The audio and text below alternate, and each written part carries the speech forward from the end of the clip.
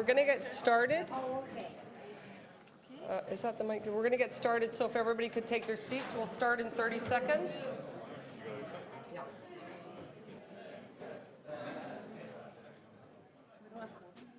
We do now. I was saying to Councillor Holiday, I was going to have to be the longest walk you and I ever took at this meeting.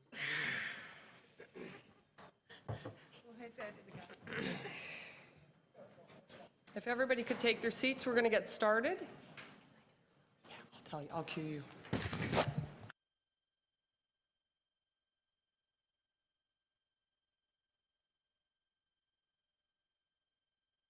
Works and Infrastructure Committee to order. Welcome to the members of the public, the committee, and other members of council. We only have one item on today's agenda. It's a big one, the Gardiner East Environmental Assessment. We have a large number of deputations on this very important item, and to ensure that we can hear from everyone, I'm proposing the following. The acting city manager will make a 20-minute presentation. Hopefully that time.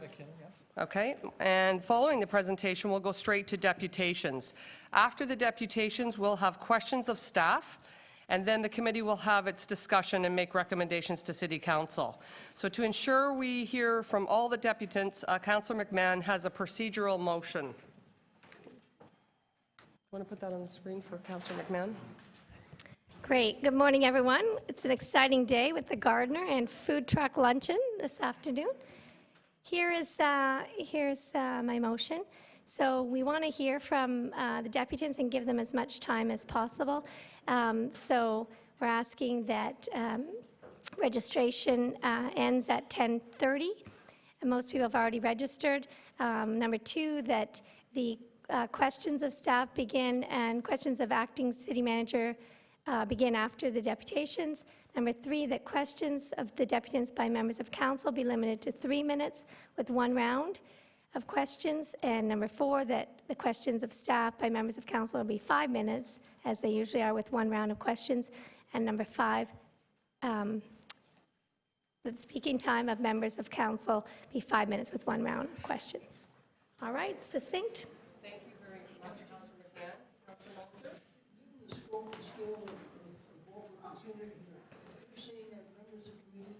One round of questions? Is that what you're suggesting here? Yes, that's what we are. We want to hear from the deputants, and it's going to be a long day. And there's been a lot of briefings, and there's been a field trip tour. There's been all kinds of things, and we'll be debating again at council. I can't. And you can always ask your questions ridiculous. offline. Given the scope of what we're considering here, that councillors only have one round of questions. So if you disagree, Councillor Moser, you can show that in your vote. Thank you. That's correct, Councillor McMahon. Thank you for that. And we'll vote on that now, so you can show your support or non-support in the vote. So all those in favor? Opposed? And the motion carries. For those in the room with us, the screens at the back of the room provide real-time updates about where we are with the speakers. Copies of the speakers list are at the table at the side of the room, and for those of you at home, Rogers is webcasting today's meeting. You can also follow the debate on your computer, tablet, or smartphone at www.toronto.ca/council. I need to now at this time call for declarations of interest. Is there any declarations? Seeing none, I will move then to staff presentation, and I'll introduce John Levy, Acting City Manager. You can introduce your team, John.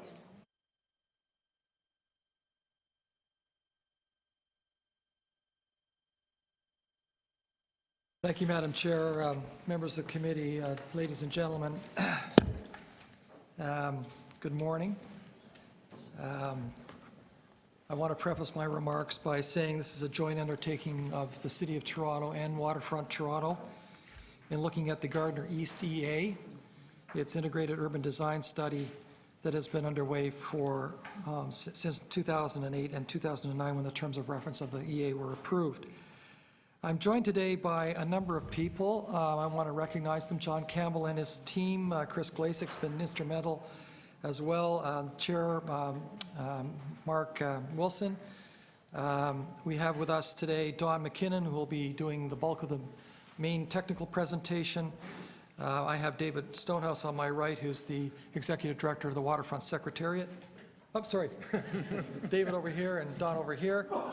Penelope Grammatikopoulos has been instrumental in assisting us in the Waterfront Secretariat. John Mende, Nigel Traher of Transportation, Mike DeAndrea, our Chief Engineer, Kyle Canuck, Greg Lintern, Rob Rossini, Steve Conforti, and Graham Rempke from Legal. Steve Buckley, Lou have been involved.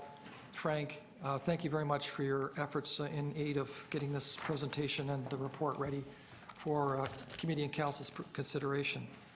So what are we studying? I think most people understand this, but just to be sure, it's a 2.4 kilometer stretch of the Gardiner east of Jarvis Street. The urban design environmental lens looks at land south of King Street to the waterfront from Lower Jarvis to Logan Avenue. Probably we extend that on in some of the planning considerations as well. The transportation study lens includes lands all the way from Spadina to Woodbine, Dundas to Lake Ontario, as well as the network of transit, vehicular traffic, and goods movements into the downtown area. And you'll see that in the study results. It's very unusual for us to write a recommendation that says, please make a decision, but that is in fact what we did in this report. You'll recall that last year we presented a report on this EA2 committee, and it was sent back for further consideration. I'll explain that in more detail later. But we believe, given the state of the deck of the East Gardiner, in that it's 50 and 60 years old, and based on our ground penetrating radar, our condition assessments, and the fact that the lead time to do the actual reconstruction starts in 2019 or 2020 at the earliest, we need to, from a safety point of view, have a plan, an action plan on whether to take the Gardiner down and remove it, or leave it up in the hybrid or maintain configuration. We've got some interim deck repairs. We spent almost $9 million this year. We're poised to spend another $5 million on repairs that are as a result of our more detailed investigations, and I expect that will continue to cost the city dollars as we go forward. The next slide shows you some of the works that we've been doing with timber bracing to shore up the deck between the concrete or the steel girders, and you can see we've also got some controlled chipping activities that have been underway, where we go in and proactively try and remove any spalling that's occurring because of the salt corrosion that occurs on the rebar, and the fascia comes off and causes all kinds of concerns with safety below. Okay, so here's some of the slides you've seen previously last year. You've seen in the public meetings. Just to give you a sense, this is the AM peak. So this is the peak hour in the morning. It's not the total peak rush hour, but it's the morning peak. And it shows traffic movements going from the west to the east on the top, and then the westbound coming down the Don Valley, coming in from Lakeshore onto the westbound movement of the Gardiner. The Gardiner east of Jarvis carries about 55,000 vehicles per day in each direction, for a total of 110,000 both directions. The theoretical capacity is about 1,800 cars per lane, for a total of 5,400 vehicles peak hour per direction. And the Lakeshore has a smaller capacity because of its speeds and its lights. It's about 800 per lane for about 2,400 theoretical capacity per hour in each direction. And we use the AM peak because it is the most spiky of all the peaks. It's the greatest traffic that's observed. And then this slide we've seen before, again, at public meetings and last year. You'll see that out of the total, I believe it's 157,000 trips coming into the downtown in the peak hour. Remember, the total employment in the downtown is well over 400,000 total. You'll see that auto is about 28% of the total, where walking and cycling, transit, GO Transit all provide greater modes into the downtown. It's across that line, across Bathurst, across Dawn, across DuPont. So it's a screen line count. There's also, I think you can understand that there's a significant underrepresentation of the walk cycle because those people in that area walking to work are underrepresented in this number. So the point is, the auto traffic into the downtown is about a quarter of the total trips, and of that, 3% of the total commuter trips, or 12% of the auto trips, are on the Gardiner East, 4% on the Gardiner West. It's still a very significant arterial function that it provides, expressway function that provides into the downtown. And here is a map or a chart showing the trips into the downtown starting in 1975 into 2011. You'll see that the auto trips are pretty constant. So the auto trips into the downtown since 1975 are pretty well constant. You'll see that all other routes, there's a little bit of an uptick, but not much. TTC Transit has been providing the bulk of the growth. GO Transit in particular has been taking up quite an increasing share since 1975 of trips into the downtown, and walk cycle is, again, a little underrepresented by that chart. Interestingly, as we grow from about 157,000 trips peak hour to 237, which is driven by the expected increase in the downtown population of about 60,000 extra workers since 2011 to 2031, a 30% increase. So as the success of the downtown is evident, you'll see it obviously drives the trips in peak hour and spreads it out over a longer rush hour or rush period. So you'll see that total number is a challenge. And again, the place that gets taken up, it has to be transit, has to be GO, has to be TTC, and very little change in auto trips into the downtown. Last year, we recommended to you that the remove option is the preferred option for a variety of reasons, and you'll hear many of the same reasons that still stand today for the remove option. Better urban design, the cheapest solution from a life cycle point of view. Great street could be created, a place-making opportunity that we thought council should consider. And at that time, we had maintain, replace, and improve as the three other options for consideration. Between that, our report and the committee meeting and then the discussion, we also had a submission made on behalf of Unilever First Gulf to look at a hybrid model, and we'll go over that in the presentation. And we had a committee look at the recommendations that we made and asked us to come back later by working with Waterfront Toronto stakeholders to review the recommended option remove in order to mitigate the transportation concerns, congestion concerns, the timing concerns that were evident from the deputations that we had, and to also look at this additional option, which was a hybrid that combines the maintain and replace components to preserve an expressway linkage and functionality between the Gardiner and the Don Valley, and evaluate against the EA criteria and the following ones that are also covered off basically in the EA, and report back in 2015.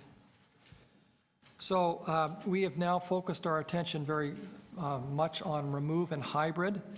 You see that we believe that those are the two viable options for you to consider today and on to council. The base case remains maintain, but we do not prefer the maintain over either of those two other alternatives, so we're not recommending maintain. The evaluation is considered input from the public, stakeholders, deputations, the new development opportunity east of the Don River, goods movement and economic competitiveness, which we'll cover in a minute, and have to measure it against the EA terms of reference. So now I'd like to introduce Don McKinnon, on my right, who's been the lead consultant from Dillon Consulting. You've seen him in the public meetings. He's been active on this file for many years. And he'll take you through the technical, and I'll pick it up just before on the, just after on some of the financial and wrap up. Okay, thanks, John. So I'm going to provide an overview of first the remove alternative, then the hybrid alternative, and then provide highlights on the evaluation of those two alternatives. So starting with the remove alternative, this slide is showing a rendering of what this alternative could look like, a bird's eye view looking to the northwest over the mouth of the Don River. It shows a rebuilt DVP to Boulevard ramp over the mouth of the Don, a rebuilt bridge, Lakeshore Boulevard Bridge over the mouth of the Don, and then the area is imagined in terms of how it could develop in the future with a realigned Lakeshore Boulevard through the Keating Channel. Next slide. So I'm going to run through the various pieces of the remove alternative. So starting with first the removal of the Gardiner Expressway of a 1.7 kilometer section of the Gardiner to just west of Jarvis Street, and that's the yellow highlight on the slide, and its replacement with a new 8-lane at-grade boulevard that would be fully landscaped and creation of public realm opportunities throughout the boulevard. Next would be the removal of the existing Logan ramps that extend between 700 and 800 meters east of the current Don River crossing, and a replacement of those ramps with a 6-lane landscaped at-grade boulevard. Next. The removal of all road infrastructure, including the existing Gardiner, as well as the current alignment of Lakeshore Boulevard along the north side of the Keating Channel, which again creates public realm opportunities along the north side of the channel. The rebuild of a DVP ramp connection to allow a seamless connection between the new boulevard in Keating and the Don Valley Parkway.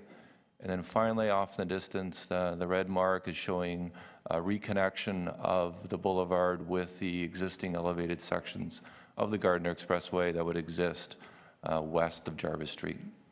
Next slide. This is a plan view that we also have available in the room today that shows the full extent of the proposed removal option, again extending from the east where the Logan ramps touch down, and then continuing west all the way to just past Jarvis. Next slide.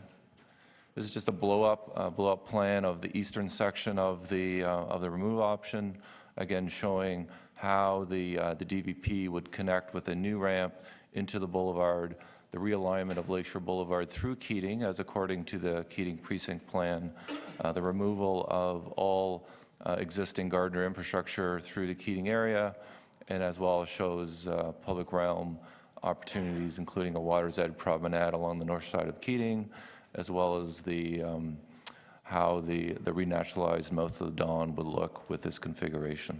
Next slide. So one of the key work activities we've undertaken over the last year, as directed by Works Committee, is exploring the travel times associated with the remove alternative. We referred to this as the optimization exercise. And as I said, the exercise was involving to see whether or not the previously reported travel times, the additional travel times over the future baseline could be reduced. And through our efforts, we were able and successfully able to reduce those travel times, and they did not require major infrastructure changes to the remove concept. They've involved optimization of the traffic signals throughout the corridor, as well as intersection changes such as the inclusion of turning lanes, as an example. And through those efforts, we've been able to reduce the additional travel times of the remove alternative over the future maintain alternative from a previously reported 5 to 10 minutes to approximately 3 to 5 minutes in the AM peak hour for the origin-destination pairs that were previously reported on. This slide is showing the concept for a hybrid alternative that was previously proposed about a year ago now by First Gulf. We've also shown on this slide ownership of major land parcels, including for the First Gulf site, known as the former Unilever site, as well as city-owned properties in the area. And it shows a tight alignment, or the possibility for a tight alignment of a new connection between the DVP and the expressway. And this provided the inspiration for our work to develop a hybrid alternative over the last year. So a few words about the First Gulf development. Proposed large-scale office retail development on the former Unilever property, about 20 acres in size. Also associated with that parcel is 20 acres of city-owned property that would also stand to benefit from development opportunities should the First Gulf site move forward.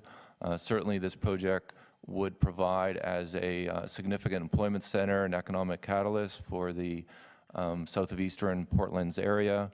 I think it's important to note its strategic location, close to transportation infrastructure, including railroads, as well as future LRT. And then finally, it certainly would provide the opportunity to connect the other development opportunities that are being envisioned in the south of eastern area and in Portland's as well. This slide is showing some of the key constraints that exist within the, or in the vicinity of the eastern area of our study area, mostly in the Keating precinct. Important considerations that we took into account in exploring the hybrid alternative. Some of the more important ones as they relate to the alignment of a future connection between DVP and the Gardiner include the existing rail corridor bridge over the Don River and the DVP. Obviously, the rail corridors themselves, the existing and newly constructed city stormwater management facility that is just south of the rail berm to the east of Cherry Street, and then finally the planned sediment control basin that is integral to the plans for the renaturalization of the Don mouth. Next slide. So as a result of considering First Gulf's concept, as well as the various constraints and considerations in the area, it was our conclusion that developing a ramp or a new connection between DVP and the expressway was not possible due to the need to maintain a safe design speed between two freeways, as well as to protect both existing infrastructure such as the city's stormwater management facility, as well as planned infrastructure, including the sediment management facility that is being proposed by TRCA. And as a result of these considerations, it was determined that the existing alignment of the DVP Gardiner ramp is in the right location. It satisfies the objectives in terms of the connections of the two highway facilities, and it is also sensitive to other considerations in the study area. And for that reason, and recognizing that it did not appear to be cost effective to remove a facility and rebuild the same facility in the same location, that the hybrid alternative, as it was advanced further, assumed the continuation of the existing connection as we have today. So now I'm going to run through the hybrid concept that was developed by the Gardiner East study team. This rendering is showing a similar viewpoint as I previously showed for the remove alternative. It shows the existing Gardiner DVP ramps over the mouth of the Don, the continuation of the Gardiner along the north shore of the Keating Channel, a newly built Lakeshore Boulevard crossing of the Don River, the realignment of Lakeshore Boulevard through the Keating precinct as per the Keating plan, and the biggest change is the removal of the Logan ramps that occur existently to the east of the DVP ramps and the Don River. And then harder to see are the proposal for new ramps just east of Cherry Street, both a new eastbound off-ramp and a new westbound on-ramp that I'll show more clearly in the next slide. So the hybrid alternative, first, if you could just click that, David. It maintains the existing Gardiner Expressway, which requires the redecking of the expressway. Next, the removal of the Logan ramps and the replacement with a new 6-lane at-grade landscaped boulevard, a new crossing of the Don River. Next, the new on and off ramps that I spoke to earlier, just east of Cherry Street within the Keating area. And next, right, the plan view showing the area, which again is available in the room today for further inspection. And next, so maybe you can just hit it again, David. So this is showing, the red is showing the ramp. So on the south side, we have the proposed new eastbound off-ramp that again would extend just to the east of Cherry Street, and then would continue to pass underneath the Gardiner Expressway and connect in with the planned extension of Munition Street. And then on the north side, we have the proposed new westbound on-ramp. And I'd like to impress on everyone that these are still fairly high concept level ramp configurations, and if this option was to proceed into the next stage, as with all the alternatives, there would be a review of key design elements such as these ramps to confirm their configuration, their location, slope, for example, and those would be issues that would be explored in the next stage of the EA. Another important component of these ramps is the connection to those ramps, and the yellow area that's shown on the plan shows the proposal for two-lane roadways, running east to allow the traffic coming off the Gardiner to continue past a new Munition Street intersection that would lie underneath the Gardiner and then connect in with Lakeshore Boulevard at a new intersection that would exist underneath the existing DVP ramps. And then directly to the north of that would be another 2 lanes that would run along the north side of the Gardiner to allow westbound traffic.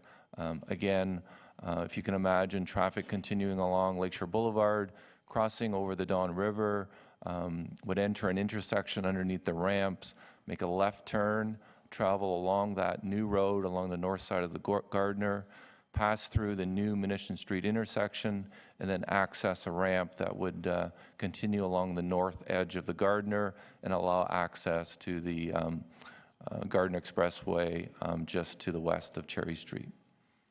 Next. Some renderings from ground level showing what we see today, the existing, looking west along the north side of the Keating Channel. The top right shows the remove alternative, a rendering of the new DVP ramp that would be included as part of that alternative to allow connection between the DVP and the new boulevard. And then in the bottom right, the hybrid alternative that maintains the existing DVP ramps but removes the current overhead Logan ramps that again are visible in the existing photo. So now on to the evaluation, and I'm going to run through quickly some of the highlights regarding the differences between the two alternatives. Again, a reminder that our evaluation was structured on the basis of 4 study lenses: environment, urban design, transportation and infrastructure, and economics. The same 4 lenses that provided the basis for the evaluation of the previous 4 alternatives. Within those 4 lenses, there was a further 16 criteria groups and 60 measures that provided the structure for the assessment and evaluation of the alternatives. Next slide. A reminder, certainly from a transportation point of view, that the modeling that was undertaken, the traffic modeling, did assume the new transit projects being in place to match new development that was also proposed for our 2031 scenario. The 4 main new transit projects included the waterfront LRT, the relief line, the Broadview LRT extension that would be developed in conjunction with the planned Broadview extension to Lakeshore Boulevard, and as well planned GO service improvements. Now, in addition to these major transit projects, there's also other initiatives being undertaken by the city that are occurring now that weren't factored into the modeling, such as the larger streetcars, the old doors boarding, optimization of LRT service, signal prioritization. So other initiatives that are happening now by the city to accommodate growth, certainly over the near-term period. This is a slide that I suspect everybody is quite familiar with. This slide shows the travel times for the selected origin destination pairs, all destined to downtown Union Station. The travel times that we show are the 2012 base case times, For context, the 2031 base case time, so these are the times that are forecasted should the Gardiner remain in place as it is today, and then the 2031 forecasted hybrid times that show no change over the 2031 base case, with the exception of the trip from Vic Park, Kingston in the Eastern Beaches area into the Union Station, which we're forecasting a 3-minute increase. And again, as a reminder, these are average times for the AM peak hour. And as we experience today, we can experience or expect significant variation in those times on a day-to-day basis, just depending on traffic conditions of that particular day. And then with remove alternative, again, the same pairs, we're showing a 3-minute increase over the base case for 3 of the pairs, and an additional 2 to arrive at a 5-minute increase with respect to the C to D trip from Kingston Vic Park. So one of the 2 studies that were undertaken over the last year as directed by committee was to look at goods movement and concerns that were expressed by that stakeholder group with respect to or in regards to the remove alternative. Extensive consultation was undertaken with those stakeholders. Some of the key concerns expressed through those consultations included, and again, these are concerns with respect to the remove alternative, road capacity, reliability and travel times, alternative routes, and the expectations that there would be more vehicles on those alternative routes with remove alternative, impact of the construction period on goods movement, and then safety concerns as a result of more trucks on other city streets.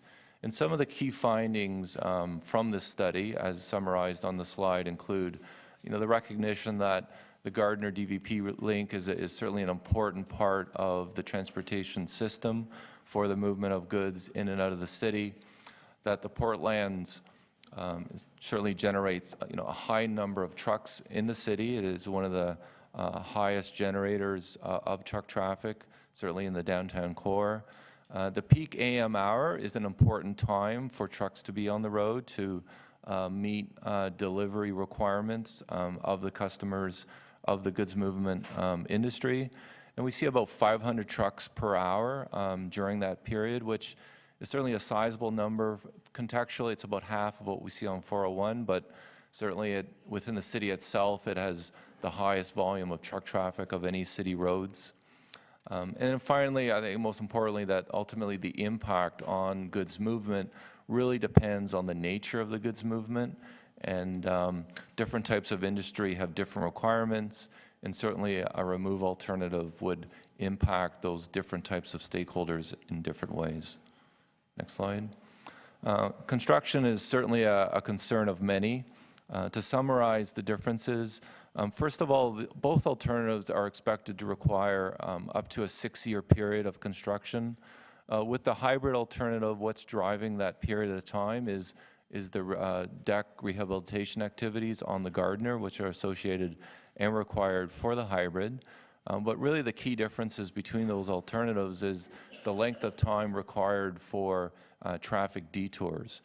With the hybrid alternative, traffic detours would be required for the Logan ramps removal and the rebuild of Lakeshore Boulevard, and we're expecting about a year to year and a half of traffic detours. With the remove alternative, the removal of the Gardiner and the rebuild of Lakeshore Boulevard is expected to require up to about 4 years of traffic detours.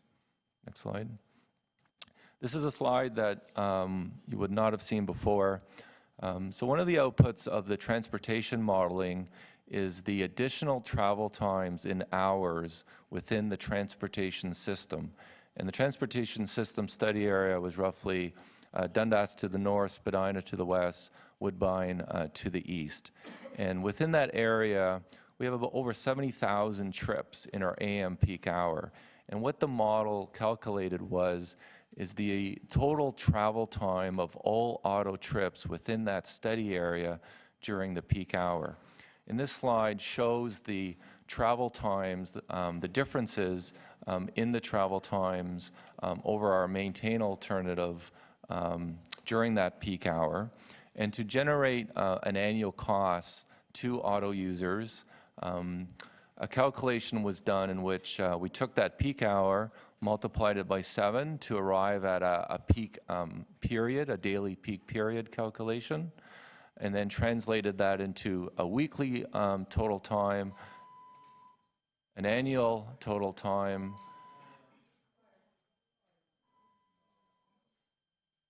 shall I continue or?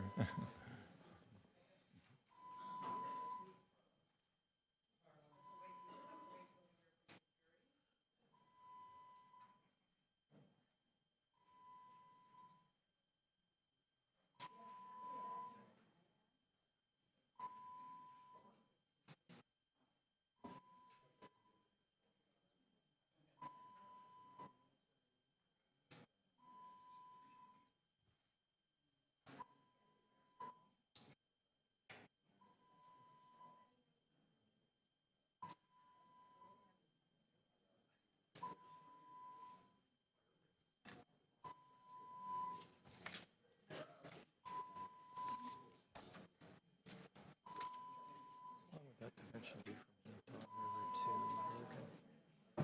It's about 750 meters.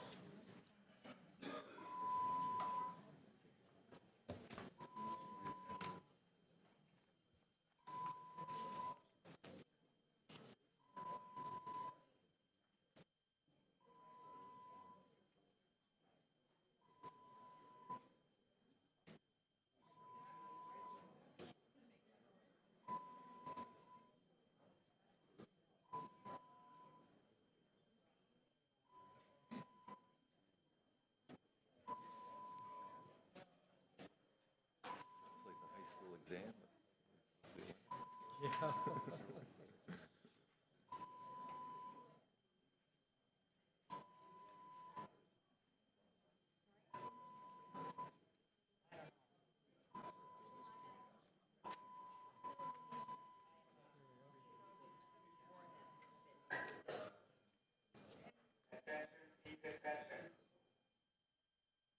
An alarm has been activated in the parking authority adjacent to City Hall. Toronto Fire Services has been notified. Please stand by for further information. Attention, please attention. An alarm has been activated in the parking authority adjacent to City Hall. Toronto Fire Services has been notified. Please stand by for further information. Thank you.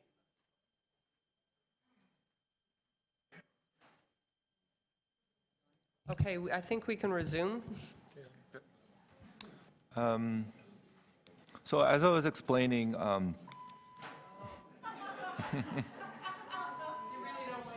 no, this is a sign. I spoke too soon. I think we do, unfortunately. Okay, so we'll have to, how long of a recess can we? Recess for, why don't we recess for, why don't we recess until 10:30, because then you've got a quarter of an hour after. Okay. Okay, everyone, we're going to recess until 10:30 and resume at that time at 10:30 a.m. Sorry about this.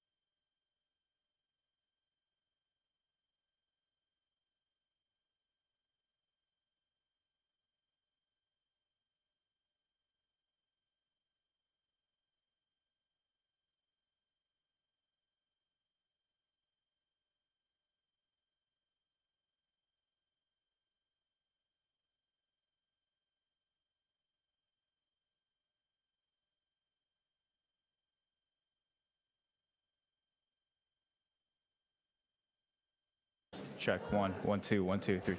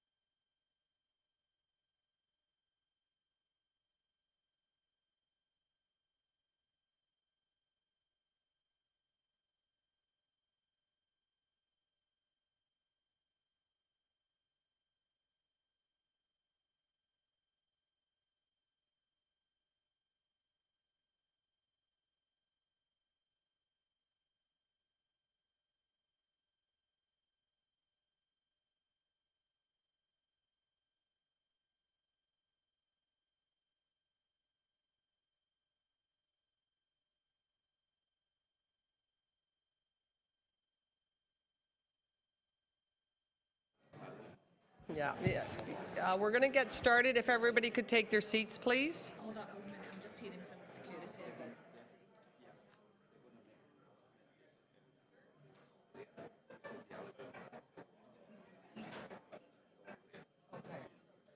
We're going to start. They're going to do a beep, beep, beep to make an announcement. What would that be? Okay. We'll just warn them.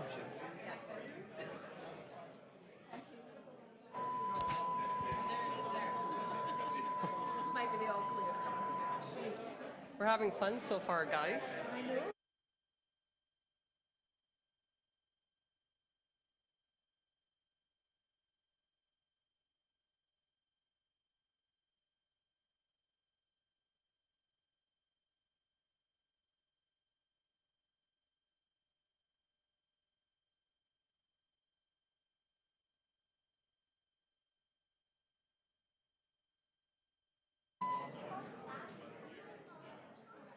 Okay, we are going to commence, so if everybody could take their seats.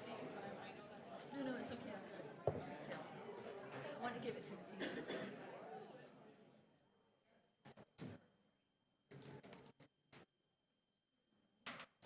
Okay, Dawn.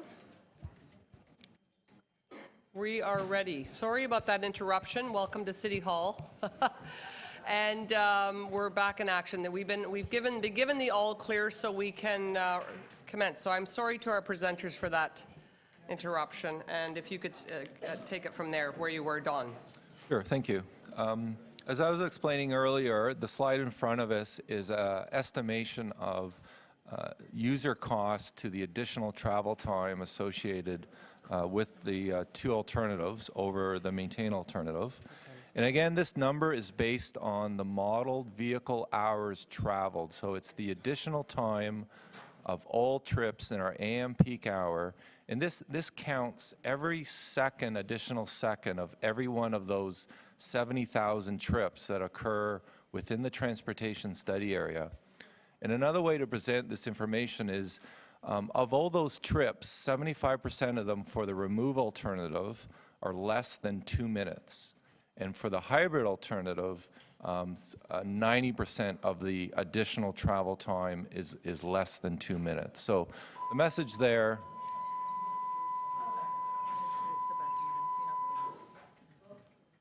Attention, please attention. This is building security.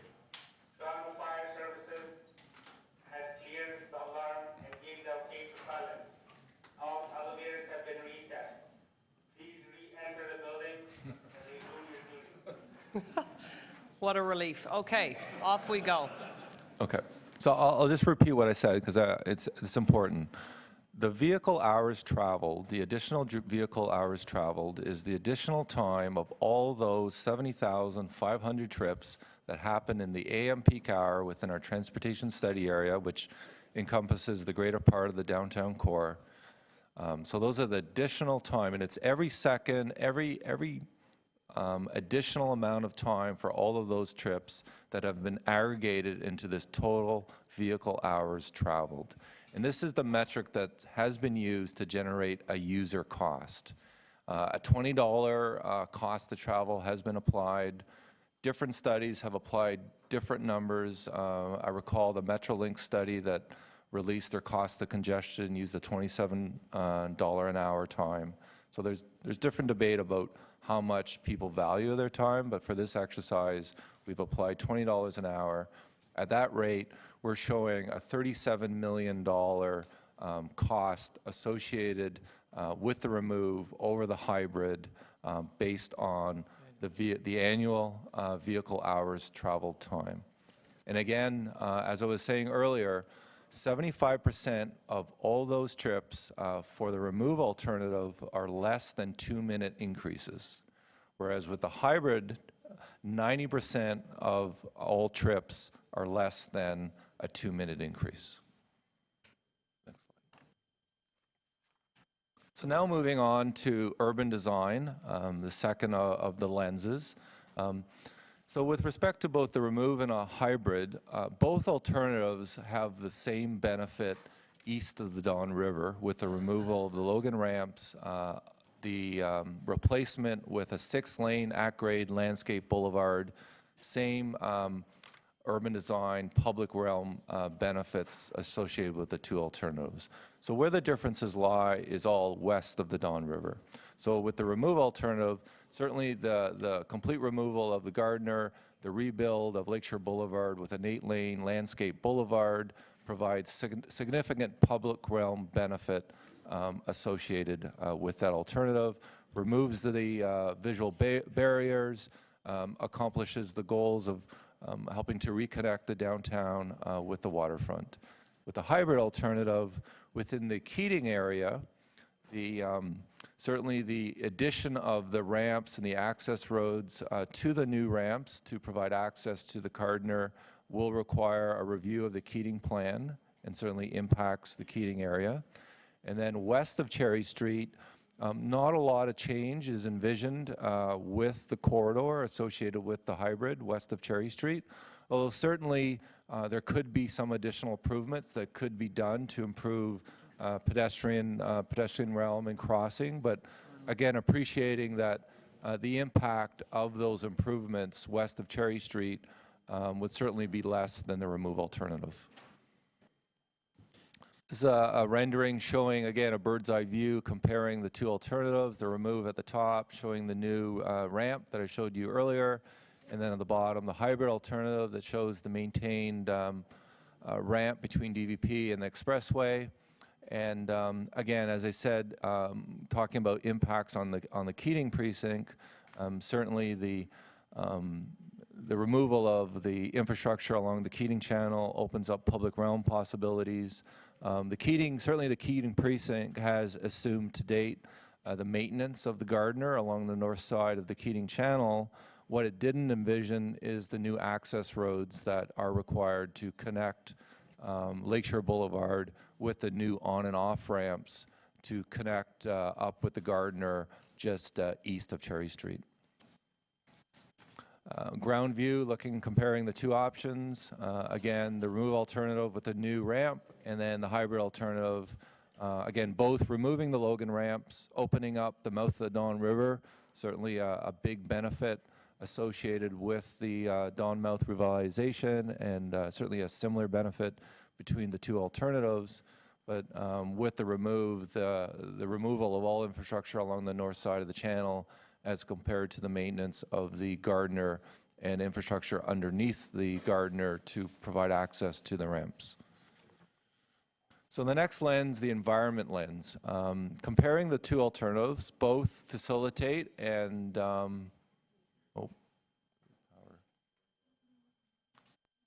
continue. Both facilitate or complement the Don Mouth revitalization efforts by removing infrastructure over the mouth of the Don. We expect further benefit associated with the remove alternative in terms of taking away that road infrastructure that rides or extends along the north side of the channel. As an example, we would expect more runoff during rainfall events with road infrastructure along the channel. Removing that infrastructure provides greater habitat enhancement opportunities within the channel. From a noise point of view, previous modeling showed similar overall noise impacts with the two alternatives. Ultimately, it really depends on the receptor points. With the remove alternative, we have lower traffic volume in the corridor, but as a result of that, we have higher road volume at other roadways within the city, so it's somewhat of a trade-off. The same with air emissions. Again, lower volumes within the corridor under the remove result in lower air emissions within the local vicinity of the corridor, but again, looking at receptor points on other city streets, we would expect higher emissions with higher traffic volume. Where air comes into greater play is looking at it from a regional point of view. So air quality modeling that was undertaken at a regional level showed, and again, from an air emissions point of view, similar between the remove and the hybrid, but from a greenhouse gas emission point of view, we're showing 12% less greenhouse gas emissions with the remove. And the reason for that, and some people have asked about that because the remove has larger vehicle hours traveled. But what's interesting is the hybrid has greater vehicle kilometers traveled. So people are going out of their way in their trips to use the Gardiner. So they're traveling longer distances to take advantage of the Gardiner because that results in shorter trips. But the result is people traveling greater distances to take advantage of the expressway. And then the final point is a look at archaeological considerations. Known features existing in the corridor. The remove alternative has more infrastructure change associated with it. As a result, slightly greater potential for impact on known archaeological features. The next study, the two studies we had undertaken, the first is good movement that I talked about. The second is economic competitiveness that was requested from committee. This slide outlines some of the concerns that were expressed by the stakeholders through the work that was done over the last year. Some of the key points, recognition of increased reliance, employee reliance on other modes of transportation within the city. Certainly frustrations with increasing travel times that employees are experiencing in the city. Concerns about whether the remove might have impacts on downtown competitiveness to attract or maintain employers in the area. And, the concern as well related to that is the attractiveness of other employment areas in the Greater Toronto Area. Next slide. So the key findings were, from a global competitiveness point of view, Toronto is ranked as certainly one of the most competitive cities in the world. Neither alternative is expected to change that. From a regional economics point of view, there is some concern that with the remove alternative, those industries that rely on strong road transportation connections might either think about their current locations and whether they want to remain in that location, or other industries, employers looking to relocate in the GTHA might look at other emerging markets, other centers being developed for economic development with better connections to highway infrastructure. From a local economics point of view, with the remove, certainly an opportunity for greater development within the corridor that would attract jobs. Contrasting that to some concerns with respect to whether or not current industry, such as in the Portlands, would remain if the Gardiner DVP Expressway connection was not present. And then finally, with respect to construction, certainly some concerns were expressed about the 6-year construction period. And again, it's important to realize that all the alternatives have a 6-year construction period. There will be delays with both alternatives, but certainly realizing that the remove alternative would result in greater delays. Next slide. So I think at this point I'll be handing it over to John to speak to the costs. Thanks, Don. And I have 8 slides left, so just bear with me. So here's the numbers you've seen previously. These are uninflated 2013 dollars. The dark blue is the capital cost estimates over 100 years, and the light blue on top is the operating and maintenance estimate. You'll see that the hybrid is the most expensive on capital costs, about an $88 million difference on uninflated dollars over 100 years over remove, and it's slightly less for the maintained comparison. The big change is in the operating and maintenance costs. You'll see a $505 million uninflated over 100 years maintenance cost versus a $135 million for remove. So hybrid remove. Hybrid's about 3 times more extensive to maintain a structure up in the air than one that's on the ground. Here are the capital costs as we presented last year in net present value, which takes this back down to numbers that we can use for comparative purposes. What are the dollars worth in today's values?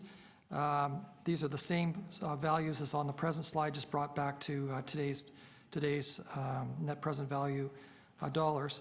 The base case are approved as part of the capital plan is about 126 net present value. That's $232 million in our budget, and inflated to year of construction. So it's in today's dollars 126.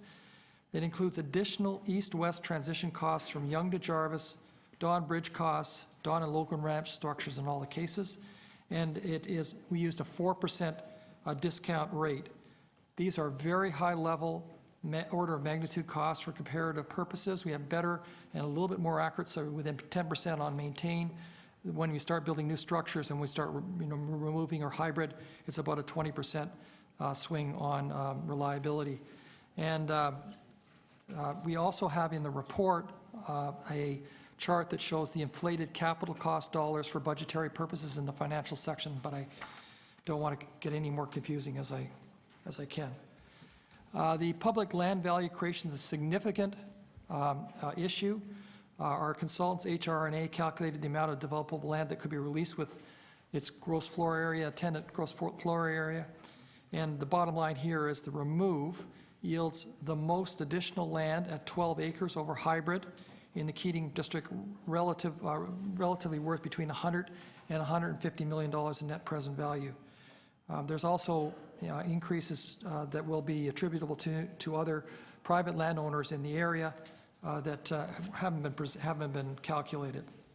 I want to deal with on the east side. So both the remove and the hybrid would unlock additional values east side of the Don roadway, east of the Don River, and that's what that map shows. So from here over to Leslie Street, and it's both north and south of Lakeshore. We'll have 750 meters of a great street created under both hybrid and remove, and that unlocks access and connections between the north and south of Lakeshore. Hopefully the Broadview extension coming through the first Gulf site would also provide for a transit portal connecting with a waterfront LRT. That uplift we can expect to be certainly north of $100 million in value for the city's 20 acres north of Lakeshore, and there's additional monies estimated roughly at $64 million for lands that the city owns, showed in gray, both TPLC and city lands south of Lakeshore that you see on the map, and that's also worth considering. On the funding strategy, the base budget for EA options has $232 million inflated a year of construction to rehabilitate the Gardiner East. Under maintain, the bulk of the $164 million above that are related to costs that we would have to incur beyond the 10-year period. Future rehab works on the transitional east-west transitional areas between Yonge and Jarvis at the DVP and local ramps, costs for realigning Lakeshore and Don River Bridge as in the Keating Channel has been factored into all these scenarios. And the remove and hybrid reflects higher costs than budget, mainly for rehabilitating the easterly section of the Gardiner. The initial upfront capital cost differential from maintained to base case is $21 million for remove and $128 million for hybrid. However, both remove and hybrid have a net impact substantially less than the 21 or the 128, as this initial investment will generate additional revenue from public land value creation. In addition, the remove provides both capital life cycle costs of $51 million of net present value over maintain and 96 over hybrid over 100 years. And we would also look at non-funding sources, non-debt funding sources. We'd look at land sales, potential development agreement from benefiting owners, further DC growth components that could be assigned, assessment and revenues, and other life cycle savings. So, in summary, we've laid this out on the chart, but it's more accurately described in the report. You can see that of the four lenses, hybrid performs better on the transportation infrastructure, mainly because of the traffic times and the less construction impact of detours, about 1.5 year, fewer years of detour. However, on the other three lenses, in particular on urban design, remove has a clear advantage in creating a great public place and a great street. On environment, there's advantages to remove. They're not as significantly outweighing hybrid as in the previous urban design. And on economics, you can have a great debate about impact globally, competitiveness, regional competitiveness, local impediment. There's some issues back and forth between each of them. From a city perspective, the economics of a less costly capital and less costly operating scenario favors remove. And it's an opportunity cost that you'll have to consider in your deliberations. So next steps. Today we're at the city staff report before you and the consultant's EA evaluation addendum. I urge you to take a look at the addendum. It's got lots of good information that Don and his team has put together. We're off ultimately to June 10th council if their recommendation comes forward from this committee. We would then go, if we get a preferred alternative selected by council, into the detailed design that's required under the Environmental Assessment Act. We look at some public realm and other functional aspects, including the ramps and the actual ways that we construct them, their locations. We would be able to look at more detailed. We look at detailed construction, implementation, road detours, ways of handling the construction impacts. There's a variety of things we look at on mitigation opportunities. We would submit the EA report to the Ministry of Environment and Climate Change by the winter of 2016. And the detailed design would then start for the working drawings for the execution of the contracts. So by early 18, tendering in 18, implementation in 19 at the very earliest, and that's optimistic. It's more likely 2020. Just to recap the recommendations, staff are urging committee and council to select a preferred alternative on the basis of the urgency that we feel is necessary for this decision. Remove is recommended on the basis of greater emphasis on urban design, environment, and economic lenses. Hybrid on the basis of greater emphasis on transportation infrastructure. We report to the Toronto and East York Community Council on the precinct plan changes that may be necessary under either of those scenarios. That we report to the Executive Committee on the strategic rehabilitation plan for the Gardiner and the implications of having more or less deck to replace under that contract. That we evaluate alternative designs, including other mitigation opportunities and consultation. We complete the EA, submit it, report in the 2016 budget on implementation funding for the preferred solution, refine costs, and adjust the waterfront revitalization budget to increase that budget for the EA itself by $780,000 with no net change to the 2015 capital budget. That, Madam Chair, sums up our presentation.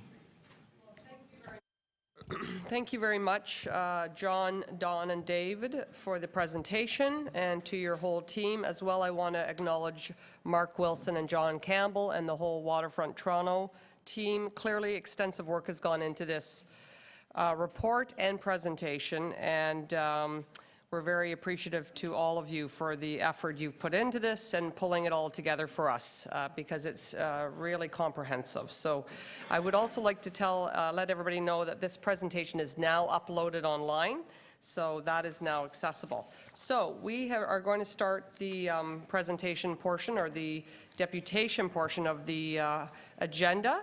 And we've got an all-star lineup here today. We've got 32 deputations. No, at the beginning of the meeting, we discussed that and a motion was put forward. So we'll be doing that after the deputations.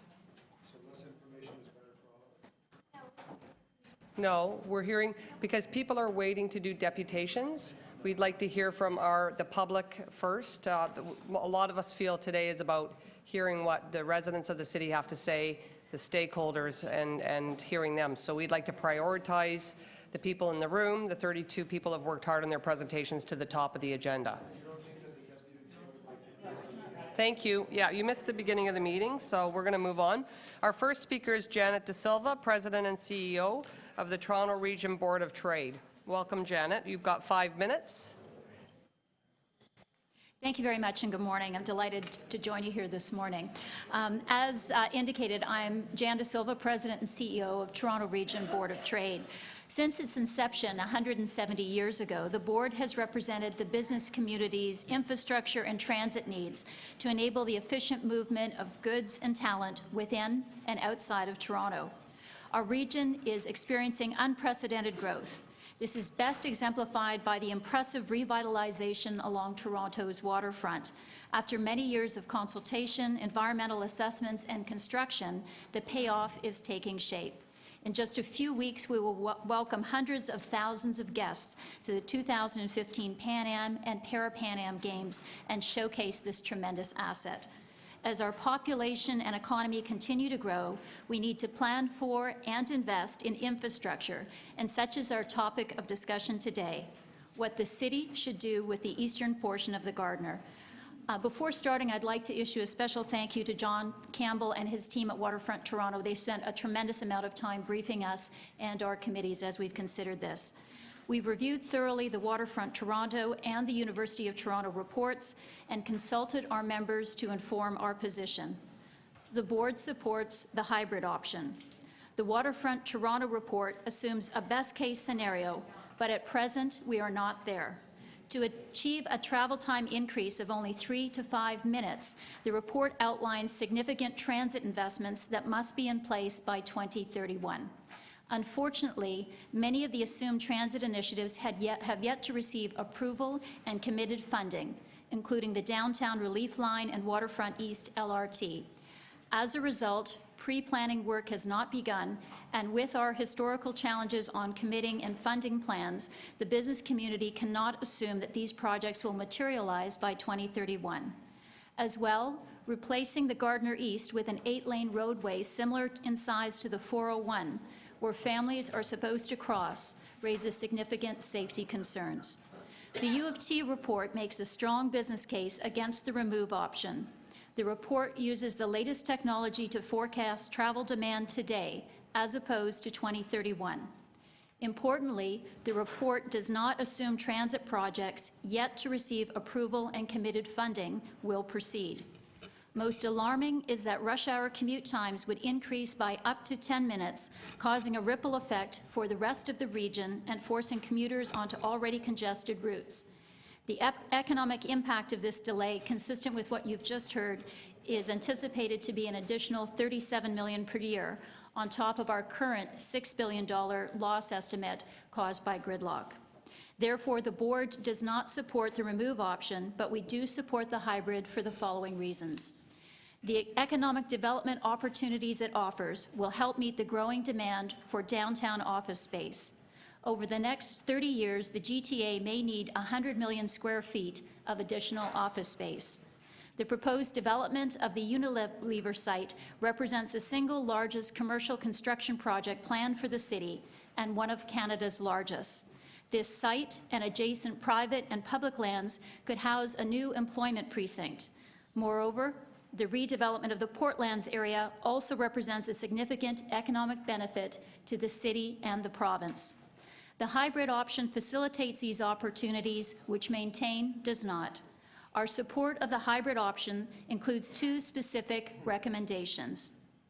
First, committed development of transit linkages throughout the precinct and Portlands. We're applying lessons learned from the rapid development of Liberty Village without coinciding transit development. And second, we recommend that the city considers international best practices in funding specific transit routes.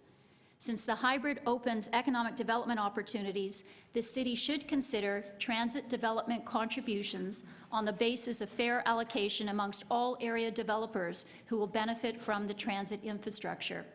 In fact, a member of our board of directors recently returned from a business trip to London, where she toured a new development that's being similarly funded. Having spent the past 14 years in Asia, this is also a funding model for transit that I'm very familiar with. The board looks forward to working with you to move the agenda forward on this important matter.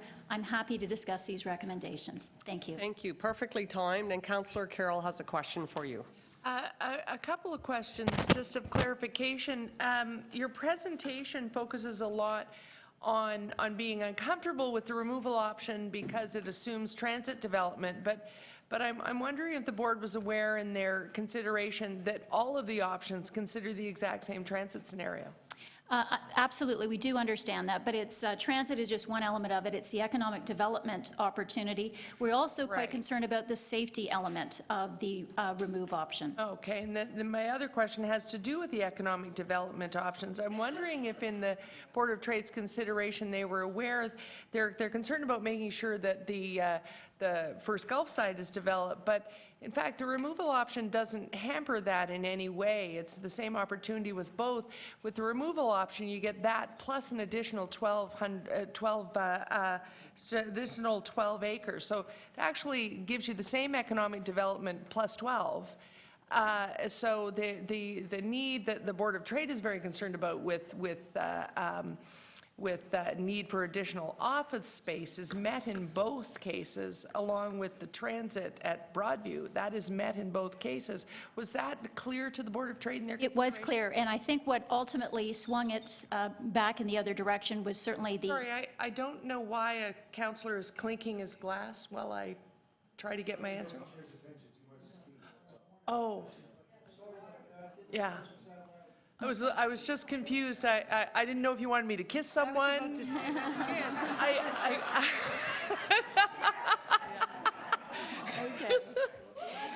Yeah. Yes, and we are aware, and thank you for the further clarification. The issue really came down to our concerns about the practical use of an 8-lane road, which the remove option puts forward, and the practicality of allowing pedestrian flow across that. And if I can ask one more question, Madam Chair, and then I'm done. Thank you.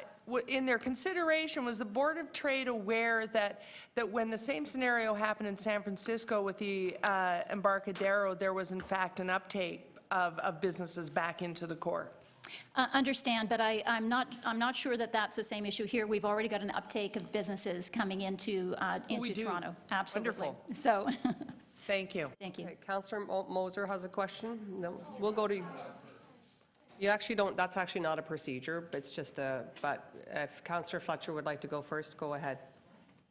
It's not, no, you don't have. It has always been the procedure that outside first and It's a then... practice, not a procedure, but Oh, is please that go right? ahead. Yeah, apparently that's the Oh, case, that- yeah. I wish I'd known that when I was chair of a committee. We could have done that differently. So can I just, on a point of order, ask a question then? So for the duration of this meeting today, that will be the practice you're employing? No, Councillor Moser had his hand up first, and then Councillor Fletcher put her hand up, so I went to Councillor Moser. So just in terms of the practice today, you'll be recognizing hands first? No, what I'm saying to you, I'm trying to clarify that I went to Councillor Moser because he had put his hand up first. Then Councillor Fletcher put her hand up, so then I will move to her. So go ahead, Councillor Fletcher. Please let Councillor Moser, it's very important, he wishes to do it. Go ahead if he wants to ask the questions first. Go ahead. Yes. Okay, Councillor Fletcher, could you just go ahead? Thank you very much. I was giving that to him, but that's fine. Thank you, Ms. Chair. Just to clarify a few things, in the HR&A economic study, which of course, I'm assuming you'd be very interested in that, the difference between remove and the hybrid was jobs, difference of 2,100 jobs to 4,000 jobs. You read the HR&A? I'm familiar with the job forecast, yes. So the job forecast. And then the lands that we're looking at, as far as the unleashed value of lands, is quite a bit higher if the Gardiner's removed because of the access to the waterfront lands. Would you agree with that? My understanding from the information that we've been briefed on is the remove or the hybrid offer economic development opportunities. The challenge that I would go back to again with the remove option is the practicality of having high speed slowing down to go through that area and then speeding up again to get back on. If I could just share a very personal example, I lived in Beijing, 2005. My son was 3 years old. 8-lane roads like we're considering the remove option, trying to walk across the street with him in a stroller, having him screaming, stop, because of the noise and the rush of traffic around. I really just don't think it's a practical issue to consider the remove option. Despite the urban design benefits, the reality is the Board of Trade feels that we need to look at the practicality of the requirement for traffic flow and the equal benefits of economic development. So when the Gardiner came down at the actual beginning, which was Logan to Leslie, the Board of Trade have a position at that time? I'm not sure. I'd have to go back and look at that. You have to go back and look, because the issue there as well, there's some of these crossing the street and ability to have an 8-lane road. And just the waterfront access, which I believe you would think is important for the future development of the city. If we're looking the city in 50 years, how important to the Board of Trade is the waterfront development to the future economy and growth of the city of Toronto? I would say that On a scale of 10.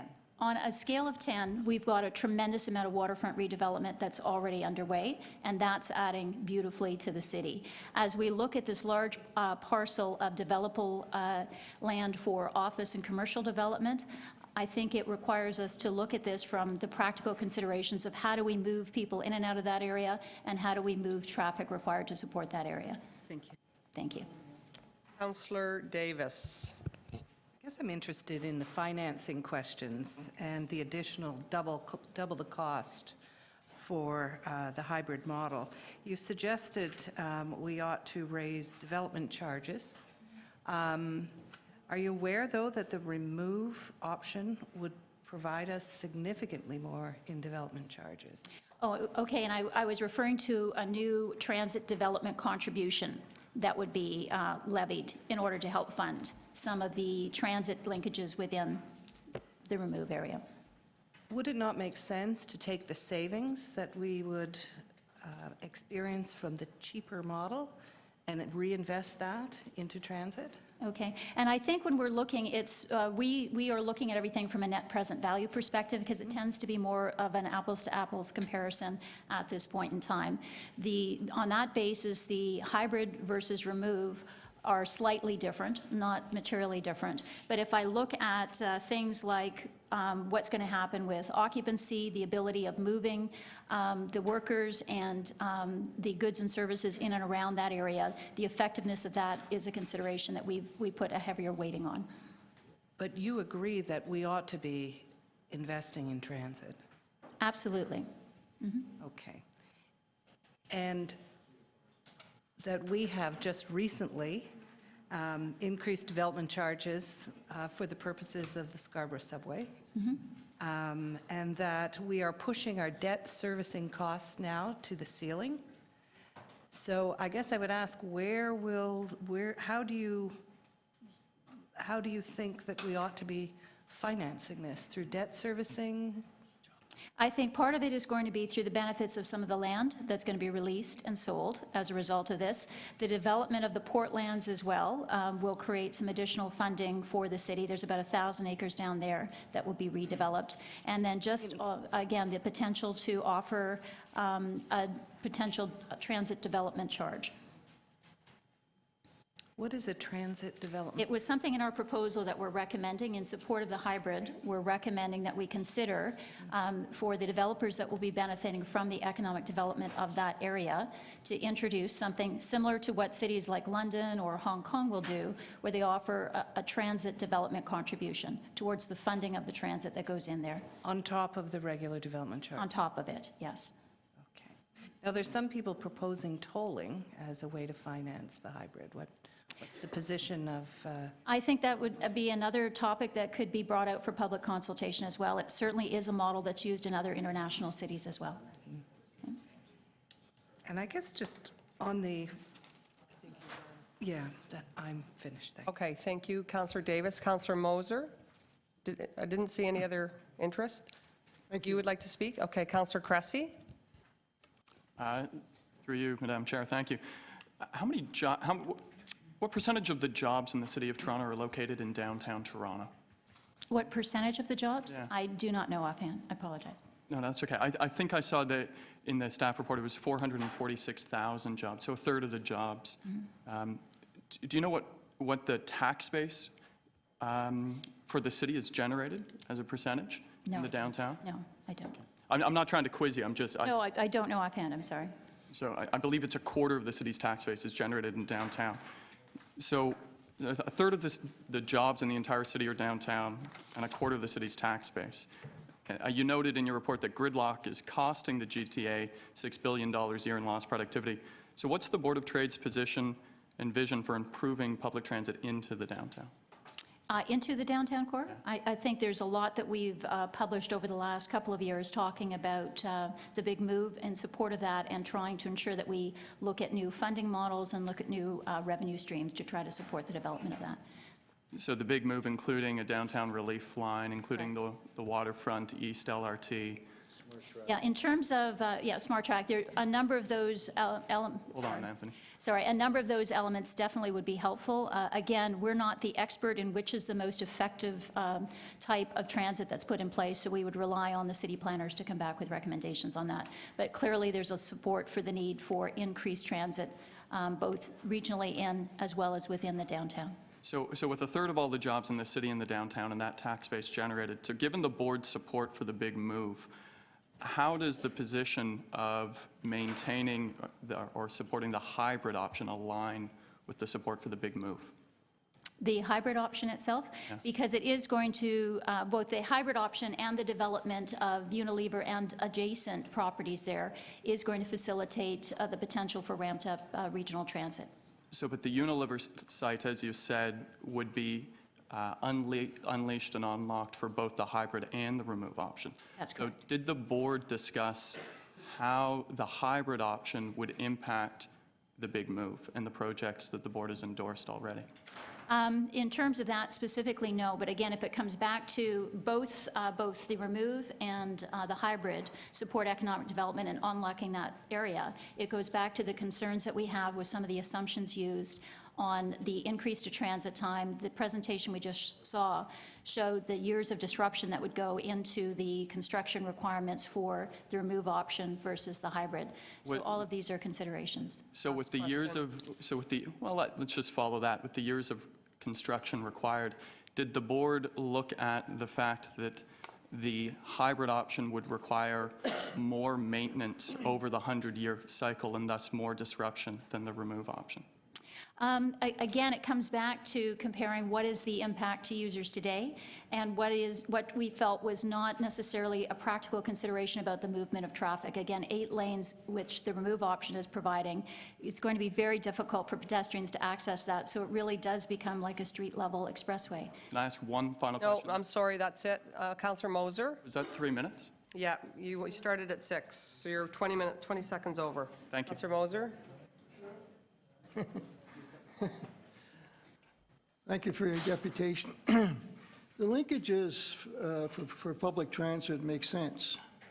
Have you had any discussions of whether we should have, I'm surprised we don't have information on those linkages in our presentation, on what should be in place before we even start this project. What discussion did you have as far as the linkages?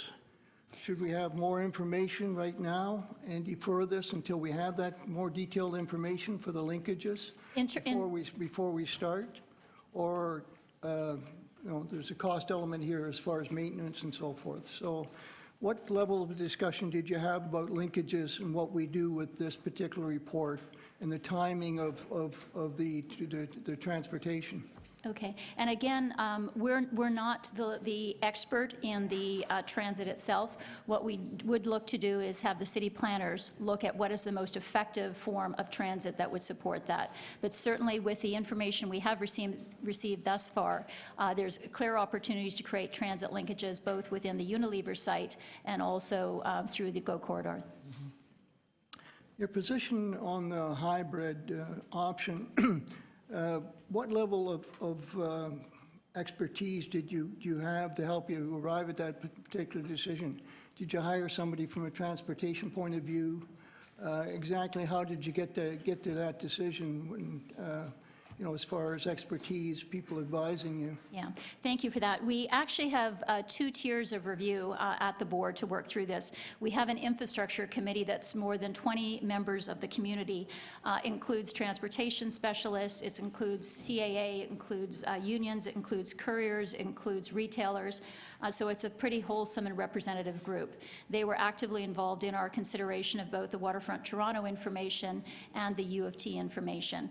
That group then develops our position, which we take to our final oversight committee, which is a policy and advocacy committee.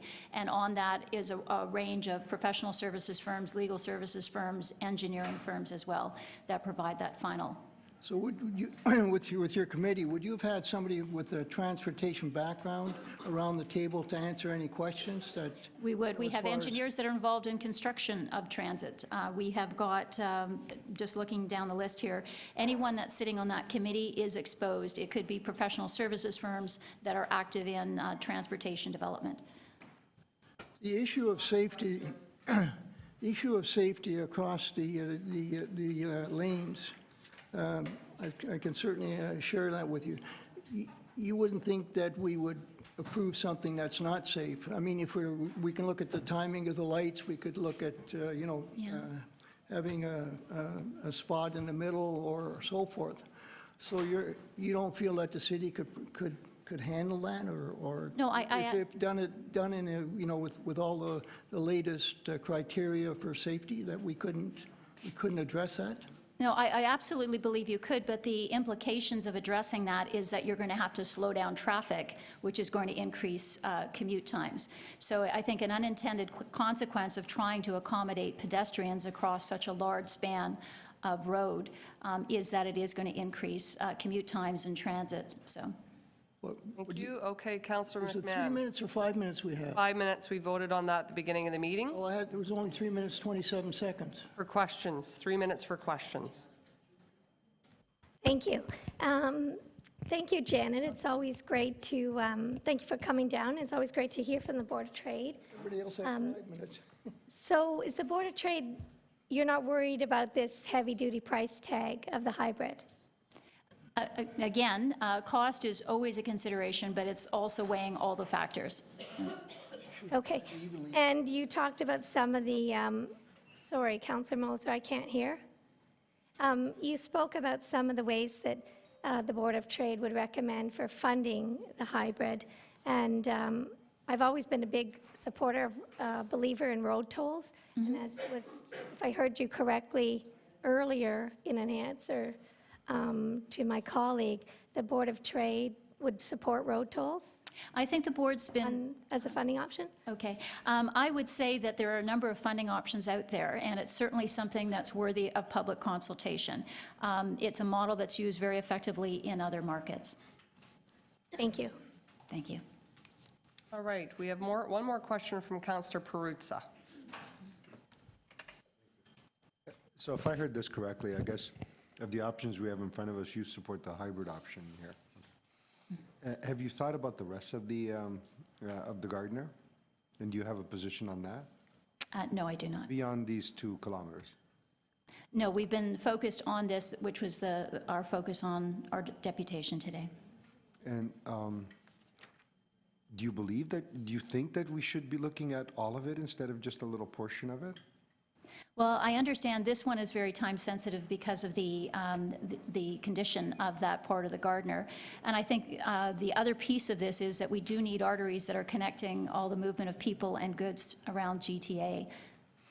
But but if we do it in this way and we say, okay, look, we're going to look at it in small segments, doesn't that just kind of like preclude, once we do a little segment, doesn't that kind of like say, well, what do you do with the next little piece now?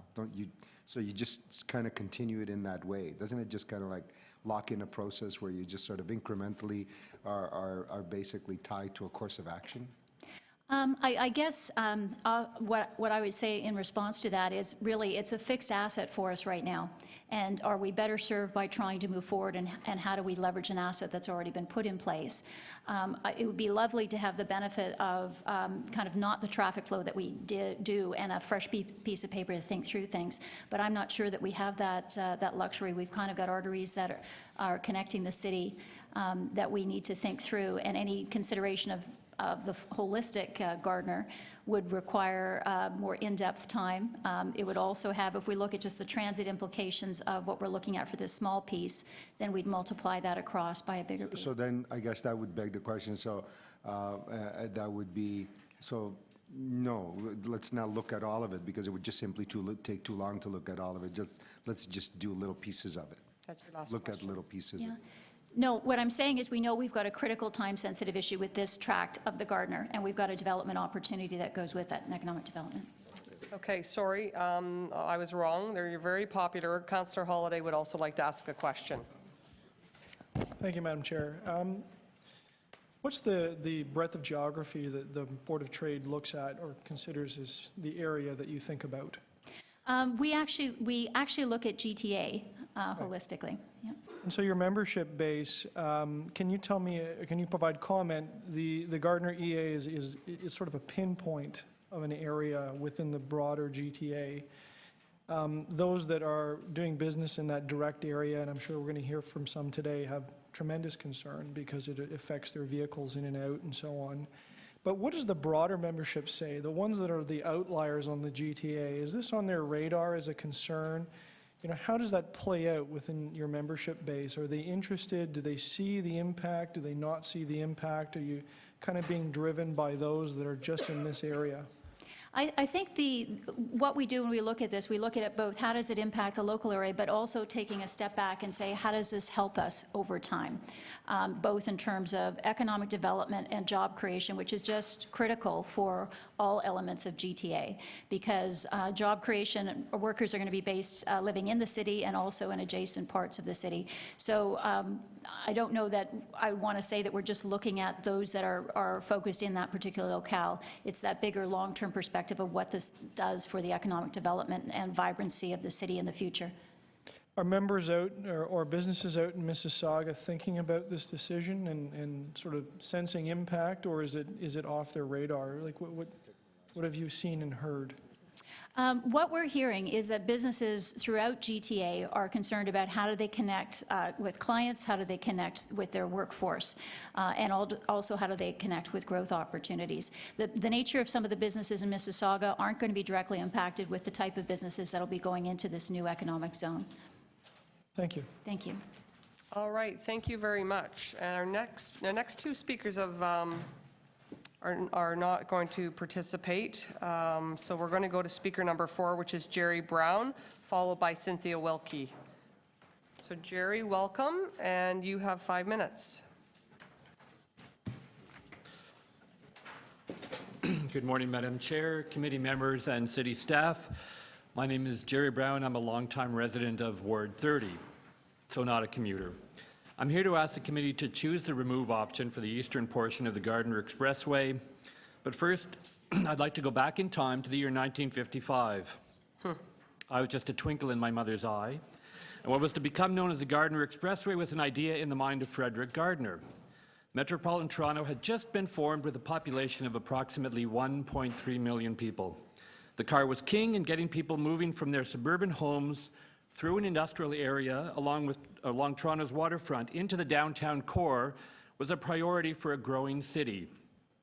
Over the last 60 years, the Gardiner has served us well. It's moved people into and out of the city. It's kept the industries in the Portlands and West Don Lands well serviced, and it's been a landmark on our waterfront. Now let's move to today. The West Don Lands are being transformed into a new urban neighborhood.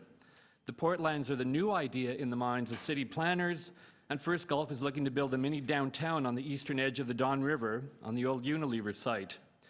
Metropolitan Toronto now has over 6 million residents spread amongst the old suburbs, the inner city neighborhoods, and in what's now a highly dense urban core that is only going to see more growth over the coming years. The car is no longer king, despite what some people may say, and many cities throughout the world are scrambling to figure out how to move away from a car-centric model in order to efficiently move vast numbers of people who need to get into and out of their inner city every day.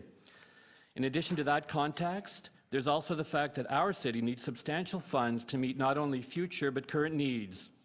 The Toronto Community Housing Backlog, the TTC's mandated accessibility plan, Smart Track, the DLR.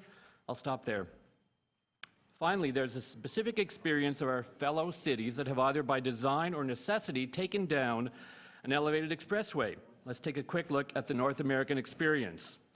New York City, the West Side Highway. The Preservation Institute says when the West Side Highway was closed in 1973, 53% of the traffic that had used the highway disappeared.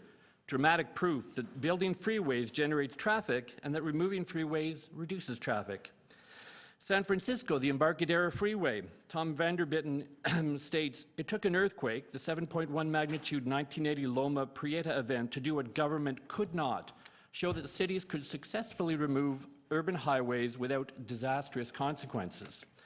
Portland, Oregon, the Harbor Drive. Alyssa Walker states, Portland remains one of the best cities for river access thanks to this important decision.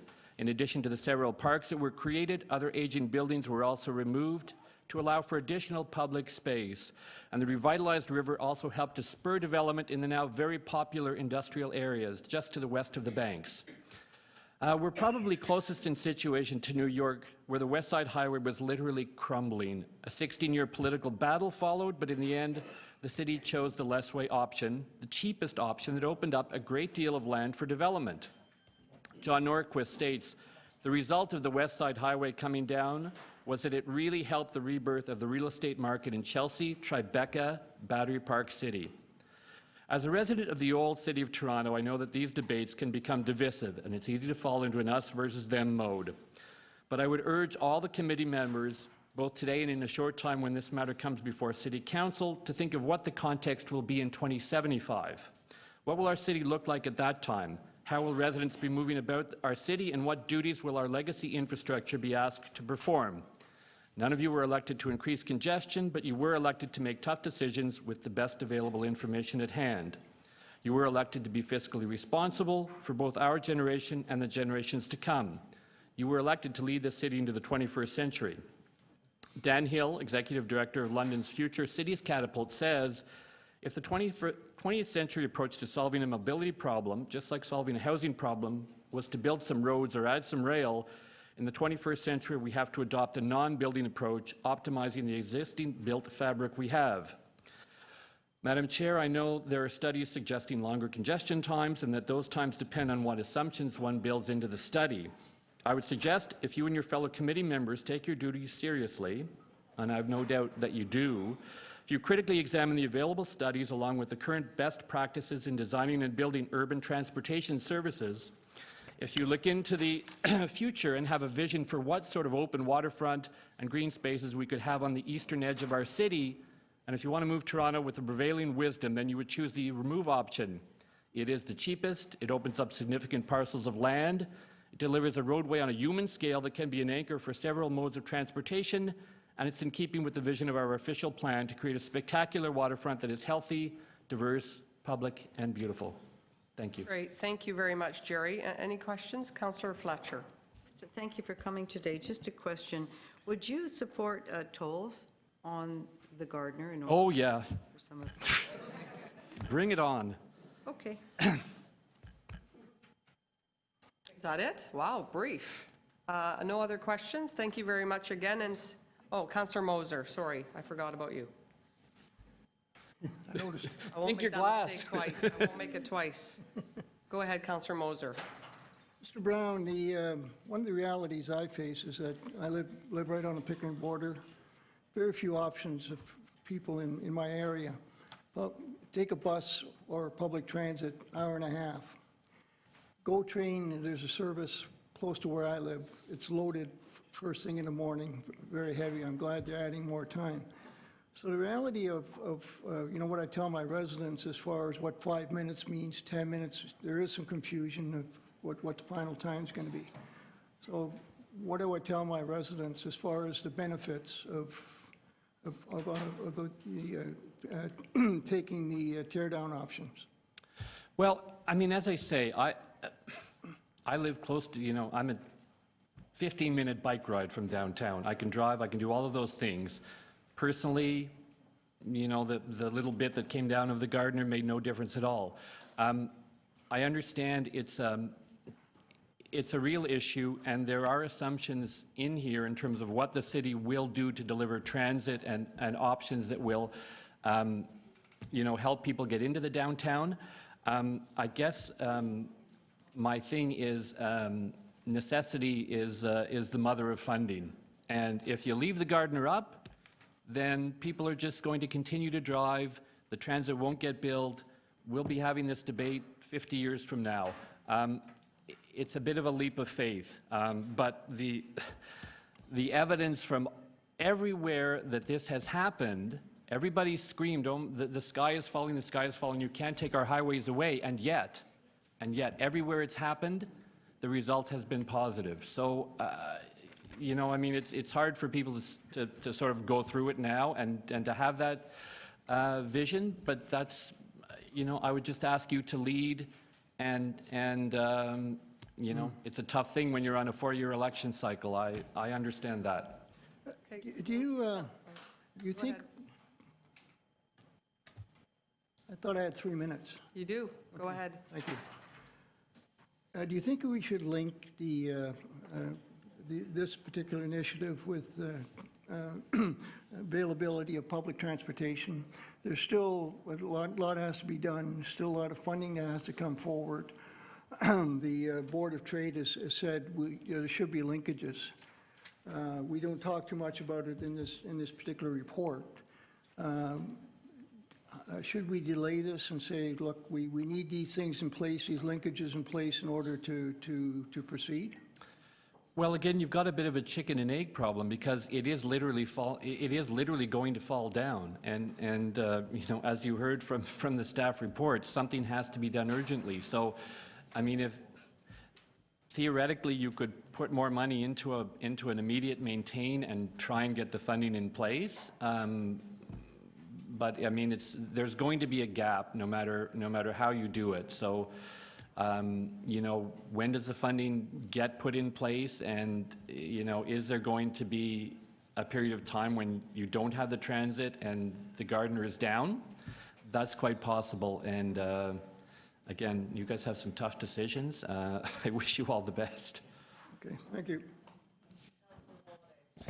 Thank you for coming, Mr. Brown. If I heard you correctly, you are in Ward 30, which puts you immediately east of the study area. Yes.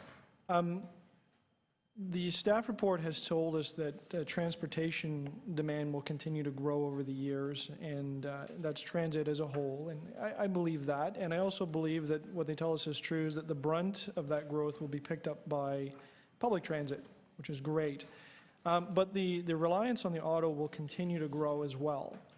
It's not going to become less. If we remove the highway, which passes alongside your neighborhood, the highway bypass for those autos, I'll put to you that perhaps some of them will end up on your local roads, and you will have an uptick on traffic and congestion where you live. And how do you feel about that? Well, Councillor Fletcher can we're already involved in that discussion. So that's every part of the city, every neighborhood is experiencing increased traffic. And it's odd because one of the things that has come out of our particular traffic focus in the community is that we recognize we're part of a city. And we don't want to, we're not cutting ourselves off from the city. We actually recognize our role as being part of a city. There are public roads, people have to use them. So nobody wants more traffic in their neighborhood, but if we're able to implement traffic calming measures, complete streets, that sort of idea, and work in terms of working with the transit operators to make the public thoroughfares better, again, the public, the experience in every city where this has happened is that the traffic finds somewhere to go, more people use other forms, transit, bikes, walking, things somehow, it's not like the traffic all suddenly appears and is dumped onto the local roads. It does literally evaporate. Thank you very much. Councillor Carroll? I'm not sure your exact location in Ward 30, but aren't we also looking at a ward that has seen the greatest mode change in recent years? So some people who are now switching to bikes and going down to Martin Goodman might be joined by folks who can now get further if we use the boulevard removal approach? Yeah, well, I prefer a Danforth bike lane, but I'm willing to use the Martin Goodman Trail too. Stranger things have happened. Thank you. Okay, very much. Cynthia Wilkie. Madam Chair. Oh, sorry.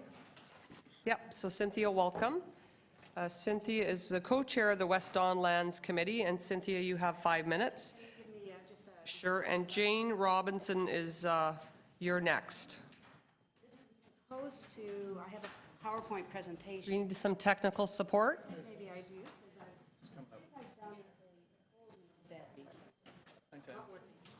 Okay, here's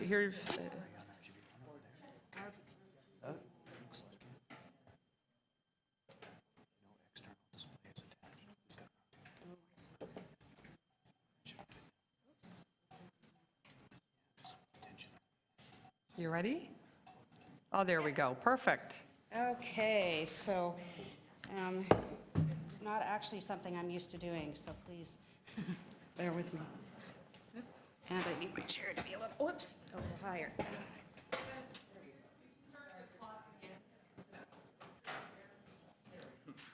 Okay, so I'm Cynthia Wilkie. I am the chair of the West Don Lands Committee.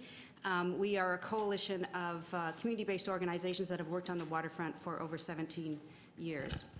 And we're here to urge you to support the remove option, and I think these initial pictures can tell you part of the reason why. Ooh, yikes. Oops, sorry. I just skipped over the cost part. No, I haven't. So these are the reasons why lower cost and greater economic benefits, congestion impacts, I think are minimal, and the remove option leaves more fiscal room for transit improvements.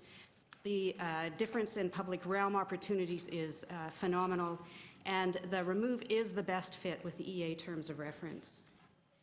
The cost and economics, I'm not going to spend a lot of time on it. We've already heard quite a bit about it. It is clear that from that standpoint, the remove option is preferable. It is the fiscal responsible choice. Congestion, travel times have taken over the airwaves with respect to this debate. The research, which is peer-reviewed, done by your EA committee, models the predicted increases to be 2 to 3 minutes, not 10 to 15, as is floating around and being promoted by people who support the hybrid. CPCS, the EA goods movement consultants for the EA study, referred to this impact as marginal. Put in perspective, the 2 to 3 minute impact on travel time is less than the time you're giving me to speak here today. And interestingly, you're going to hear from the CAA, who commissioned a traffic modeling study from U of T. And if you look closely at that study, you'll see that under the car-friendly traffic signal conditions, the remove option could potentially be faster for some trips than the existing Gardiner, which suggests a kind of mitigation that could be put into place, traffic-friendly during peak, pedestrian-friendly during off-peak. It is the remove, not the hybrid, that can best address congestion. And why is that? Investing $500 million in the Gardiner to save 2 to 3 minutes does not help congestion. The Gardiner is at peak capacity and has been for years. Investing $500 million that you can save with a remove in transit, that is how you make a difference. That's where all the growth in commuting is going to be in the future. Now I'm turning to the public realm. As these images show, the public realm advantages of remove are striking. Today's hybrid is not what this committee considered a year ago. Today's hybrid maintains the Gardiner East exactly as it is now, with one devastating tweak. It takes the Logan ramps away and moves them to Cherry and adds 4 lanes of connecting service roads to get to those ramps. The effects for the Keating Channel precinct and Lower Donlands development are profoundly negative. And you've seen this chart. I ask you to look at it very closely. The red and yellow lines are the new transit infrastructure that will have to run through the Keating Channel district. Sorry. To support, of particular concern is what happens at the intersection of Cherry and Lakeshore. To support revitalization of the Portlands, a redesigned Cherry Street is to become a major gateway linking the city to the Keating Channel precinct and Portlands. This is what Cherry Street looks like now. This is your gateway. Below it are the Logan ramps. 2 of them would have to be added to this gateway. Without the Gardiner, Cherry Street could look like this. There's also a dramatic loss of value in the Keating Channel precinct. I think this image says it all. Hybrid adds ramps and service roads to this picture and destroys over $100 million worth of potential land sale revenues for the city. Remove opens up this city-owned land to development and creates an important bridge between the city, the Portlands, and First Gulf's Unilever site. Like this view of the Keating Channel promenade, while the hybrid replaces it with service roads to the Cherry Street ramps, furtherly depressing value. The last thing I'm going to mention is the actual terms of the environmental assessment itself. To achieve approval by the ministry, council selection must be consistent with the approved terms of reference. These are the study goals: revitalize the waterfront, reconnect the city with the lake, balance modes of travel, achieve sustainability, create value. In our view, the hybrid is a poor fit with these, and remove closely fits the goals and evaluation criteria set out in these approved terms of reference. Okay, you've got some questions. Councillor Fletcher. If you could just leave that slide up for now, but I just wanted to ask you, Ms. De Silva was talking about the impact of having to cross a new boulevard and danger to pedestrians, and I'm wondering if in your studies you've thought about that and have any opinions. Well, we do, and I think what may be missing from this discussion is a clear understanding of what that new boulevard would be like. So that new boulevard of 8 lanes would be actually less wide than University Avenue. It is not as wide as University Avenue. And if you look at, in the handout that goes along with my slide presentation, on page 11 of that handout, is a little slide from last year's reports that analyzes safety. One of the things that is true right now is that the intersections going under the Gardiner are very unsafe. They're unsafe for drivers because of the pillars which obstruct views. They're unsafe for cyclists who have to go through what are called free turn lanes, no stopping to get up the ramps. And they're unsafe for pedestrians for the same reasons. So the remove option offers the opportunity to create regularized, safe, designed intersections like there are on University Avenue so that people can get across them safely. And like University Avenue, not everybody loves this, but like University Avenue, there is a boulevard in the center. So if there are people who can't get across the intersection in one light, they can wait on the boulevard. And that's, so it is a much, there is not the opportunity to create safer intersections with the hybrid option, but there is with the remove option. So that's what I would say about the safety issue. In just hearing you say that the crossings of the lakeshore would be left where they are. They'd be left where they are, and which aren't safe to start with. Do you think that was reviewed well enough in the EA? Well, the EA... or the hybrid part of the EA, or it was not reviewed at all? I think that it hasn't been focused on in the presentations, and I think that is a problem. It's one of the reasons why I think people think you're going to have this big wide boulevard. You're going to have something that is more narrow than University Avenue, and anywhere from 10 to 15 meters narrower than what the current crossing under the Gardiner right now. So that is, the safety issue is poorly understood, but it's a very significant factor as we try to draw more people down to the waterfront and as more people are moving into the waterfront. Okay, Councillor Davis. Thank you. I wondered if you could expand a bit. Oh, and sorry, could I just say, if you look at this safety thing on page 5, it shows clearly that the remove option is the preferred option at a safety standpoint, whereas maintain is less preferred and maintain is equivalent to hybrid in this with respect to safety. Councillor Davis. Sorry.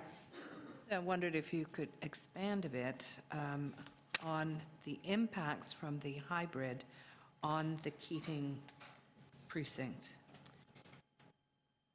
Okay, well, I'm just going to try to go back to an image of that precinct.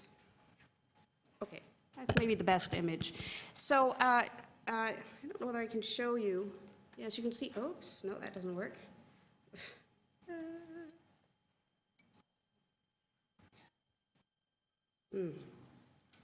Am I not going in the right direction? Okay, I'm not. Sorry. So the Keating precinct it's a bit like the conditions on the waterfront when the Gardiner was built. So when the Gardiner was built, the waterfront was derelict, and there was, I think, a thought that it wouldn't hurt to put a highway there. It was a perfect place to put a highway. Nothing was in the way. So the Keating precinct is like that now. It is derelict. It has the highway in the middle of it.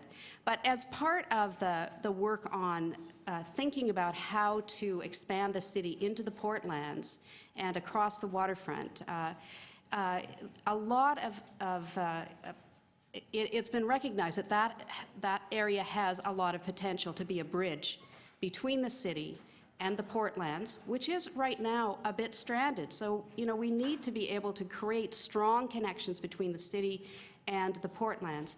And equally, the Unilever site will benefit from having a strong connection to the rest of the city. Not a derelict wasteland, but a connection that has commercial and residential development. So this particular picture, I think, shows you how difficult it is going to be to actually develop those lands. If I can do this without changing anything, just where I've got the arrow there, this is where Cherry Street, the new aligned Cherry Street, will come through. And everything, west of that is intended to be, under the remove option, can be redeveloped along the new Lakeshore Boulevard, which would go through the middle of this site as opposed to down by the water. And it would also give sites that can be directly connected, development sites that can be directly connected to the edge of the Keating Channel, and allow us to realize that vision of the Keating Channel as a resource, an amenity resource. What ramp infrastructure or road infrastructure will now have to go in there? Well, in addition to, so this will stay, and alongside it will be ramps on either side. So there will be ramps starting at Cherry Street that run to the, up to the left-hand corner, coming down to ground under the lake shore. So they'll run along this ramp, and then there will be service roads between the Keating Channel and the development areas, or the underneath of the lake, the Gardiner. So there will be a few development parcels left, but I think they will be very challenging to interest or to develop. Thank you. Councillor Mihevc. Yes, thank you. Good to see you. You've been at this for quite a long time. I would find it helpful, frankly, if you talked about your involvement in this project and the groups that are part of the revitalization of that part of Toronto, and the drift of the direction that the conversation has taken in the last 5, 10, 15 years. You mean with respect to the Gardiner, or with respect? Well, I think that we have been strong advocates of this project because we see this as the very last opportunity to actually create a direct connection between the city and the water, to give people an opportunity to walk from the city to the water in the air and the sunlight. Everywhere else, development has grown up around the Gardiner that assumes the Gardiner's there. So this gives us the one opportunity to develop the waterfront connection in a very different way. And who's the we? And the we are, so the West Don Lands Committee is a coalition of resident associations, St. Lawrence Neighborhood Association, Corktown, Goodham-Warts Neighborhood Association, business organizations, the St. Lawrence Market District or Neighborhood BIA, the Distillery Historic District, environmental organizations, and other community-based organizations. You feel comfortable that what you've presented today represents that group? Absolutely. We've been at this, you know, many of our members have been part of the Stakeholder Advisory Committee for this environmental assessment. And I have to say in that regard, we feel very unsatisfied with the consultation that has been made available on the hybrid option. As I said, the hybrid option that was discussed a year ago is not what we see today. And that was my second question. yeah, okay, so. Thank you for introducing me. So I'll ask my question my way. Okay. So when I hear the word hybrid, I think, oh, that's a good old-fashioned Canadian compromise between one side and the other side.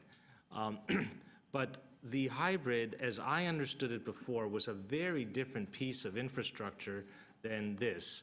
This might actually be described as the status quo on steroids.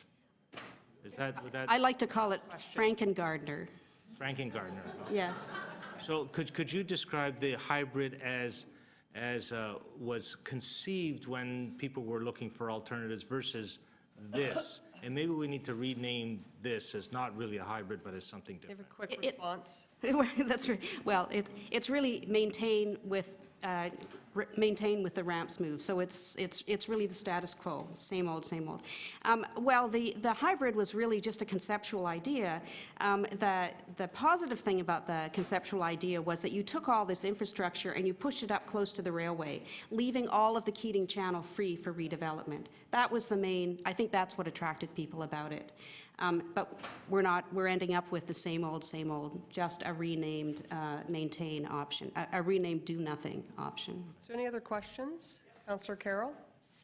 I ask, you've named who the West Don Lands Committee is now, so I'm wondering if you want to speak to, for folks who live outside of that area, for some suburban folks on council, in fact, there's an amazing question of why aren't these people upset? There'll be 500 trucks on your local streets.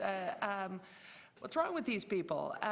Because you and the previous deputant, Ward 30, you don't seem concerned as people in the suburbs are for your streets being destroyed by removal. Why is there this lack of concern? Well, because I think I'm convinced by the research, by the studies that have talked about, described the capacity of the at-grade boulevard. It will operate like the Gardiner does. It will operate like the Gardiner in 8 lanes with organized intersections. Trucks will take it. I think that the studies show that the trucks who are using the Gardiner actually are also using the local streets. They come off the Gardiner and they come into the local streets to do their deliveries. That's the world of goods movement. So trucks on an organized boulevard with good intersections for this 1.7 kilometer stretch, I think they'll continue to use it as they do the Gardiner. Okay, I have one other question. You did not reset my clock, Madam. I know, but you're at I'm 6 assuming minutes to 6 minutes. Yeah, I've got you. Yeah. Oh, okay. Go ahead, you've got time. So the other question is again, speaking directly to something I've heard right here in the halls of the second floor. Is West Don Lands Committee tricking us? Or if we were to go with the removal option, it has the same economic development benefits plus 12 acres. First Gulf still happens. Lots of other development happens. If we go with the removal option, will we see the West Don Lands Committee back here saying, no, we don't want any development? Or do you understand the economic development? We've always been positive about redevelopment. We think the city needs to intensify in the center. We support sustainable development. That's one of the reasons why we think that $500 million into transit is a better deal for the city, and it's a better deal for drivers too. Get the cars off the road. The trucking industry should be saying, get the cars off the road, put the money in transit, more room for us. Thank you. Okay, I've got a question. Did nobody else? So the ramps, in your presentation, you talked about the ramps. Do they have to be at Cherry Street, those ramps? Well, so I started to say there hasn't really been any consultation on this. The stakeholders for the EA saw this, the hybrid scheme exactly 1 month and 2 days ago, 4 weeks and 2 days ago, for the first time. I have no idea whether they could be somewhere else. I have been told that there have been attempts to look at them somewhere else, and this was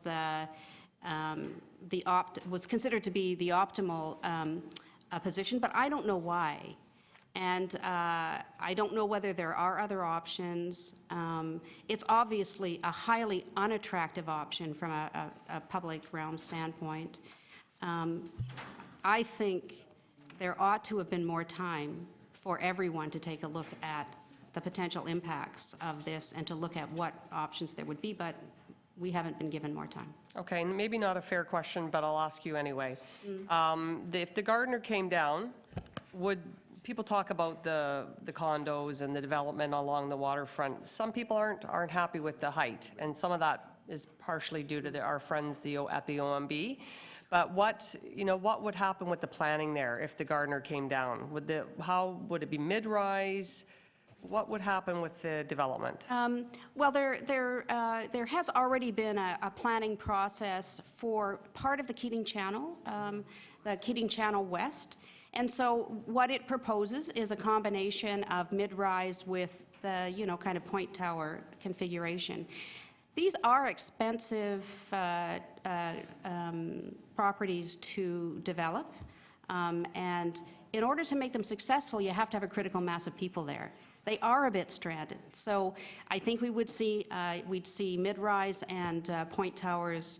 I think much of the development in the Keating Channel East section that this slide shows would also be intended to be a commercial space, commercial office space as well, which is a very nice segue and connector into the First Gulf, and very nice from a sustainability standpoint because it gives you the opportunity for people to live and work close together, so. Great, thank you very much. That was a long haul, so thank you for all your great answers. Now on to Jane Robinson, your next, great name, by the way. Jane. Come on down. All right, welcome. So you will have 5 minutes once you get situated there. Well then. Madam Chair and committee members, when the Gardiner was first planned 60-plus years ago, the eastern section was an industrial wasteland, and there was no thought of today's developing waterfront communities. The members of the Gooderham-Wirtz Neighbourhood Association have been actively involved in the planning process of the spectacular new waterfront communities, starting with the West Don Lands, Lower Don and Keating Channel, East Bayfront, and now the Portlands and Villiers Island. We were so happy last year when city staff recommended the removal of the Gardiner, as it would open up the surrounding area, provide a better experience getting to the Portlands, and make it more attractive to development. But then the hybrid option came along. The revised hybrid in this report is nothing more than a modified maintain option with the Logan Street ramps east of the Don River, located further west, just east of Cherry Street to the Don. To say this is a step back is an understatement. Indeed, the Villiers Island and Keating Channel developments have much to lose if the hybrid is selected, with its additional ramps and service roads. I recently walked along this section of the lakeshore and imagined what it would be like to be Gardiner-free, in the open, with better sightlines, lots of sun. It would just be beautiful. Crossing the lakeshore today is a nightmare. It is much wider than the proposed boulevard in the remove option, which, by the way, is narrower than University Avenue. The intersections at Jarvis and Sherbourne are very difficult and rank high in the number of traffic accidents in the city. The residents around this area are sometimes afraid to make that crossing. In this day of fiscal challenges, it is hard for us to understand the rationale behind choosing an option that costs close to twice as much as the other, $919 million for the hybrid versus $461 million for the remove, offers less financial benefit, approximately $137 million from the sale of land, and further annual benefits to the city in taxes, and does not adhere to the Toronto Central Waterfront secondary core principles, removing barriers and making connections, building a network of spectacular waterfront parks and public spaces, promoting a clean and green environment, and creating a dynamic and diverse community. The report identifies the following lenses as preferred for remove: urban design, environment, economics. Will you forfeit the report's preferences in the remove option for 2 to 3 minutes possibly saved in transportation that the hybrid option provides? It doesn't make sense to pay more money to get less, all for 30% of the total trips into downtown using this section of the Gardiner, when that money could be spent improving transit to keep the city moving. Wouldn't that be a disservice to the future citizens and taxpayers of the city? Questions? Seeing none, thank you very much again, and we'll call up Larry Webb, co-chair of the West Don Lands Committee, and followed by, after Larry, will be Evan Weinberg. Okay, is he here, Larry? Oh, I don't think he's here. All right. So then we'll move from Larry to Evan Weinberg, Manager of Policy and Advocacy for Toronto Financial District BIA. Welcome, Larry. No, Evan. Evan, sorry. Sorry, Evan. Welcome, Evan. So you have 5 minutes. Thank you very much. I would like to thank the chair and committee members for this opportunity to speak today. I'm Evan Weinberg, Policy and Advocacy Manager with the Toronto Financial District BIA. We're an organization that represents commercial properties in the financial district on issues related to access, economic competitiveness, and collaborative planning. We've been a part of the Gardiner East EA throughout this entire process, both as part of the advisory committee as well as working with other industry groups.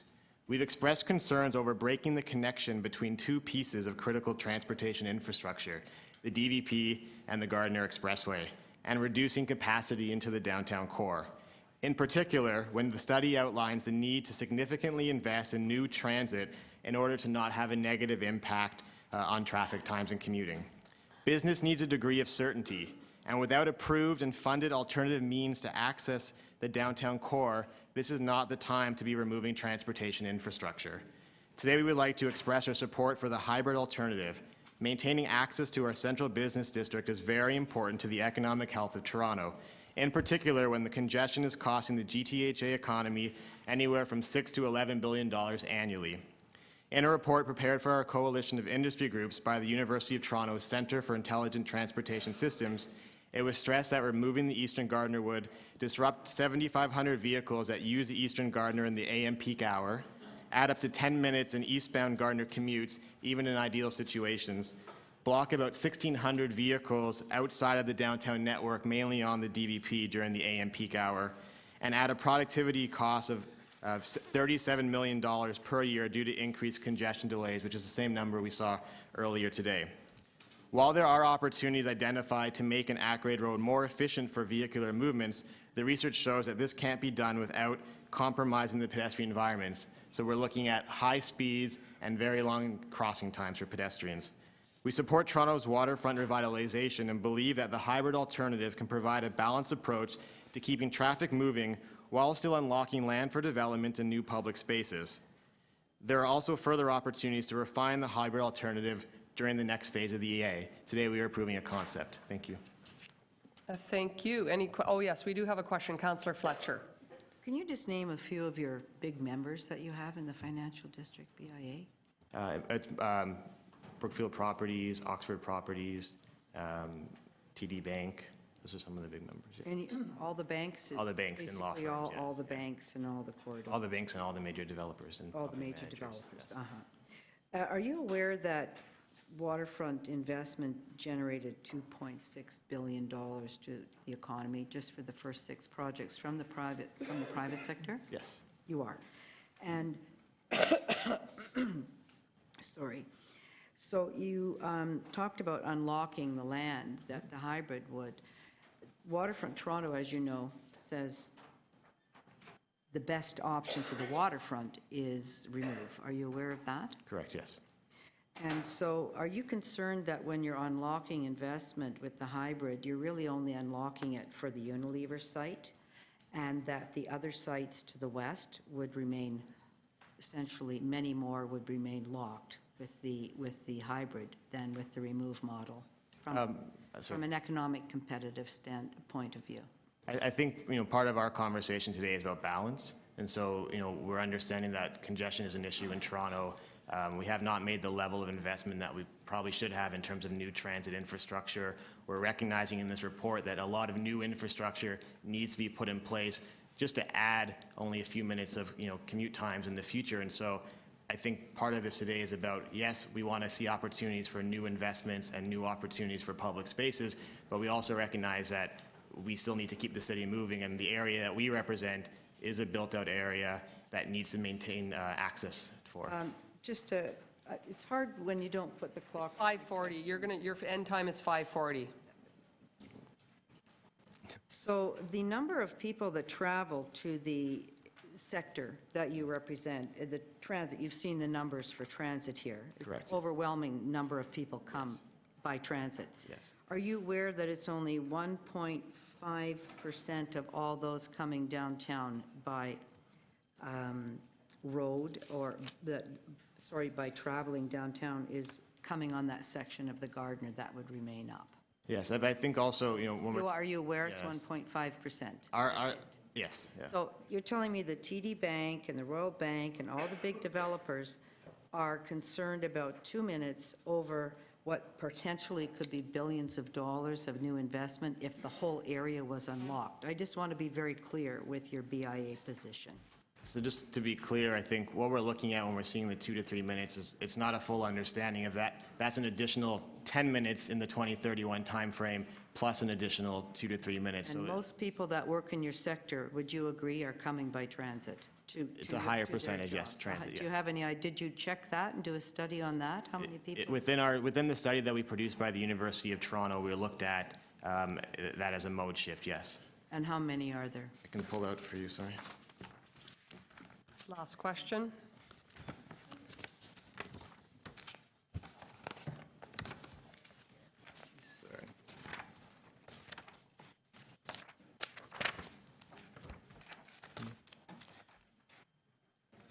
We're looking at, in terms of the downtown, our study actually shows that within the base case, 5% of trips are coming by vehicles, and that with the remove option, it would be 4%. I'm just coming by talking to where your BIA is, not downtown in general. specific into that as Correct. well. As the That doesn't- BIA. The study doesn't break You down. didn't the study your boundaries. BIA. We studied the time to get to the BIA specifically. Thank you. Okay, Councillor Carroll. I just noticed you have a presentation in your hand. Is that being circulated to us? We can make this available. This is the study from the University of Toronto, so I can make it available to Right, so that's the partnership between your organization and the CAA. other organizations, yes. Yeah, I would love to have that. I'm wondering if your consideration, your study, the BIA's in particular, looked at elevated highway tear down in similar jurisdictions, the Yeah. Embarcadero West Side Highway and such. So I've actually been to the Embarcadero. What's interesting about that situation is that when they removed the highway, transit was very much a part of the rebuild of it. And so it was not one or the other. It was not, let's take down the road, have an at-grade road, and then hopefully come back and build transit in the future. This was one conversation. And so today we can only comment on the fact that we're talking about removing transit infrastructure, but also recognizing that we need more transit infrastructure. Right, so given that you have a high proportion of transit travelers in the financial service sector, are you not concerned that with the hybrid and continuing to have the ramps, we continue to hamper our ability to use that boulevard for transit development?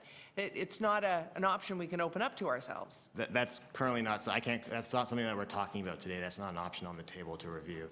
So we're not being presented an option that has transit a part of it. Okay, and in your study of the other jurisdictions, was part of the consideration, there's considerable sort of, hindsight evaluation in some of those other areas, West Side and Embarcadero, and even in Seoul, Korea, that when you take away, in the core where your businesses are, when you take away the funnel effect of the various ramps, your only option here is a few ramps to get on this highway. When you take away that funnel effect, that in fact, traffic improved in a way that couldn't be evaluated before the execution of the project. Traffic improved when you took away that ramp funnel effect and improved the core and brought new investment to the core. I think sometimes it's challenging to compare apples to apples because we'd have to look at other cities' arterial road capacities, the level of investment in transit, existing transit, whether or not transit was tied into the removal. So it's challenging to compare apples to apples. But you will agree that if you wanted us to tie transit into this, we can try to tie transit into the development of a boulevard where we can't tie it into the development of a Gardiner Redux. That's currently not something that's being presented to comment on. Thank you. Okay, next is Councillor Davis. I guess I'm struggling to understand. On one hand, you say we ought to be investing in transit. Why would we not use what fiscal capacity we have to invest more in transit over building more road infrastructure? So I think we're talking about maintaining existing infrastructure. We're not talking about building new road infrastructure. We're talking about maintaining existing capacity. This is going to cost as much. This is going to cost twice as much for the hybrid model. So you're saying your members are prepared to pay twice as much to sustain essentially an old piece of transportation infrastructure and not invest that money in transit. That's the position of your organization. That's not what I said, actually.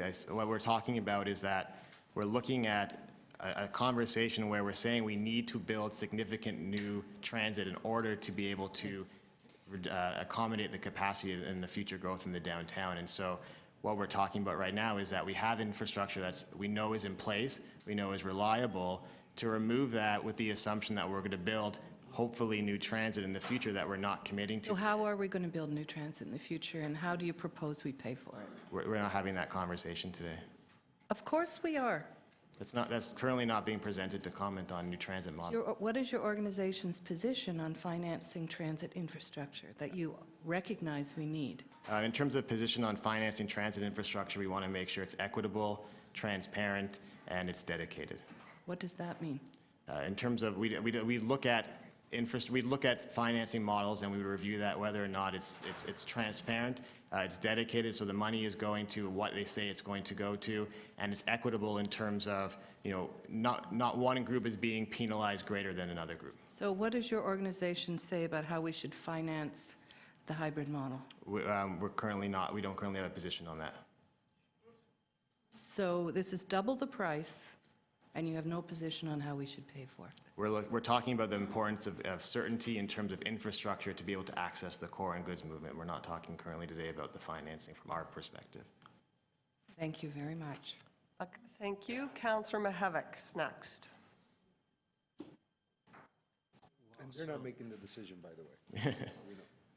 So you do not have a position on toll roads, or, so I'm just, I think Councillor Davis asked my first question. So I just want to make sure the downtown BIA does not have a position on toll roads or a strategy to pay for this infrastructure. Correct. If a potential financing model was presented by council, we would review that and we would develop a position based on that. We would need to have some time to review that. So in the development of your position, you are aware that this is going to cost us $500 million more, correct? Mm-hmm. You are aware that we're going to lose in the order of magnitude of about 12 acres of land that is city-owned, that's $150 million there. Correct. Something else not on the table is we're going to lose 2,000 jobs, one model versus another model. Do you agree with that? You understand that statistic and you're aware of that? Yes, however, there are a lot of assumptions around, built into these studies that we can't account for currently in terms of market conditions and things like that. Of course, which would affect both scenarios, Exactly, right? yes. And one thing that hasn't been factored in is property tax revenue. And my back of envelope said somewhere between $70 million and $100 million a year. That foregone revenue for that 12 acres is going to be lost to us in year one and all the way in perpetuity. You are aware of that? Correct, yes. So the problem I'm having is the downtown BIA, which includes the banks, who encourage this city of Toronto to be fiscally responsible day in, day out, and you don't have a position on the financing of this piece. Is the congestion issue so important to you? Could you get to as the a question? BIA? Yeah, I am. I started with a verb. Is the congestion issue so important to you as a downtown BIA that all those other issues should be overlooked for that cause? From our perspective, access is the most important. People need to get to our district to be able to work, regardless if it's within the downtown or from the region. And so from that perspective, yes, access is extremely Access by whom? Access in general. And so automobile is part of that access as well. And if we're talking about looking at the study that assumes significant infrastructure will be in place by 2031 to have the results that we've seen, none of those are currently on the table in terms of conversations about funding or approval for those. So it's challenging as a business community to support something that needs other things in place that we're not being asked to approve today. Okay, Councillor Matlow, I wasn't clear. Did you have a question or no? I'm sorry. We made eye contact, but I wasn't sure if you had a question. Just a pleasant smile. Okay, good, nice. Thank you for that. So then we'll move on to Councillor Moser, followed by Holiday. Thank you. Are there any circumstances where you would support the removal option? There's a fair amount of confusion publicly. We're hearing 10 minutes, 5 minutes. The previous deputations who've been involved, the community's been involved for some time, say 3 minutes. If we were to come to your organization and say, look, I think we can do this with 3 minutes, we can deliver that. Under those, what circumstances would you support the option of the tear down? I think from what we've seen in terms of our research, there's ways of making an at-grade road more efficient, but it doesn't meet the objectives of the broader study, which are to create a pedestrian environment and public experience. And so you can treat an at-grade road like a highway, but the experience is going to be like walking alongside a highway, which doesn't necessarily meet the overall objectives, I think, from the other side. Yeah, but you say your main concern is the timing of your vehicles to get to point, to your point, which I understand. 3 minutes when you're waiting somewhere seems like a long time. 5 minutes, 10 minutes. I'd just like to know under what circumstances would your group, because there are benefits on the other side with the tear down. Or have you discussed under what circumstances you would support the idea of removal? You would have to not reduce capacity. As part of it, it's not only speed, but it's also the capacity for vehicles and access to downtown too. And so in the remove option, we're not only increasing travel times, but we're reducing the ability in terms of capacity into the downtown. So if we were to say to you, we'll save you 3 minutes. I'm just trying to look at all parts of this. It's hard to comment on that. You would still support the hybrid. It's hard to comment on that when we haven't seen a model that shows that. At this juncture, we need to make a decision on whether we extend to finish this deputation before lunch. The other suggestion that's been made is reducing our lunch hour from 60 minutes to 30. I don't know if I'm in the hands of the committee on that. It's up to the committee, but does somebody want to move a motion related to either of those issues? Councillor Moser. Yes, Madam Chair, I'll move that we finish this delegation. Hopefully it'll be quick. And we have come back in 30 minutes. Okay, that's Can so I moved. speak to that? Sure, of course. Because we are celebrating our food truck freedom today. It's already been booked, and some of us are out there. We've been involved in that extensively, so I would be voting against reducing it to half an hour. Okay, any other comments or remarks on that? Okay, all those in favor of Council? Sure, absolutely. Is that okay? Does that work? So we've got an amendment, Councillor Moser. Is that amendment okay with clerks as well? We have to think of other people outside of councillors. Yeah, clerks is fine with it, they're indicating. No, it's hard. So we've got a friendly amendment, Councillor Moser, to your motion. Are we going to break the two of them up then, vote on them separately, or? Sure, we can do that. Okay, we're not going to take them as a package, so the first motion is to extend through to finish this deputation. All those in favor? Opposed? Carries. All those in favor, or sorry.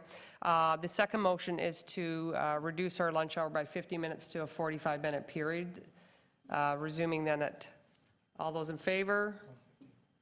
Opposed? You're opposed? That carries. So we would then resume at 1:15.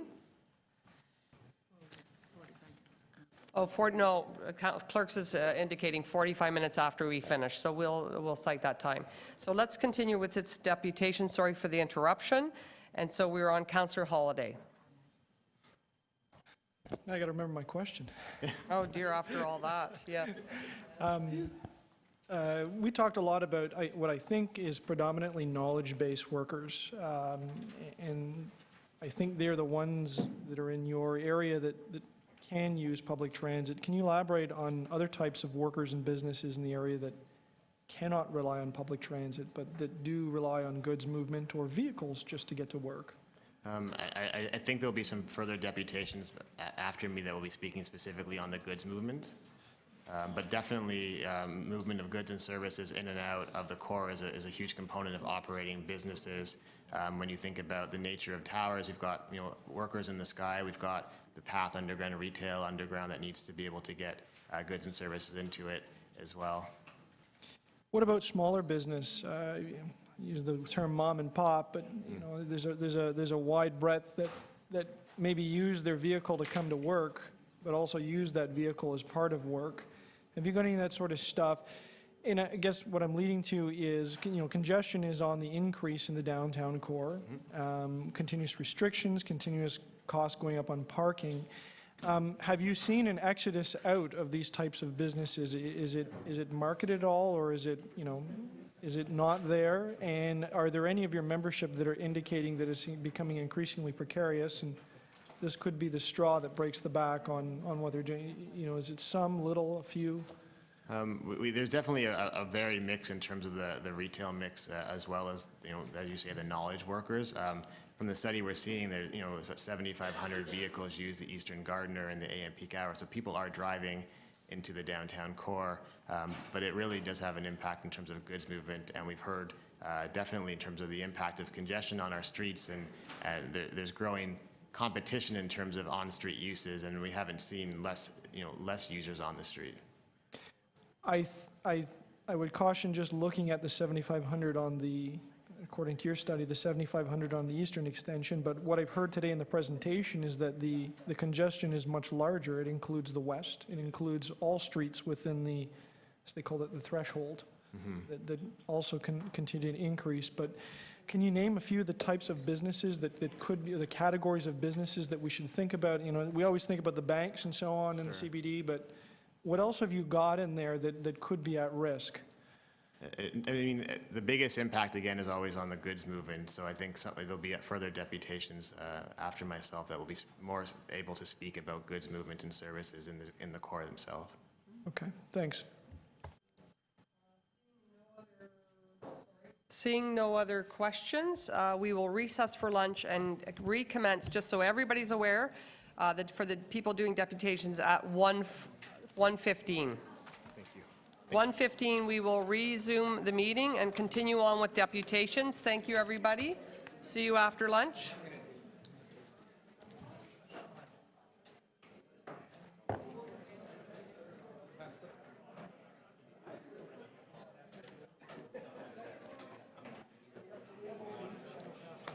Yeah, well, because it's always like this, right? All the heavy questions are at the beginning, so.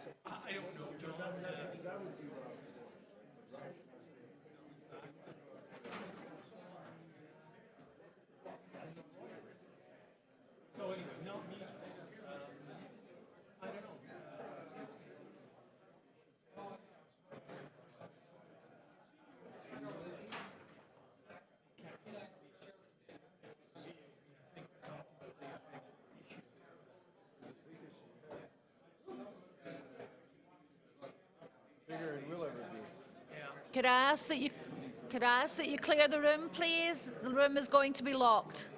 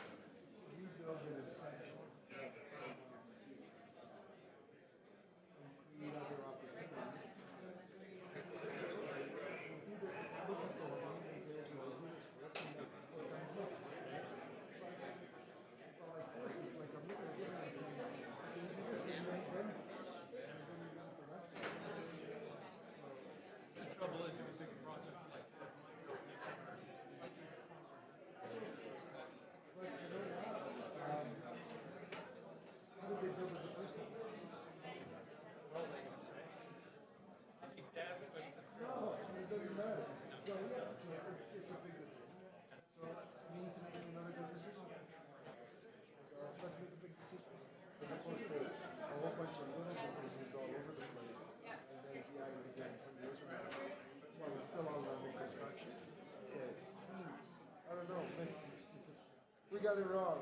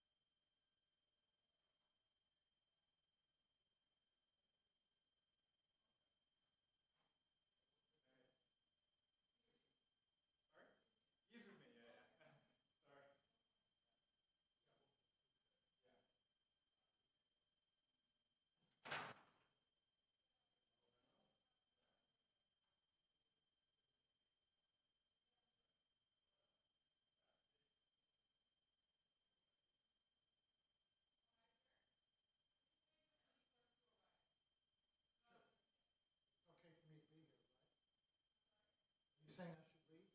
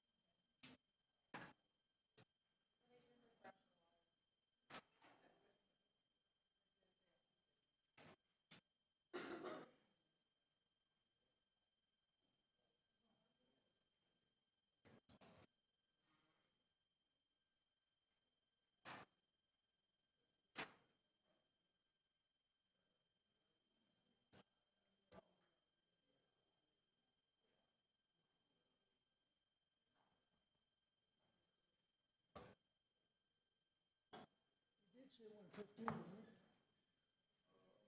We got to 1:30 and that's it? We're out of here.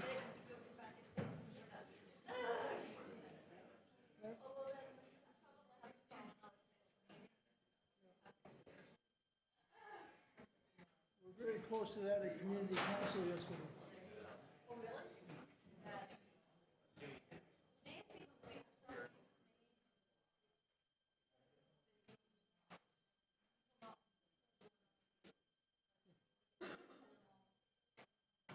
I don't understand it. Commit to something, that's what you do.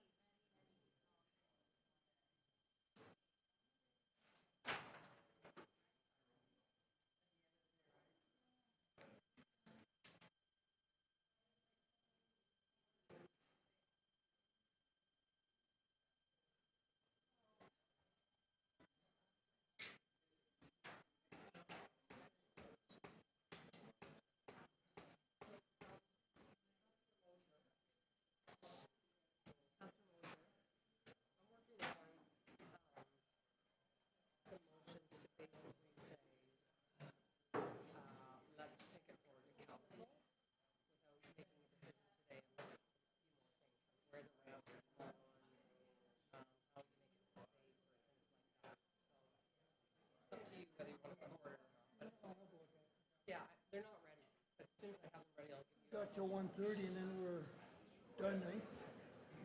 Yeah, so I'll show them to you, you can give me some feedback on them, okay? But they're not ready yet. Plus, we have a ton of deputies.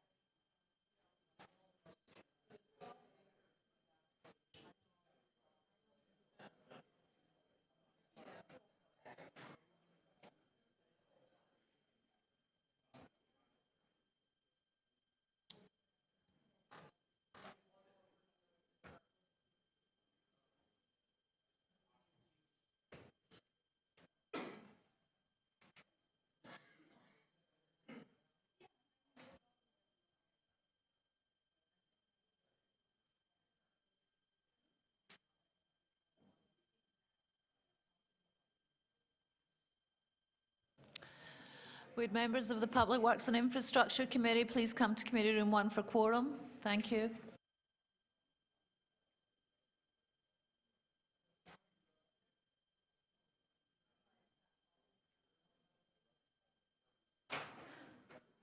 Is that a southern accent? Is that a southern accent?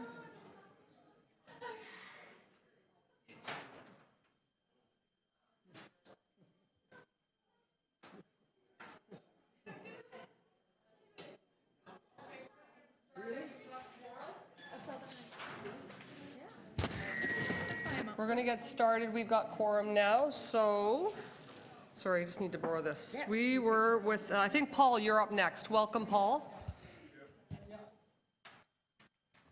And you have 5 minutes. You know the drill. This is Paul Scrivener, Director, External Relations, Toronto Industry Network, also known as TIN.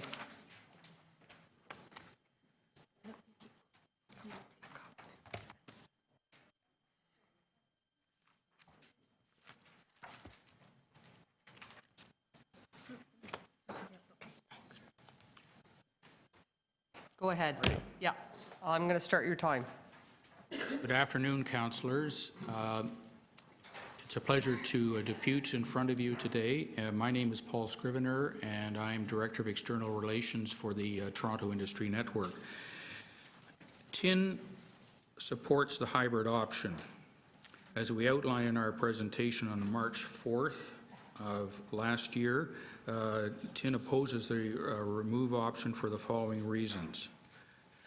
Remove option will be like a permanent construction bottleneck, narrower than University Avenue, causing congestion that will impair Toronto's ability to compete and threaten existing jobs. Good mobility for people and goods is an essential component of competitiveness. Many of Toronto's manufacturers operate just in time, receiving materials and shipping goods out of the province, often to the United States. Time wasted is money lost.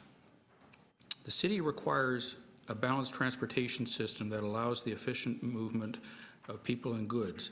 The 10-minute delay for trucks transiting the remove option outlined in the University of Toronto study will add up to an ongoing financial penalty that companies have to absorb to keep their pricing competitive. From the ongoing experience with impacts of congestion on the Don Valley and the Gardiner, we really question the degree to which the impact will be only a 10-minute delay. As a result, we suspect the U of T's prediction of a $27 million annual loss in productivity because of traffic congestion if the remove option happened tomorrow is very optimistic and unrealistically low. The impact of long commute times affects the quality of life for those driving to work and employment areas. Historically, the Gardiner runs at capacity during peak commute times. The 40% reduction in traffic capacity resulting from the remove option, coupled with the elimination of one lane each on Richmond and Adelaide streets for bike lanes, will greatly affect traffic flows in the downtown. The remove option is not very green. Green arguments supporting the removal are weak. For example, traffic that is running smoothly without stopping is less polluting than stop and start traffic. This change will result in increased fuel consumption along with increases in greenhouse gases and other vehicle emissions. Like many other cities such as Paris, Amsterdam, Washington, and Edmonton, Toronto is currently very fortunate to have a ring road, the Gardiner, Don Valley, 401 and 427, that provides good access and must be kept intact. Other cities like Calgary that do not currently have ring roads understand how important they are for commerce and are working to build them, while Toronto is considering going the opposite direction. The effectiveness of the Don Valley Parkway would be undermined if it were no longer contiguous with the Gardiner. There's been no discussion regarding the impact of reducing the Gardiner corridor capacity on traffic volumes of other highways in our ring road that runs at capacity during peak times. While the hybrid option has a higher capital cost, we believe this cost will be tempered by reducing the potential for further congestion. Additionally, the hybrid option will allow the most flexibility for new development while permitting much better traffic flows than the remove option. The hybrid option is the common sense option. I thank you for your attention. I'm happy to answer questions. Yes, just on your wrap-up, you talked about the hybrid option offering the most development opportunity, where in fact you have the same development opportunity plus 12 acres in the removal option. So I wonder if you could clarify your remark.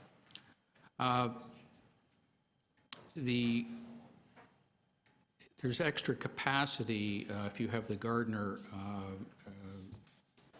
hybrid option available. But in fact, the study does not agree with that. Where is the extra capacity? Because what the study showed us is the same capacity plus 12 acres for the removal option. I'm talking about road capacity. So.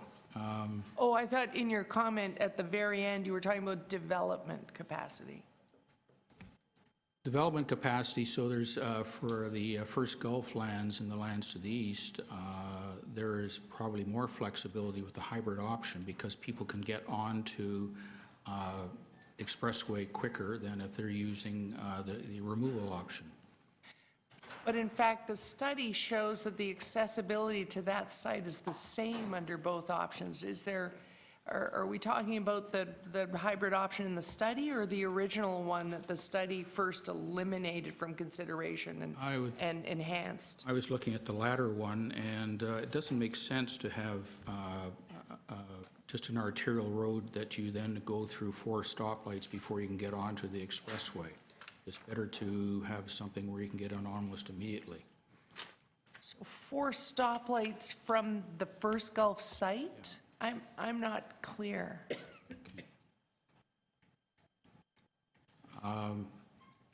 There are going to be 4 stoplights in the removal option. Yes, but in relation to the first Gulf site, I'm a little unclear about your statement there. My other one was then in your earlier comments and talking about truck capacity. So while this is part of a ring road, there are a little less than half the number of trucks on this particular part of the ring road. The study indicates that they're about half what you would find on the 401 component of this ring around the city, and indicates that they would be absorbable in the boulevard option. What particular businesses in your organization, in TIN, would be amongst those 500 and are therefore a big concern? Businesses in the Leaside Business Park, in sort of eastern Scarborough, which is, or Old East York, businesses that are in the Portlands, and of course Redpath Sugar. So Redpath, and because the Leaside Business Park is not really close to this. So well, yeah, you have Redpath, and who's in the Portlands in TIN? Samary's Cement. Okay. And Leaside Business Park is affected by this because for several of the companies, this is their closest route to shipping to go to the United States and also to plants they have in the Western GTA. So from Leaside to go to the United States, they go east and then down and then back and load themselves into the Gardiner's congestion at the exhibition grounds. It's a few minutes travel to go from Leaside Business Park to the Don Valley Parkway. Right. Compared to going to the 401. Right. I mean, I asked them, so that's what they tell me. Thank you. Thank you, Councillor Carroll. Councillor Davis. I just wanted to ask the financing question, and I'm sorry if you addressed it. I came in late. The hybrid option is what your organization is supporting, I gather. Mm-hmm. So it's twice as much in terms of costs, and I'm wondering how you suggest we should finance that. Well, let's look at it another way. As someone pointed out earlier, it's $500 million, and these are approximate figures where there's been no detailed costing done. over 100 years, so that's $5 million a year, and for the hybrid. And so if it costs $27 million a year initially for congestion costs, it seems that we could afford the hybrid. You're comparing real money to congestion costs? Well, yeah, These are because- not comparables, I'm sorry. Oh, yes, You it- understand that. If you have... Do you understand that? Can we just be pleasant and Yeah. civil and not badger people who have come forward to state their position, please? Okay, I apologize. Are you suggesting that the cost of congestion are the same as the actual cost of construction? Because whatever you, no, that's a capital cost, but whatever you do, whichever option you pick, there's going to be a cost in terms of congestion. And one of the things we have to do in this city is make sure that we find ways to reduce congestion, as the mayor said yesterday, in supporting the hybrid option. And it's just common sense that if you remove a section of the Gardiner, you're going to have a bottleneck, you're going to increase congestion, and that's going to be a significant ongoing cost. So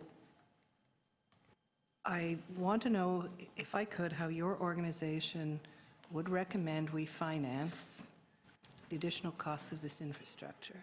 We have not examined that because it's not on the table at this time. When it is, we'd be happy to take a look at that, and I assume the city will be engaging stakeholders and asking for their input, and we'd be happy to contribute then. So you haven't taken a position on any financing tools as an organization? No, we've So- been fully engaged on just the physical Gardiner itself and what it means to our members in terms of time and money.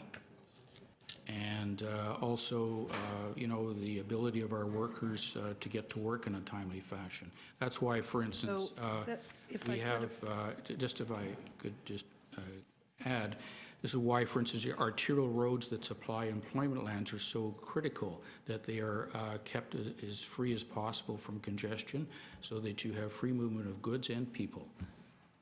And the Gardiner is exactly the same. So we should spend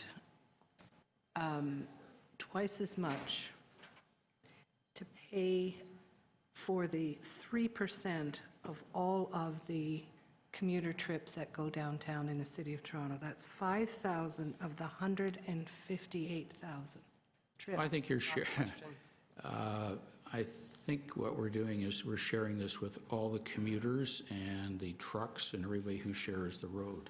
And your point about who's going to pay is a good one. But as I said, that's not on the table right now, and so I can't offer an opinion on that. Okay, Councillor Holliday. There'll be similar questions to what I asked the Board of Trade, which was, what's the geographic breadth of tin in terms of interest in this city?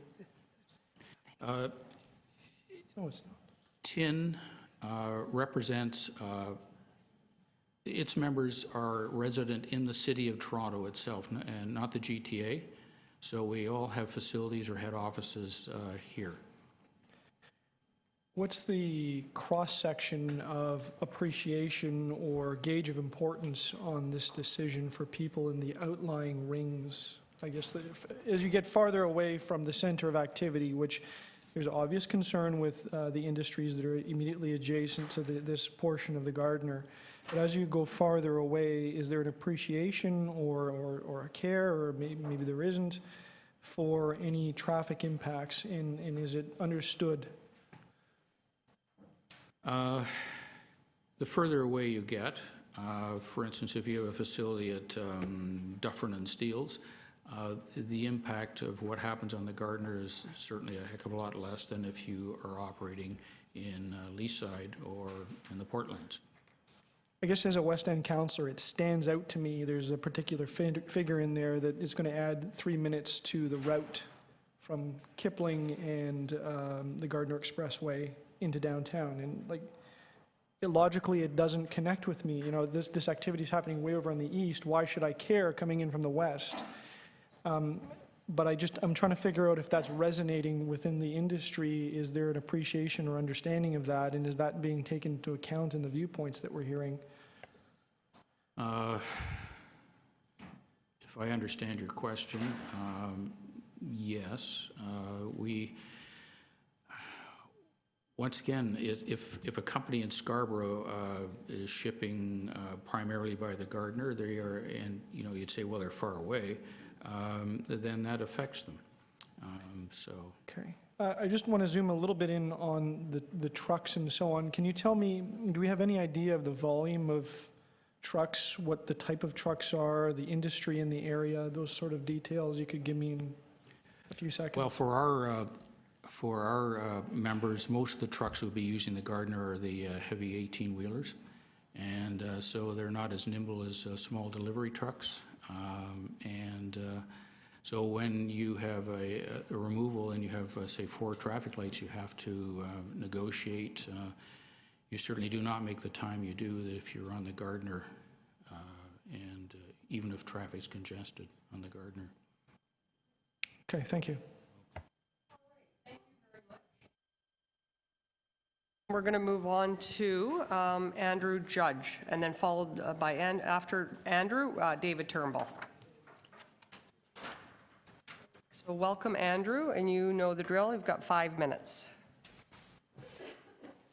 Sure, thank you. Thank you, Chair and members of committee. I'd also like to thank Waterfront Toronto and city staff for their efforts during this process. My name is Andrew Judge, and I'm the manager of logistics at Redpath Sugar, headquartered at 95 Queens Quay East. While Redpath is a part of a broader coalition that supports the transport of goods and people in the GTA, I am here representing Redpath Sugar directly, as changes to the Gardiner Expressway and the surrounding road network impact our operations directly and profoundly. Redpath Sugar is the largest sugar refinery in Canada, processing over 500,000 tons per year, and has been operating at Queens Quay since 1959. Our operations, which directly employs more than 300 employees, mostly unionized, is strategically positioned on this property due to its proximity to the St. Lawrence Seaway.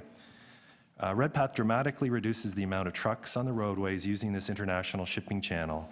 However, our refined sugar needs to be transported from our facility to our customers, who make up Toronto's much vaunted food and beverage cluster. The food and beverage cluster is the largest manufacturing employment sector in the City of Toronto, with over 50,000 employees. As a key part of the food and beverage cluster, we rely on adequate transportation infrastructure to deliver sugar shipments across the GTA and beyond in a timely and cost-efficient way. Truck shipment delays can cause a disruption to the supply chain and ramifications to our customers' operations as well. The staff report before us, and many other reports produced by various governments, recognizes the need to facilitate goods movement throughout the GTA, both for the benefit of consumers and to keep the economy moving.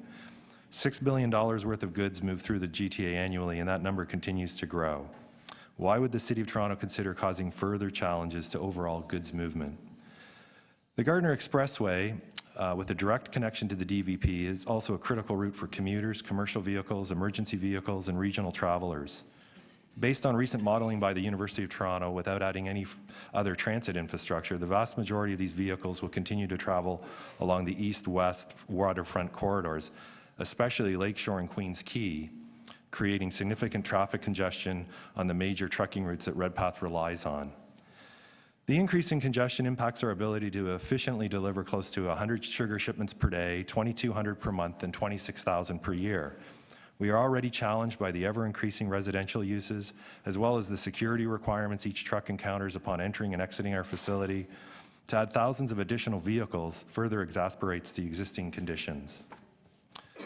In addition, the U of T modeling shows that there will be a significant modal shift to public transit for commuters and the removal of the Gardiner. There is a general skepticism about what may actually be built in the short to medium term. We believe that transit infrastructure must not only be identified, but already in place before any changes to one of the city's most important transportation corridors takes place. It is important to underscore that Redpath continues to be supportive of additional public transit infrastructure, as we were with the previously discussed Queens Quay East LRT. In that case, we had many productive discussions with the TTC, city staff, Waterfront Toronto, and council regarding what mitigation measures were required to ensure ongoing operations to vital industries like ours. We believe in striking a balance of public transit, motor vehicles, pedestrians, and cyclists that can be serviced by the appropriate infrastructure throughout Toronto's neighborhoods in the GTA.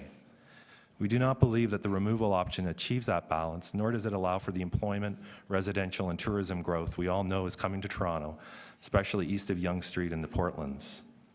Further, we do not support reducing access to jobs and opportunities within downtown Toronto.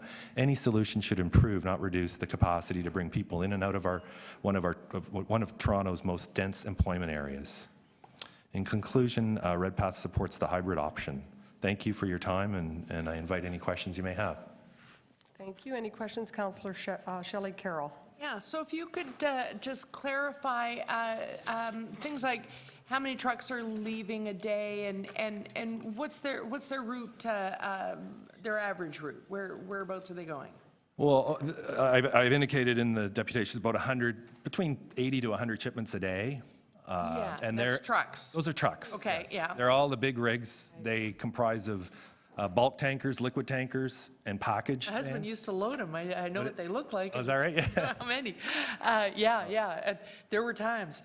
So exiting or entering into the facility, they're coming from the west or the east. And how are they coming from the west or the east? What's their route now? Well, they'll exit off at the Yonge Street exit, and then head down to Queens Quay. Uh-huh. And then heading out, though, they're all heading to the Jarvis. They go to the Jarvis. And they're either heading east or west, and it's pretty evenly balanced between which direction they're going, either east or west. Ah, And okay. it's all over Ontario, for the most part. Right. So if they go east, they take that lower Jarvis Road up from close to the plant where the Loblaws is now? Yes, yeah, eastbound, yeah. Yeah, so they get on a ramp, and where do they go from there?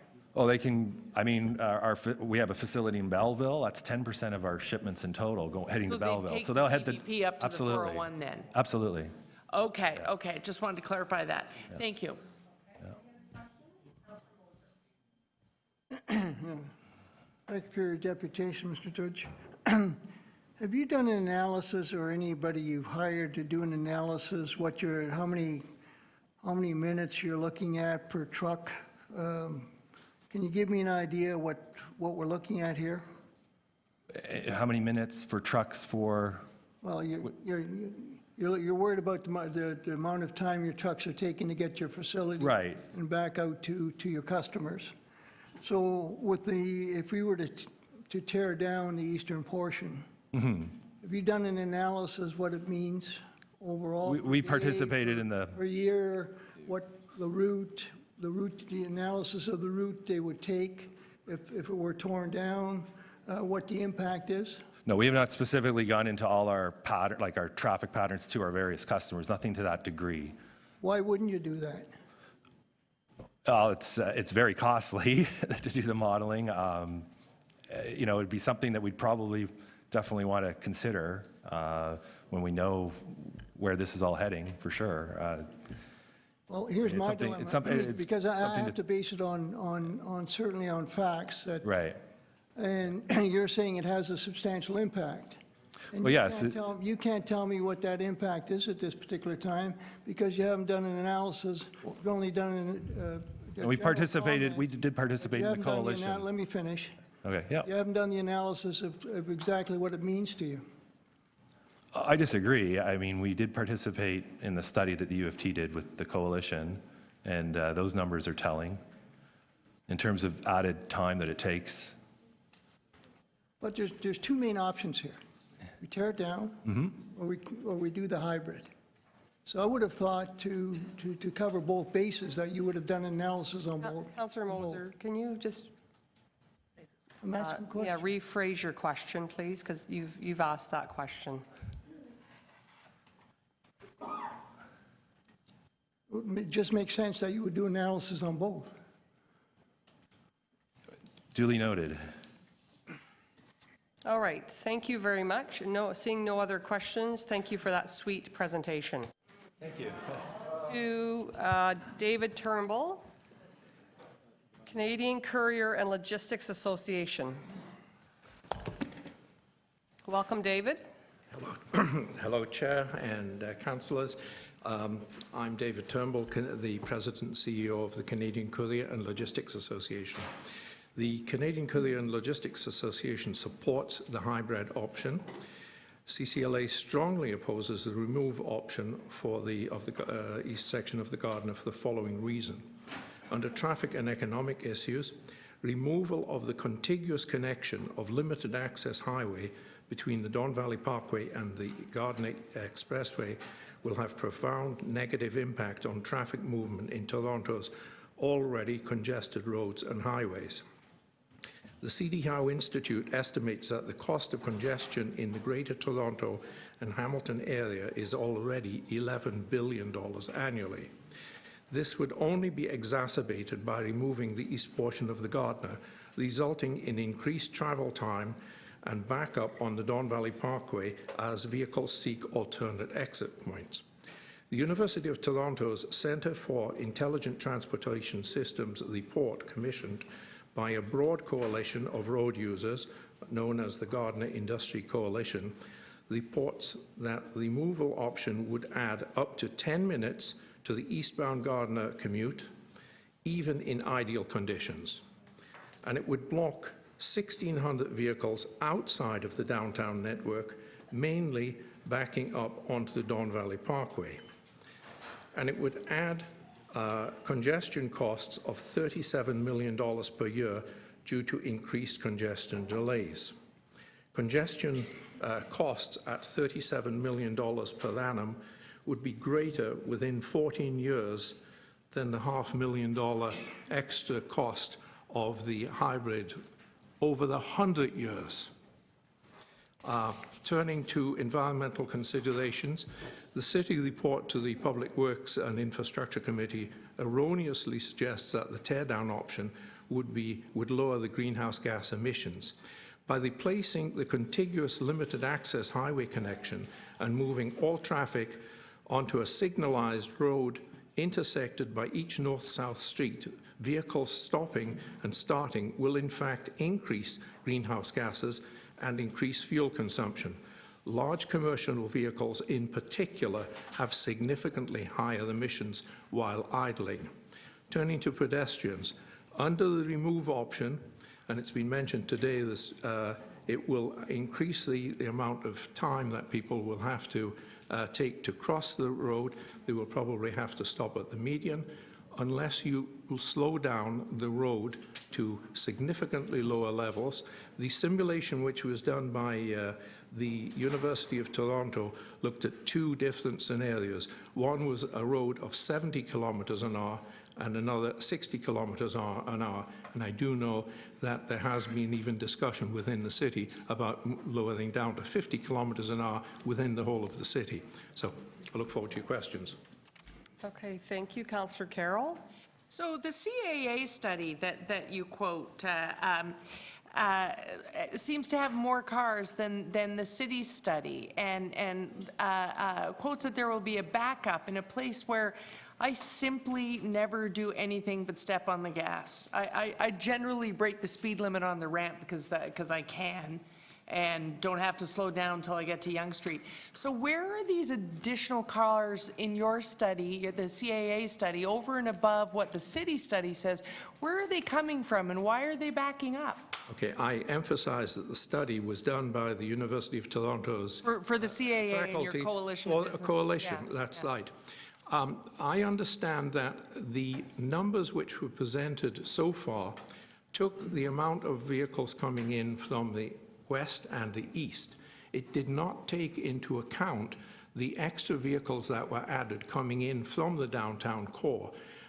Certainly the people who did, the professors that did the study flagged that at an early stage. They looked at the numbers and they said, there's something wrong here.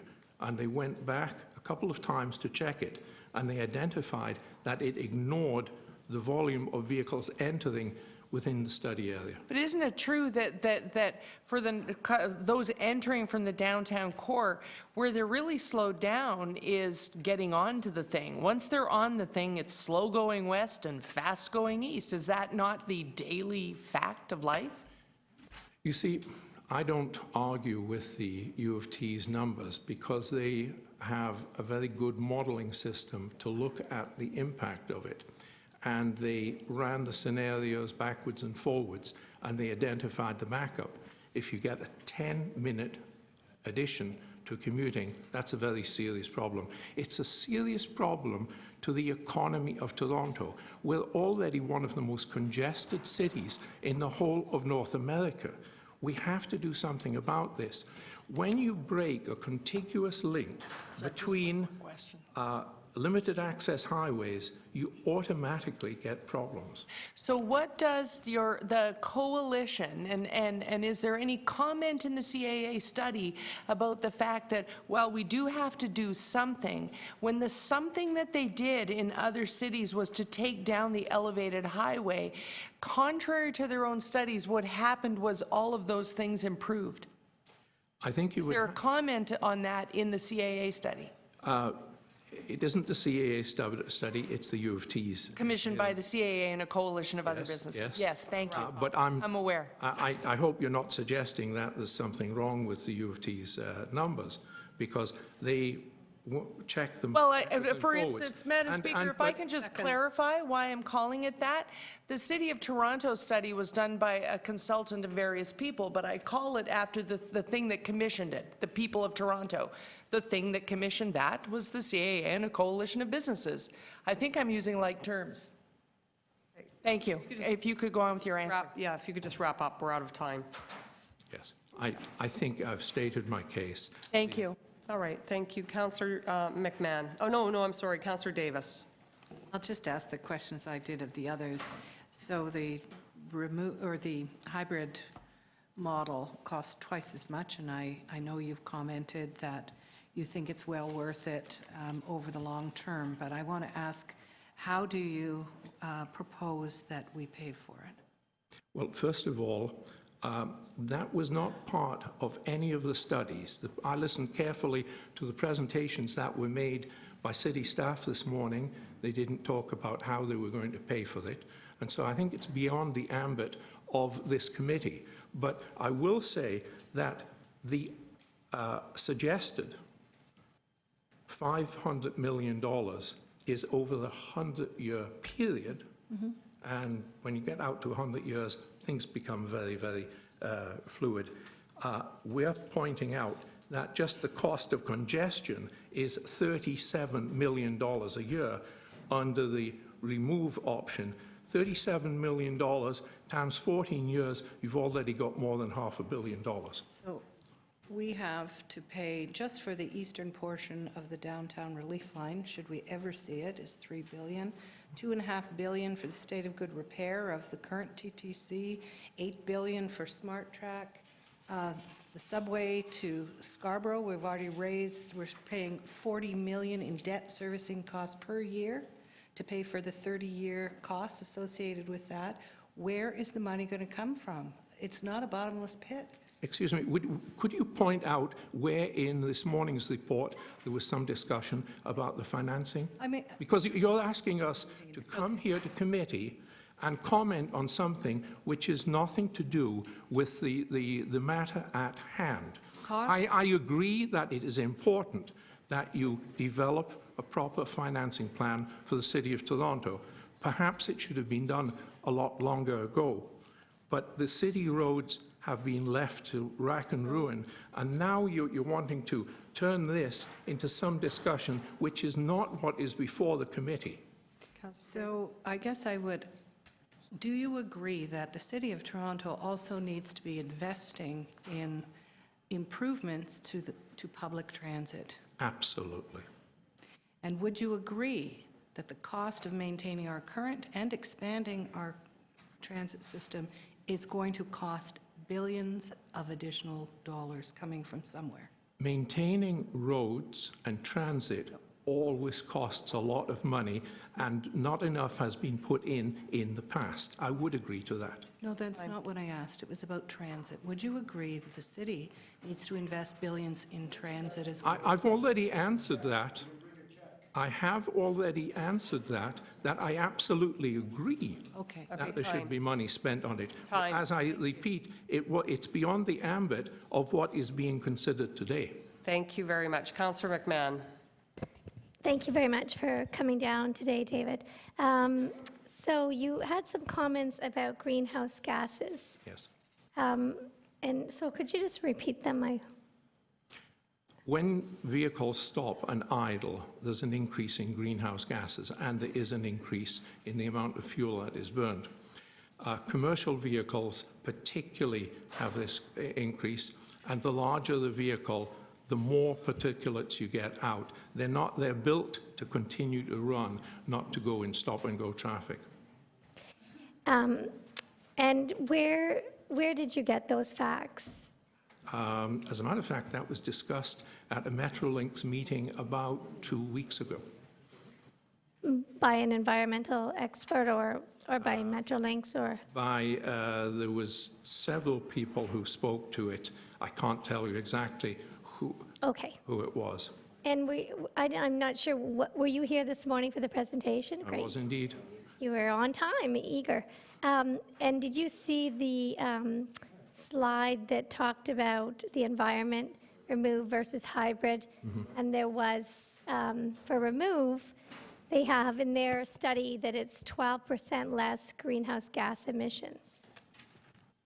I just fundamentally disagree, and if you want to call in some expert on emissions, I would really welcome that, because I think you would find that what I've just stated is correct. Okay, thank you. Thank you. Okay, we've already moved inside the committee, but if you'd like to go ahead, Councillor Cressy, please do. Just one question. Oh, great. So if I understand that correctly, because of the idling of commercial vehicles, planning a city with expressways is an environmentally sustainable decision? That's what you're saying? I'm sorry, I don't quite understand your question. Well, just in response to your question, your answer to Mary Margaret McMahon, on the Councillor McMahon, because of the idling of commercial vehicles with the remove option, therefore planning a city that maintains expressways is somehow the environmental sustainable option. Is that what you're saying?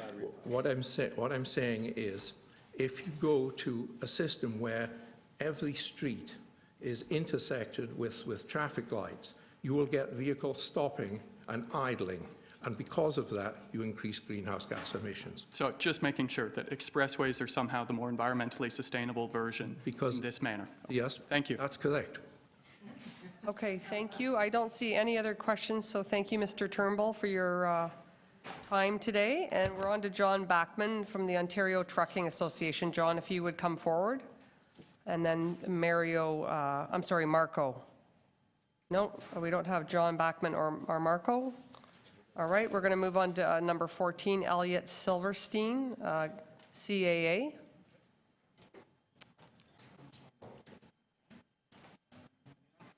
We're going to do a joint deputation. Okay, thank you for clarifying that. That's helpful. So we've got Elliot Silverstein and Raymond Chan from CAA South Central Ontario. Welcome. You've got 5 minutes. Good afternoon, Madam Chair and members of Public Works Committee and councillors. Thank you for the opportunity to address committee today regarding the staff recommendations for the eastern portion of the Gardiner Expressway. My name is Raymond Chan, and I'm a government relations specialist with CAA South Central Ontario, here with my colleague Elliot Silverstein, Manager of Government Relations. CAA South Central Ontario represents about 2 million members across our territory, a large number of whom reside within the Greater Toronto Area and who rely upon the Gardiner Expressway to commute to and from the downtown core each and every day. Our members are not just simply motorists, though. In fact, many of our members are cyclists, transit users, and CAA has long advocated for expanded infrastructure for all road users. Our commitment to working with municipal, provincial, and regional partners has put us at the forefront of transportation policy. Our expertise is sought at all levels of government, and we have been asked to participate on a variety of panels, including the province's Transit Investment Strategy Advisory.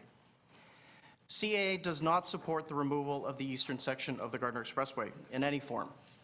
We believe an elevated expressway that accommodates the same number of lanes and speeds that motorists are accustomed to are vital to the GTA road network. In reviewing the staff report, CAA does have concerns about the short-term and long-term safety implications for pedestrians based on the boulevard model. The city already faces challenges with pedestrians trying to cross Lakeshore Boulevard East, as was identified from a staff report in November of last year. These same challenges would be heightened along Lakeshore if the eastern portion of the Gardiner was removed. Studies reinforce that tearing down a portion of road that connects two arterial roadways without providing a viable alternative will cause added congestion, increase pollution, and lower productivity. As the economic engine of Canada, Toronto is already losing billions a year due to gridlock, and removing the eastern portion of the Gardiner will further compound an already growing problem.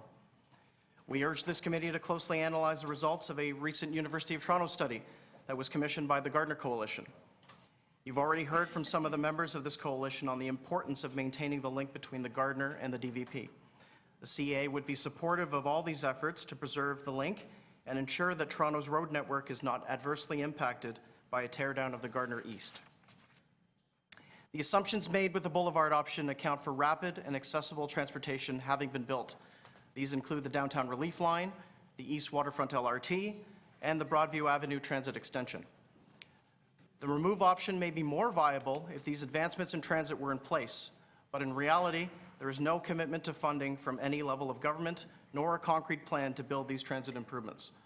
Our concern, in part, is proceeding with a plan weighted heavily by assumptions. We recognize that this is a multi-generational decision that affects all road users and has overarching implications for Toronto's economy and transportation network. This is not a decision that should be taken lightly.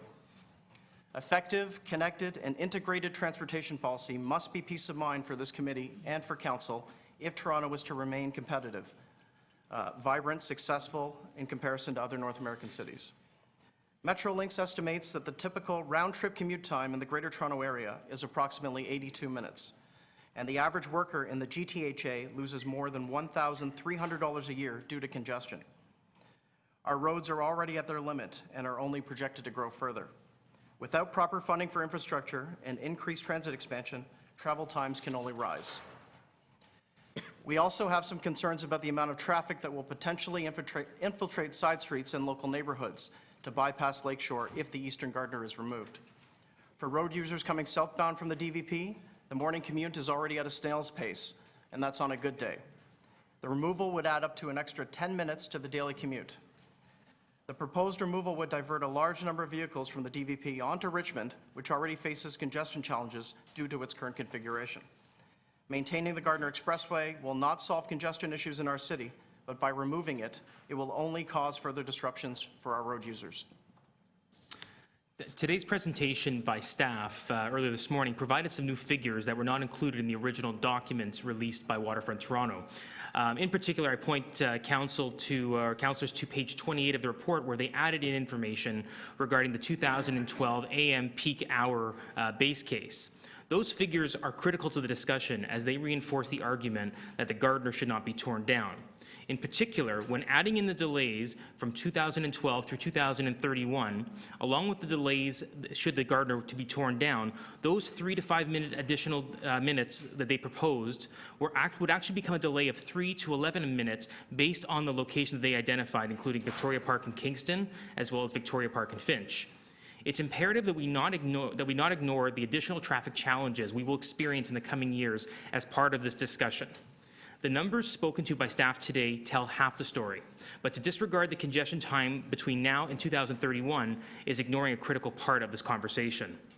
In addition, on page 31 of today's presentation, the staff report highlighted a similar number, $37 million, that was raised during the release of the University of Toronto study last week.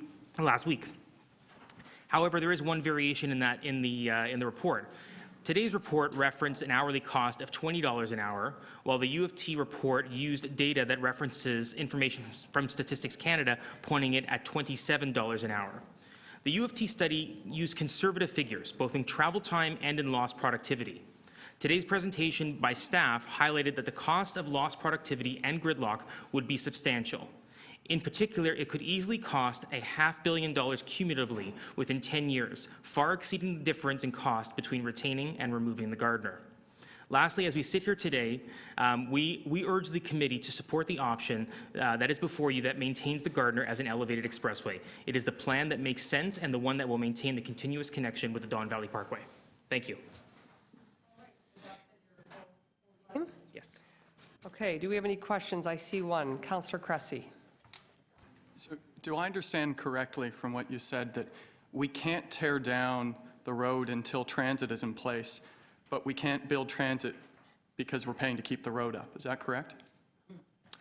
No, actually, CAA is quite supportive of expanding transit. What we're simply saying is that to tear down the Gardiner based on assumptions that transit projects will be built in certain time frames and in certain structures without modifications, it's hard to do so. And certainly we have been strong advocates of transit over the last number of years, and we want to see more of that, but we also want to make sure that existing infrastructure is well maintained and accessible for motorists as well.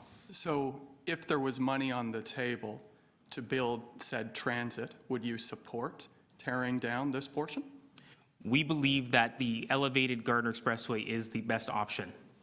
So regardless of investments in public transit, you don't want to see this torn down? We want to see the Gardiner retained as an elevated expressway, and we are supportive of transit as well. How many people commute into downtown on an average workday? I can't give you the exact number of how many commute into the downtown. So 450,000 people commute on the average day. Are you aware that since 1975, the number of people using public transit has gone up, the number of people walking and cycling has gone up, while the number of people driving has remained static? There is multiple modes of transportation, no doubt. There's also multiple directions that people are traveling in. It's not just simply traveling into the downtown core. It's also traveling through the city and to other parts of the GTA. I think that certainly the people are making the choices that work best for them, but also we have to factor in that there's also goods and services that are involved in this, that there's different types of traffic that wouldn't change no matter what type of system we have in place, because trucks and other types of vehicles would have to navigate through those areas. All right. So then, to be clear, as the CAA, do you believe that planning a city on the basis of the car will reduce travel times? We believe that maintaining the Gardiner Expressway in a mode that it currently is, where it is an expressway, would allow for better flow of vehicles that would prevent the overflow onto the Don Valley Parkway, to prevent the trickle-down effect onto Richmond, and we would also be quite supportive and have been supportive of additional transit investments within the GTA. So I just want to ask that question again, and the specific question. Do you believe that planning a city on the basis of the car will reduce travel times? Planning a city involves multiple facets. You cannot disregard the fact that people commute in multiple modes, including getting in their car, going to and from their destinations. So I'll take that as a yes. Thank you. Okay, Councillor Holliday. Thank you, Madam Chair. Can the CAA comment, do you have any data on why people choose to use a car? I think we all know it's very expensive to drive in the city. I can comment on my own situation. I mean, I drive to a subway station and then ride the subway into town because it's cheaper, it's sometimes more efficient. But that is the fact that people use different methods. Have you got any data from your user base that helps explain why people sort of run the gauntlet to get into the city? I think people have the choice of taking the automobile. If they're given an option between transit or an automobile, that there are some people that I'm personally aware of that would choose to take an automobile instead of public transit if that option is given to them. So I think that either way, even if you have a road network that's available for motorists, or if you have a transportation network, I think people still do like options, and they have the ability to drive, and they will do so. And let me add to Raymond's point that certainly our members are not simply just drivers. They are cyclists. They use public transportation, and we know that from our membership base that they do use multiple modes of transportation. Okay, and I'm going to take the question in a little different ways. One of the points that you made was there was concern from CAA that drivers would exit the Don Valley Parkway and then use local roads. And I want to build on something Councillor Perruzza mentioned in other forums on other days, and that is a concern with congestion in this city produced by, a sign everywhere, a sign. Don't enter this street, one way, no left turn, no right turn. And I will put to you that things will get worse with respect to traffic being diverted through east-west routes, north-south routes, where we've got little neighborhoods off to the side. Do you have any thoughts on how we might be able to hit the reset button on all of those periphery effects caused by all of those signs, given that using that flattening option could produce additional traffic in the neighborhoods?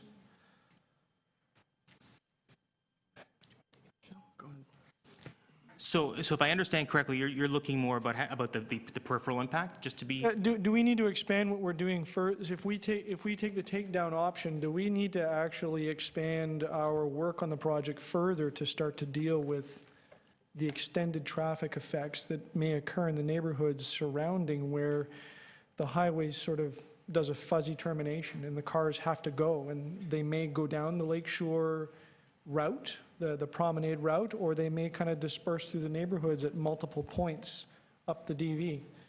So with the assumption that the Gardiner was torn down, I think what you would see, and through the University of Toronto study, it shows that there would be a number of vehicles that would be unable to enter the study area, which would cause a trickle-down effect. What that would mean is multiple elements. Certainly, number one, when you look at areas like Richmond that have cycling that are expanding their cycling network, certainly you'll see challenges there in terms of challenge in that respect. But also, when you think about the area itself, people are going to have to get from point A to point B, so it would compound the challenge. And in terms of the solution, I really couldn't give you the exact solution of what to do, but certainly I think that it would present a significant challenge to the city to try and identify how to ensure the communities retain the style that they want, but also having to potentially have an influx of vehicles that are trying to now navigate through those areas. Well, I guess the fear... Sorry.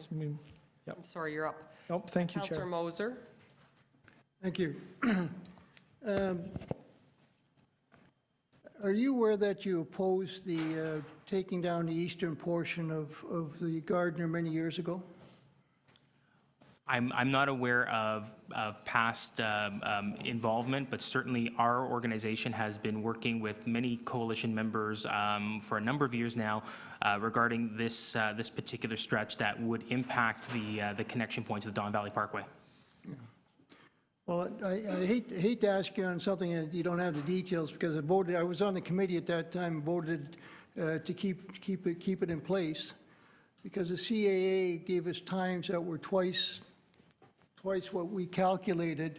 I was very skeptical of that and found out very surprisingly that our staff were right as far as the amount of time, and that your organization predicted twice the time it would take to go through that particular intersection.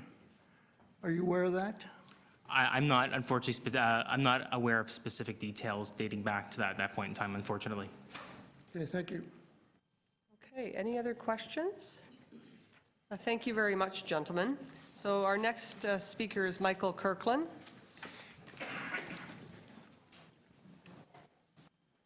No, they've asked to switch, so we're accommodating that switch, so Paul Bedford will follow Michael. That's okay. Welcome. Thank you. We'll let you have a minute to set up there, or a few seconds. There's been passed out a written version of what I'm going to say. Okay, has everybody got that? Has that been circulated? He just indicated there's a submission, he's submitted some? He's submitted two. Both have been circulated, so you can feel confident about that. Thank you. Number 8 and 45 to the committee, that's the numbers of the documents that have been issued to you. Is my microphone working? He's going to help you with that. All right. All right, thank you very much.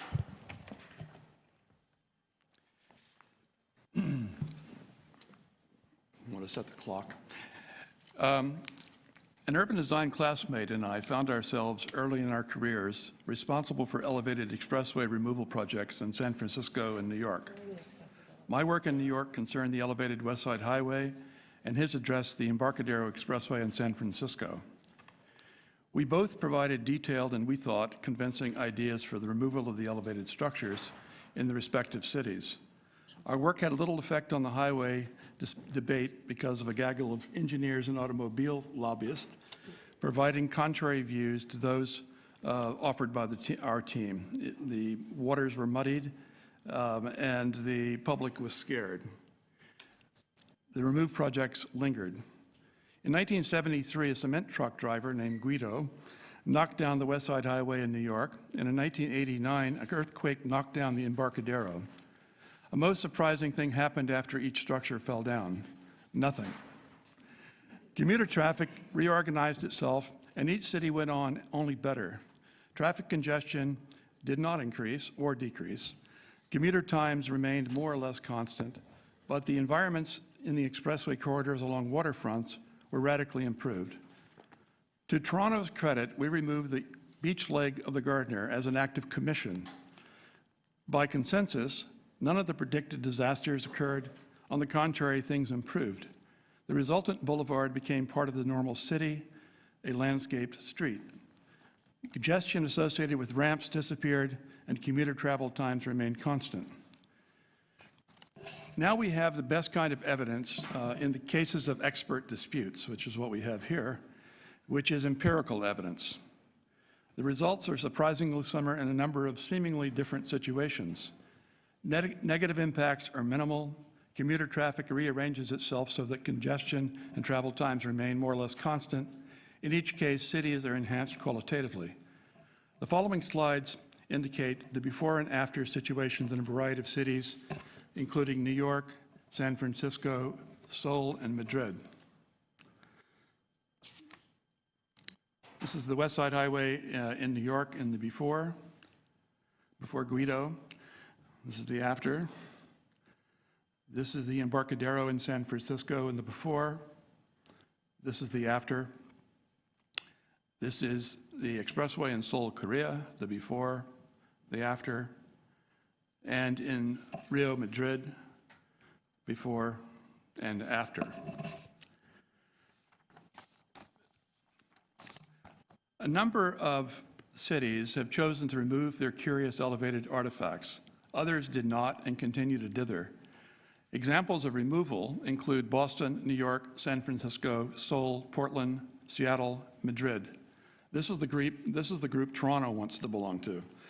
Those dithering and retaining their expressways include Rochester, Dallas, St. Louis, New Orleans, Detroit, Buffalo, and Syracuse, a place you don't want to be. Berlin, the inventor of the Autobahn, Paris, London, Rome, Milano, Stockholm, etc., of course, never built such structures. They were no more inclined to do so than they would put jungle gyms in their living rooms. All of the work of Toronto's task force suggests that transit is the only remedy to congestion. In the last 20 years, Beijing has built 7 ring roads, each fully congested on opening. Shanghai has built 14 subways, while we discuss the Eglinton line. Elevated highways, we all agree, are dreadful for both the scenic and ecological environment. Fundamentally, the Gardiner and the DBP are 2 400 highways that terminate at the waterfront. 80% of rush hour traffic terminates at the waterfront. The waterfront in Toronto is rightly emerging as Toronto's singularly most important public place. It is increasingly Canada's facade into the world and the center of international tourism. How did we get to this position? It's hard to believe, but urban elevated highways are post-World War II invention, a product of Victoria's West can-do spirit. They are a Jetson project. Trouble with the congestion, we'll just fly over it. They are now, we should admit, a mistake we don't have to live with. Would we build one now? Certainly not. I have 5 fundamental points I'd like to suggest in summary. One is that this is not a transportation issue. If we accept the conservative assumption of a 3-minute additional commuting time, 3 minutes of a 1-hour commute is a 5% increase. 3% of the commuting public uses a section of the Gardiner in question, so that's 3% of 5%, which is 0.15% of 1%, affecting the commute system of Toronto. That's even if we accept that unlike other cities, elevated expressway and LOA expressway takedowns, Torontonians, like lemmings, would not adjust their behavior. Could you wrap up, please? Yes. Secondly, I'll be very quick. The hybrid is not a hybrid. The hybrid is actually a kind of retain and drag proposal. Thirdly, is this a financial question? It's a very large financial question. It's a billion-dollar question, which is going to keep visiting us as long as the elevated structure exists. Fundamentally, this is, fourth, a quality of life issue. It has to do with what regard do we hold ourselves and our descendants in.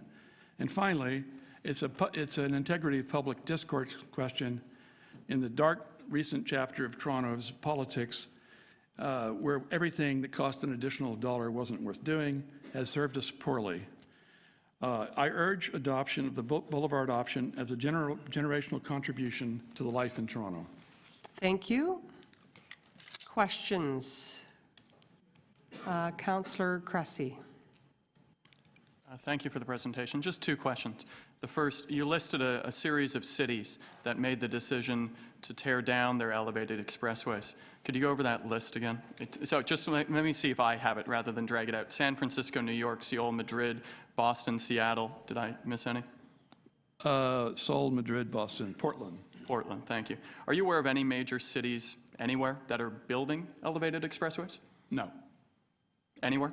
Well, I'm sure there are some. China builds elevated expressways occasionally, as I mentioned in the case of Beijing. Are you aware of any cities in the Western industrialized world building major elevated expressways? I'm not aware of urban elevated expressways. Some places in bridges at the perimeter or suburbs are being done. Thank you.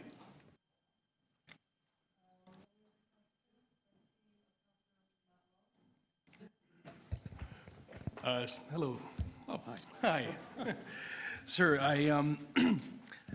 a question that I've been struggling with, and I wonder what your view is. I hear a lot of debate about sort of the merit of having raised expressways or having at-grade transportation, but are all expressways inherently equal? Meaning that when we discuss an expressway, I know in yesteryear we would have debates, they would have debates over destroying let's say, a low-income neighborhood and putting an expressway right through it, and there'd be justifiable uproar over that. In this case, we're debating a specific location, not the entirety of the expressway, but a specific location where there's a contiguous connection between the DVP and the Gardiner. So when we debate expressways, is it just that expressways all the time, anywhere, no matter where it is, no matter what it is a bad idea? Or are there, in your view, some exceptions for where it might be reasonable to have one? No, I think that expressways are not equal in terms of their virtue and meaning. Certainly, the Don Valley, which is fundamentally running through a ravine and has bridges over it, is an obstructive structure and doesn't affect the quality of the center city. The Gardiner, which is quite short once you clear York Street West, is something which is a part of the 400 system, and certainly its connection to the 427 is crucial. What problem we have in Toronto is we have the Gardiner Expressway running as an elevated structure exactly across the face of the city, which is both a matter of 600 feet of unpleasant passage, noise, pollution, and gasoline residue, exactly at the point which is communicating between what is the established center of the city and waterfront, which is its principal civic asset. So in that case, as in the cases that I showed, cities resolve that that's an intolerable place to have an expressway, which is an industrial apparatus, and they do away with them. Civilized cities do. Ones with any wherewithal do. In Manhattan, they retained the West Side Highway going up from Hell's Kitchen up along the Hudson. Yes. And I think they tore down south of. What happened is it got knocked down by Guido. Okay. And the northern section is down from a berm. So if you're walking along Riverside Drive, you overlook the expressway to the west, and have clear views of the river, et cetera. And Linear Park is the riverfront. That's fine. Thank you. Councillor Moser. Thank you. In these different situations, how proactive was wherever they tore these down? How active was the community in finding resolutions for alternates? Or was it the adjustment came automatically? In other words, was the city proactive in helping the process, doing one-way streets, taking the loading, looking at streets, parking, all those issues which add, help the situation? Well, in every case, of course, the cities do what they can. I think that it's fair to say the places that have taken them down have done it because it's such a kind of civic and economic imperative not to have the expressway on that point. They take them down, and then they do various adjustments over time. But as you've heard other times, miraculously, a lot of the congestion and the traffic disappears. It reassigns itself. People travel in other modes and means. And so cities go on making adjustments over time. So the burdens on and I don't know the details, because it looks very nice on, what I'm seeing here. The impacts and how they're measured at that particular time. And does anybody document how proactive these different situations were and how they were helped? There's some very good things you can see on the internet about 6 cities that have removed elevated expressways, but there's a whole lot, there's a ton of material on the subject now because it's counterintuitive. If you say you have an elevated expressway and you take it away, surely it will adversely affect the transportation system. Unfortunately, it isn't true. It's a non-intuitive thing. And so, as I say, the traffic gets reassigned, modal split changes, the transit enhancements occur, which in every scenario we have to have transit enhancements. There's no other remedy for congestion than transit. And as a matter of fact, congestion is probably going to stay like it is now. It'll have to be managed. And it's a kind of internal resistance machine. People will come as long as they can do it, as long as there's a place to park and they can actually drive, they'll come. But it will limit itself, just as the Gardiner since 1975 has limited itself, right? More people don't try to drive at rush hour in the Gardiner anymore, even though the number of commuters has tripled in that period. So as you're saying, as part of the solution, people maybe not travel as often, be selective as to other modes when they go to different destinations. Exactly. Based on what they're. In every case that's been documented. Okay, thank you.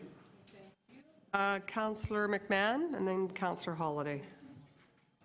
Thank you very much. Very nice to meet you, Michael. Thank you for that scenic slideshow. First of all, what are the chances, do you think, of Toronto having a San Francisco-style earthquake? Well, you may be surprised to know. Would end the debate. I don't want anyone to flee the room, but we're actually not in an earthquake-free territory. However, no, I'm just. Probably we do now, yes. I'm just joking. So you mentioned the ecological benefits of removing elevated expressways. Can you elaborate on that a bit more?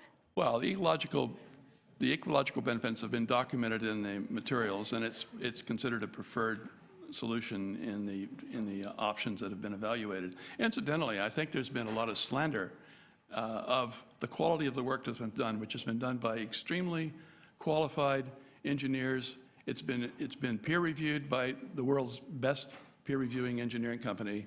There's no doubt as to the quality of the work that's been done by the city, our own people, and Waterfront Toronto. I think it's slander that there's any questions about the qualitative and content of the work that's been done.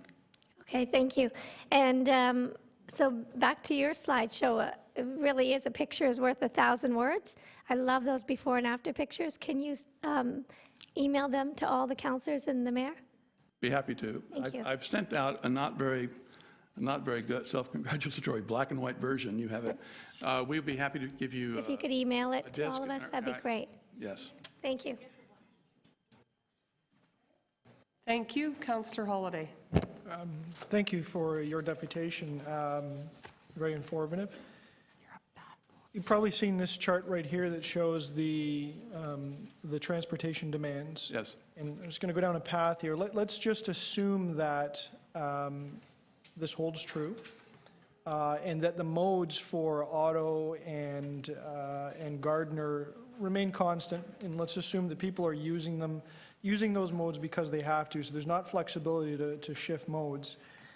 If you had a magic wand, or we had a bottomless pit of money, how would you vision having the best way to move people, cars, through or across the city? You put a really exciting concept, which was to remove the complete elevated component of the Gardiner, but big picture, imaginary, if we could do it all over again, knowing that we've got the demands that we've got, what would be the best way to organize expressways, other ways to move cars? Well, it may surprise you to know, I don't think that we're that far wrong.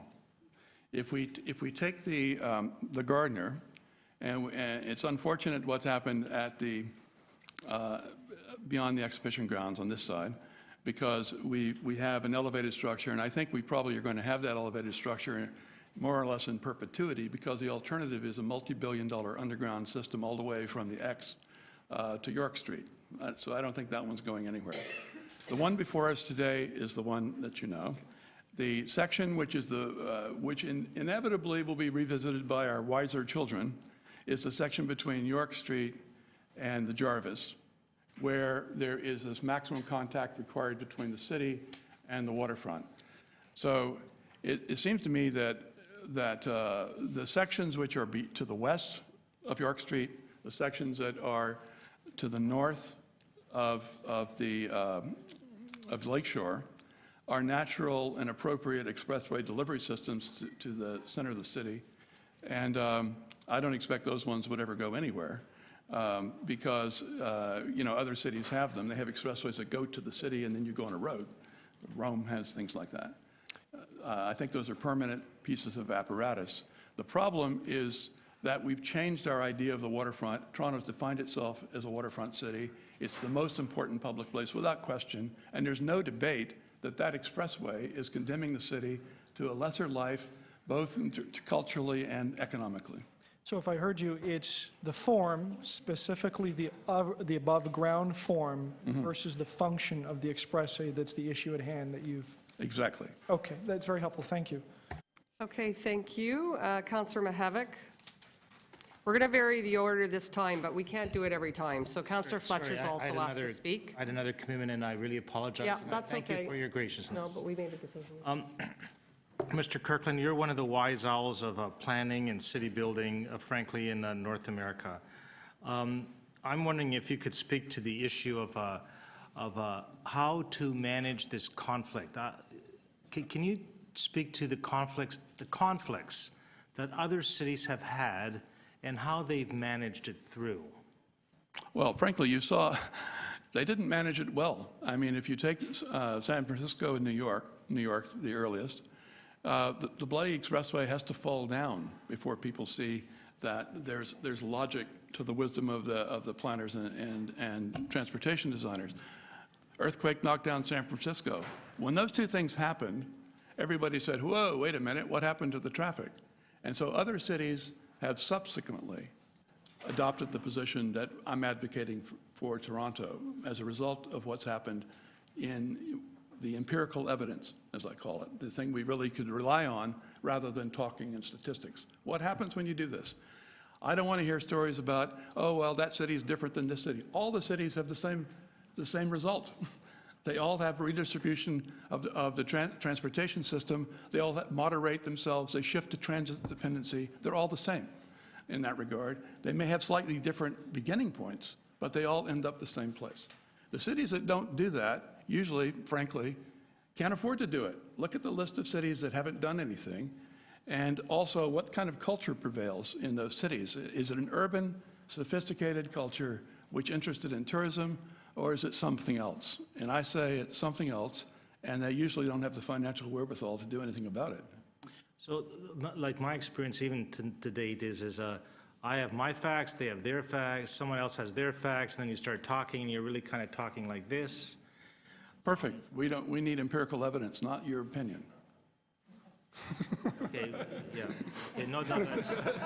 Sorry about that. I mean, but there's empirical evidence. I muster my empirical evidence, someone that musters up different data or evidence, and I'm wondering how to speak to across the Great Divide, if there's any lessons from other jurisdictions. There are absolutely lessons from other jurisdictions, and as I mentioned, there's a lot of literature now on the surprise of the effects of the takedowns.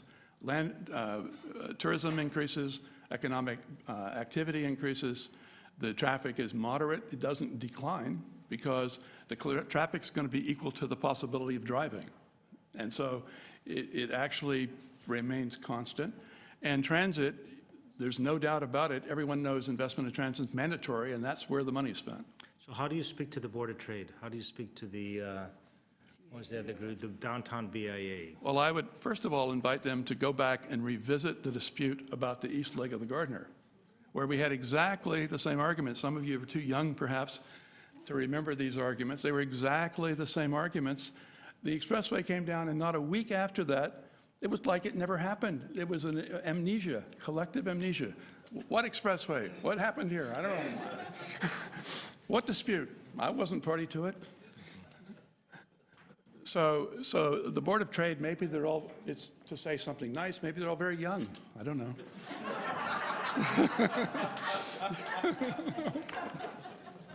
Thank you very much. I appreciate your comments.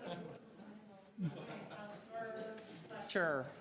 Thank you very much. You've indicated that San Francisco, New York, Seoul, Madrid, Boston, Seattle have all removed expressways. Are you aware of any major cities that are building elevated expressways? Is that something? That question was asked before. Oh, I'm sorry. And the answer was no in the Western world, some in China. Oh, okay.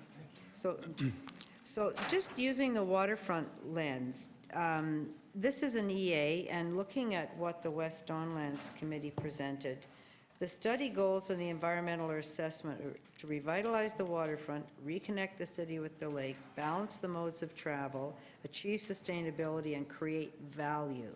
If this is the environmental assessment, do you think that the hybrid model meets those goals in any significant way? Well, we should be honest about what the hybrid model is. Hybrid model is the retained model up to the river, i.e. the important section, which has got to do with the relationship between the city and its waterfront, is unaffected. As a matter of fact, it's made worse because we build additional ramps, which are obstructions. The current situation couldn't be worse. I've heard an astonishing discussion about an 8-lane road and how hard it is to cross. Go down there and walk across there now. We have ramps. We have something which is twice as wide in some places as an 8-lane road down there, which seems to be okay. 8-lane road is University Avenue, and University Avenue with not very many intersections because there are only a certain number of cardinal axis streets that come to the waterfront, and they'll be easy to go across. They'll be signalized intersection. They'll be safe. The current situation with its ramps and widths and varying geometries is hideously dangerous. And so this discussion of safety is a joke. Couldn't be more unsafe what we have now. But as the goal to revitalize the waterfront, you think it actually would impede that because you're introducing ramps actually right at Cherry or East Bayfront area? Now, I think the ramp, as a matter of fact, the other thing is the ramp design in the so-called hybrid option, which is not a hybrid, the hybrid option is terrible. It goes across the pond at the foot of the Don River on the diagonal swoop.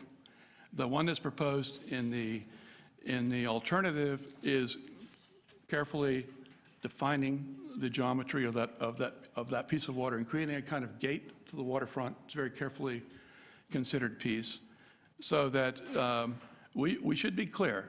There is nothing, and I'm very interested to hear it from anyone, nothing from the river west, which is an improvement. It's only worse. And there is a situation to the east which is more or less comparable. So the one landowner over there benefiting from all this, Great Gulf, gets the same, or First Gulf, gets the same condition as they would get in either alternative. So There's no this is improvement to the west? None. Thank you. It's worse. Thank you.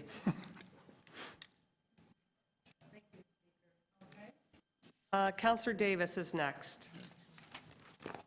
Thank you very much. I just wanted to ask again about the shift, this so-called hybrid model. It was not the model that we saw originally, and that we went off supposedly to study, correct?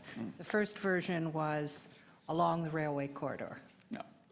So instead, this new so-called hybrid has put all those ramps in right along the edge of the waterfront. And managed to landlock the land north of them still.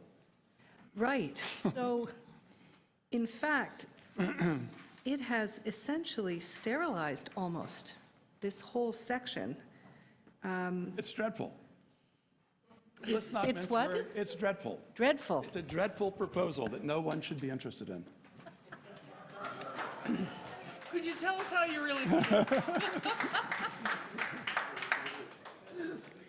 Now, there have been, I think there were some inferences that the design solutions, we're going to go away and look at design solutions or alternatives to this dreadful new ramp structure. Are there really any other alternatives? Now, the problem is, if you're retaining the expressway, which this is really a retain option with a fig leaf, if you're retaining the expressway, you have to connect to it. And once you have to connect to it, then it creates a kind of geometry of the connecting piece. And the geometry of the connecting piece is going to swoop over by Keating Channel and then nail into the expressway system and produce the terrible Keating Channel environmental situation that we've got, plus the swoopy geometry and the flying over the settlement pond and the ramps. Couldn't be worse. Okay. I think that was, oh, okay, Councillor Perruzza, sorry, I didn't see you. Go ahead.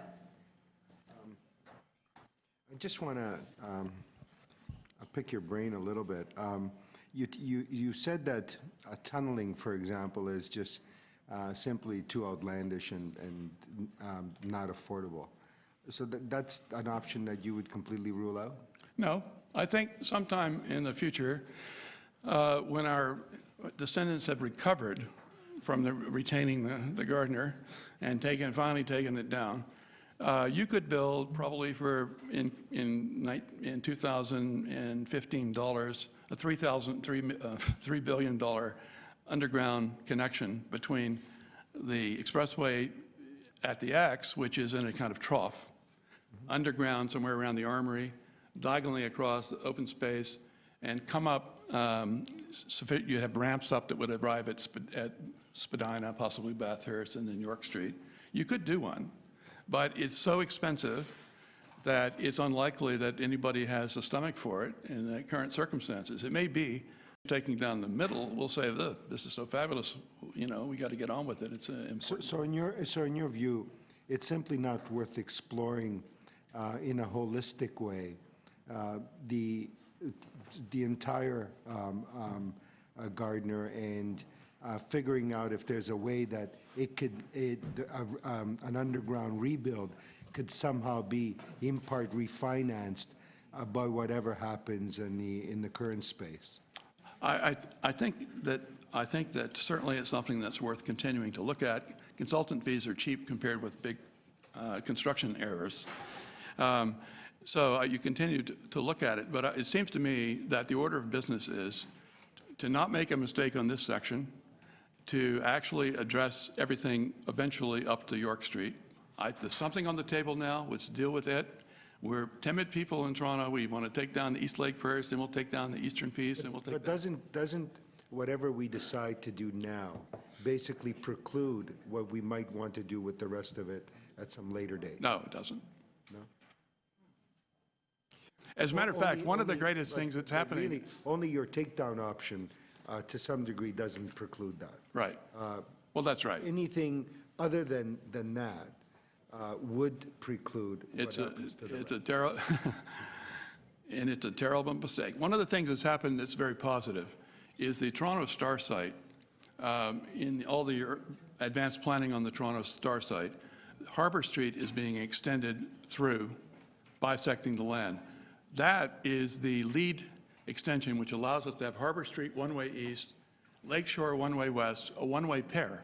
And that one-way pair can take all the turning movements and stacking from the expressway as it delivers people to the center of the city. So that's a tremendous thing. If we had allowed the Toronto Star lands to be obstructed, that'd be a terrible mistake. But we haven't made the fatal mistake yet. And it seems to me that when we have... But you're a renowned city builder. And in that context, I think you understand the politics of a city asset of this nature. Do you really believe that it's realistic for us to just simply say, to take it down? Well, we certainly have had presented to us a digestible incremental improvement, which is... Not take it down, but rather eliminate a portion of an expressway. Yes, we can do that. We've done it. It works fine. Okay. Politics is another question. It's like the Flat Earth Society. People will say, oh, the world's flat. Just look out there. There's the horizon. It's horizontal. Well, I'm glad you understand that. Thank you. I'm glad you conceded that. Thank you. Thank you very much, and Paul Bedford is next.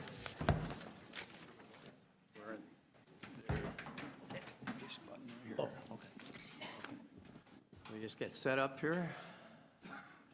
Okay, thank you very much. I'm going to, you've heard a lot about the proposal, so I'm going to try and focus on this question. Haven't we not learned anything? And I'm going to do a little bit of a reality check. Oh, Michael? Can we get some technical assistance? Oh, it was. Somebody there? What did you do? Sorry.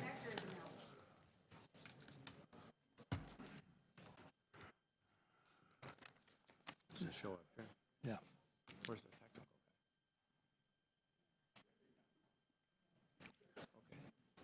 Can you see the one here? There we go.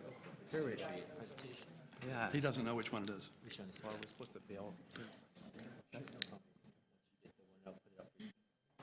Do you see it there anywhere? Public Works Deputation on Gardiner. Is that it? Yes. Let's see if it's all in there. It's up there. I'll let you just load. Okay, that's me. Okay, so what you can do is when it comes up, just click through. Let me get full screen on. Yep. We'll see if we get it. Yours was all set up. Now I'm all pissed off.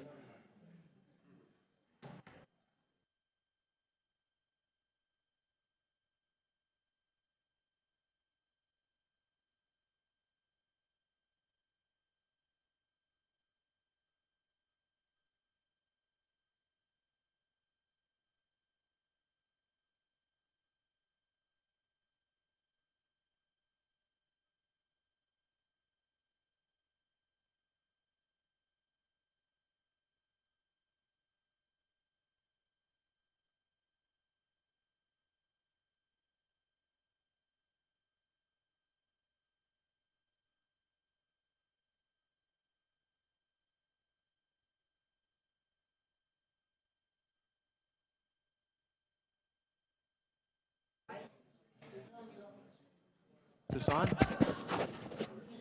Okay, we ready? Yep. Okay, thank you very much. What I want to do today is do a bit of a reality check. You've heard a lot of comments from Michael just before me. You're going to make this 100-year decision, and you need all the help you can get. It's a tough one to make. I'm here to strongly support the remove option or the boulevard option.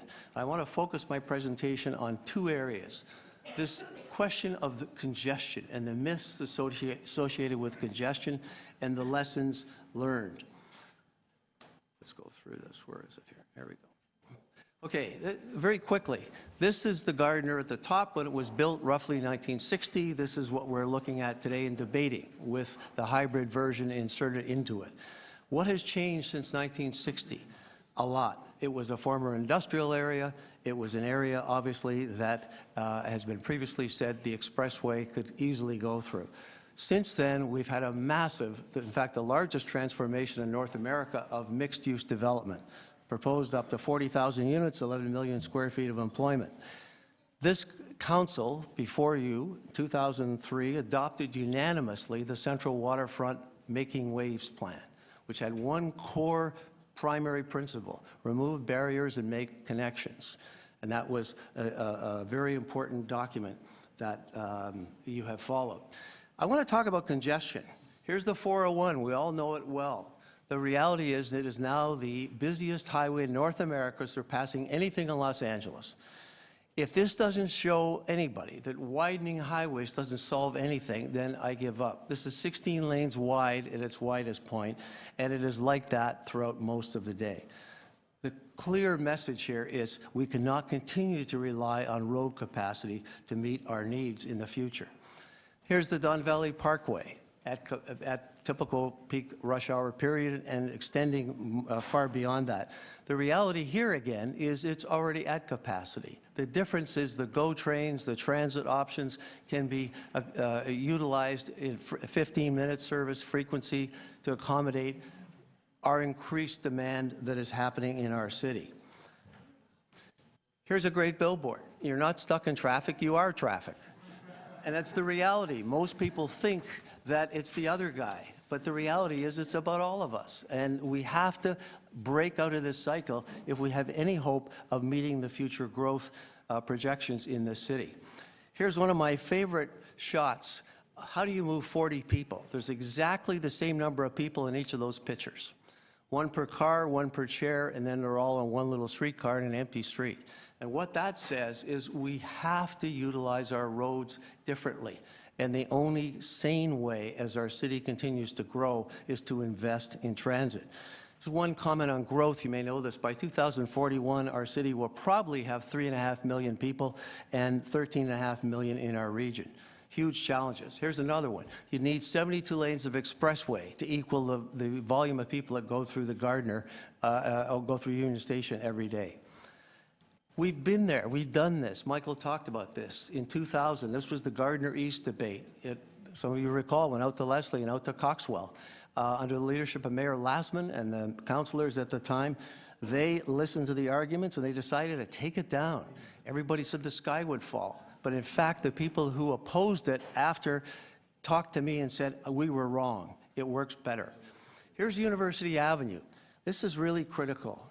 University Avenue is one of our primary major boulevards, 8 lanes wide, median strip, wide public sidewalks, major institutions. Accommodates about 4,000 cars in the peak period, compared to the 5,200 on that portion of the Gardiner. I heard the mayor this morning on the radio talking about the probable unlikely nature of people ever sitting on a sidewalk in an 8-lane wide road having cafes and lattes, etc. I was there yesterday. They were doing exactly that. It is a very civilized approach, and it's a great, great model that we have in our very own city here. Here's my last slide that I want to end on. This is really, really important. It's come up already. We're talking about $500 million to $700 million here. What could we do with that money? Well, here's 3 simple suggestions in no particular order. We know the problem with Toronto community housing, the backlog of repairs. We could build a much-needed waterfront LRT line for that money, all along the waterfront, which is critical. Or we could, in fact, have a really good head start to Spark Track, or many other things. So I leave you with that question. It is a tough one for you to wrestle with and for the council, but I do not feel it is physically responsible. And in fact, I would go this far to say that if the decision ultimately of the council is to support the hybrid, I think, frankly, it'll be a major step backwards, and you're going to miss a once-in-a-lifetime opportunity. And I'll be very frank, we'll be the laughingstock of the world because of what you've already seen with Michael. Thank you.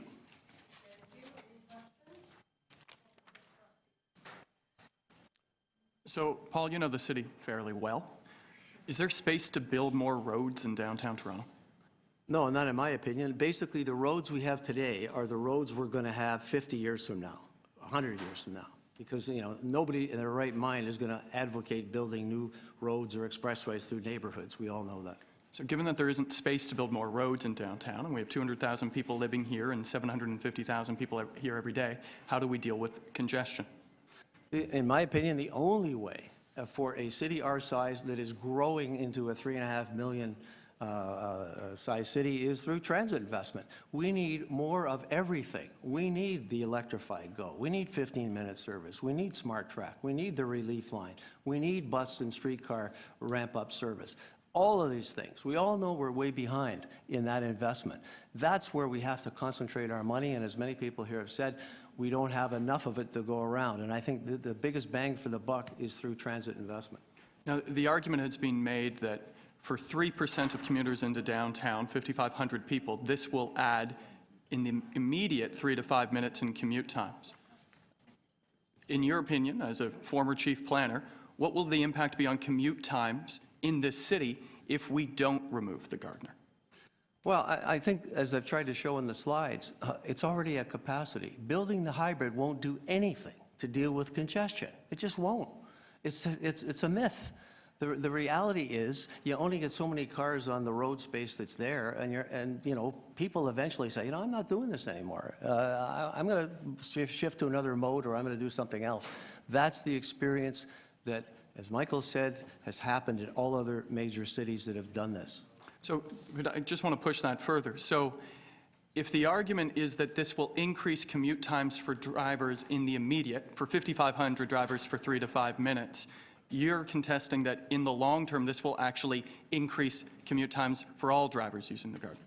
Well, I think that's certainly a possibility. The reality is, you know, if we look at the 40,000 more units on the waterfront, 11 million square feet, the whole city and the region growing, the only way big cities in the world work when you get to that size is through aggressive, massive transit investment and having transit choices. Thank you. Thank you. I'm over here, Paul. Your left. Hiding back there. To the extreme left. That's right. As far left as you can see.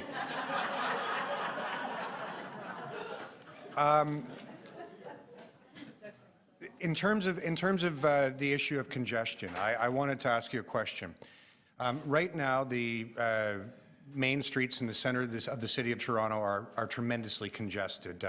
My own trip on Dundas I come from Dufferin to here to City Hall, takes twice as long as it did 15 years ago. If we funnel fewer cars into the central city, what does that do for transportation times inside the city? Well, I think, as others have already said, I mean, start with the financial district. The only reason the financial district functions is because of the GO train and the subway. The vast majority of people take transit to get to it. Mm-hmm. Similarly, in terms of the question of the main streets throughout the city, they're either served by buses or streetcar lines, generally speaking. And the fact is, they're going to intensify for the mid-rise, guidelines that you've adopted, which I think is a very good thing. The reality is that one image I had about the 40 people tells you everything. You can accommodate a lot more people. Can't accommodate a lot more cars on the road space we have. Right. So if we want to improve the travel times of the surface transit we have, does it make sense to funnel fewer automobiles into the center of the city?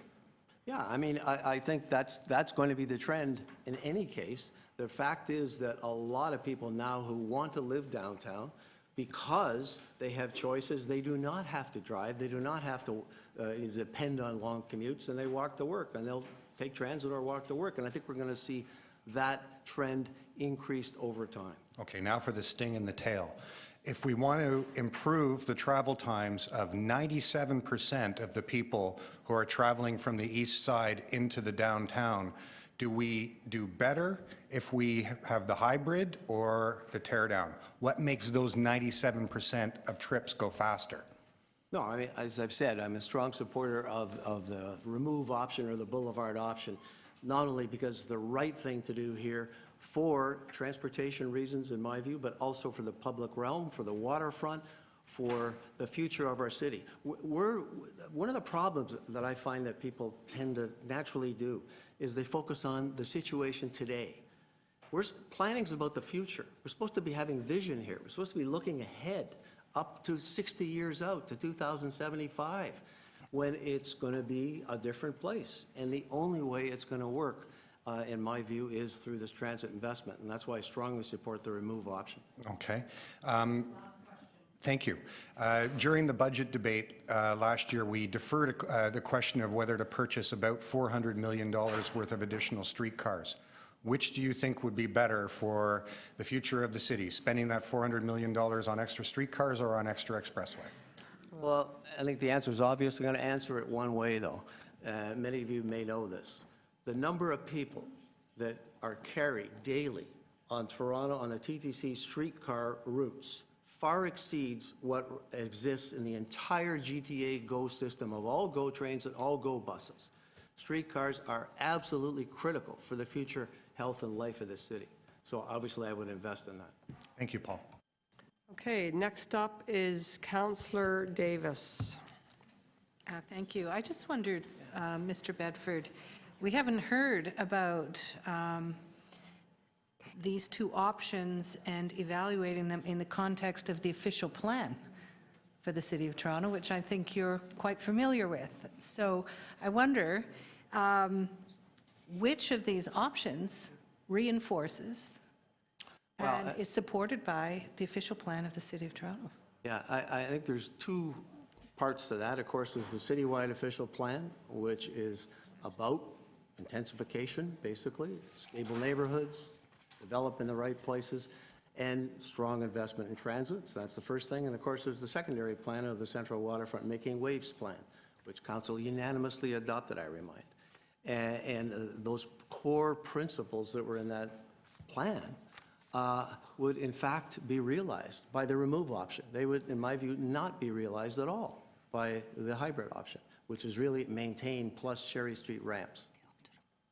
So the so-called hybrid would be contrary to the direction of... Well, in my view, I think certainly it would be a pretty tough test to assess the hybrid against those four core principles that the Council unanimously adopted in the Making Waves plan. I'm not aware of a document that's done that, but I think that would be a useful exercise. Okay, thank you. Okay, next is Councillor Fletcher. Thanks. Nice to see you today. In the cities that I read out, Mr. Kirkland, that had removed their expressways,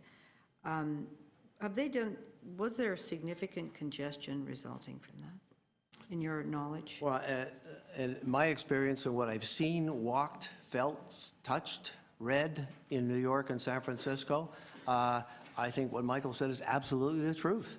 The fact of the matter is they work better. And in fact, the figure that I came across in San Francisco was the traffic has actually been reduced by 25% after the expressway came down. Hearing that, in some of the traffic studies, and we've been presented with a number of them, and some of them have been walked on, and there's new ones within the last week. Do you think that some of the traffic studies should not just be running these models, but also looking exactly at what happened to traffic patterns in those cities that removed their express? Yeah, I think it's obviously a very useful exercise. It's the hard evidence that we have, both in those two cities and other cities around the world. And you know, I know it's counterintuitive because people just think, well, how is that possible? You know, if you take this road capacity down, then it's going to get better. So is that a bit of a flaw then in the traffic studies that are in front of us? Well, I'll answer it this way. I agree with what Michael said about the fact that the studies have been very professional. I don't question any of them. What I question is the fact that, you know, they're best guesses, best modeling, best evidence, right, that people can put forward. I think it's really, really valuable to go. We have this New York envy in Toronto all the time. We think we're the little New York here. You know, what were the circumstances in New York that allowed them to take that entire, you know, West Side Highway down along the Hudson River and doing at Grade Road. I've walked it many times. It's created enormous revitalization along the Hudson River front. So I think it's very, very useful exercise. Perhaps we should be augmenting, it's missing. That feature's missing from the... I think it's an important piece of information for sure. That's missing. And then looking at the terms of reference and the requirements, which I can't get back up here, I read them out earlier. The reconnect to the waterfront. The waterfront as a central piece, and I think it was you that said that the transformation of Toronto's waterfront is outstanding in North America.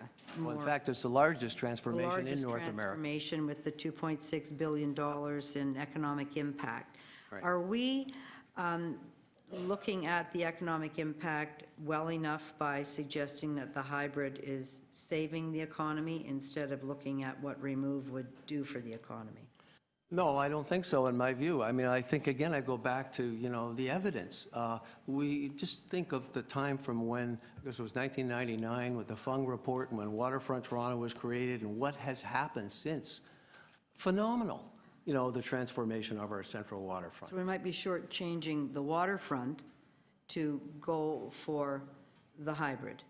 Absolutely. Both from the making waves and just from the economic point of view as well. Yeah, I would say so, and I think part of the other problem is if the hybrid is selected and finally built, then you lock in that piece of the waterfront for 50 to 100 years. It's never going to change. So all that waterfront along the Keating Channel, is under this elevated expressway. I cannot imagine that we would make such a choice in this day and age, not only for today, but for the future, when we're so successful with our transformation of the waterfront. Thank you.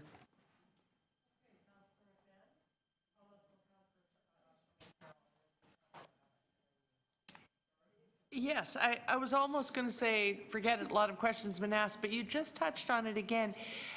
People who've come to speak today that are fans of the CAA report, they don't talk a lot about how the two things, the hybrid, or I love that phrase, retain and drag model, or the removal model are the same. They don't talk about the similarities, and there are many. They both unlock lands, plus 12 acres in one case. They do a lot of things the same.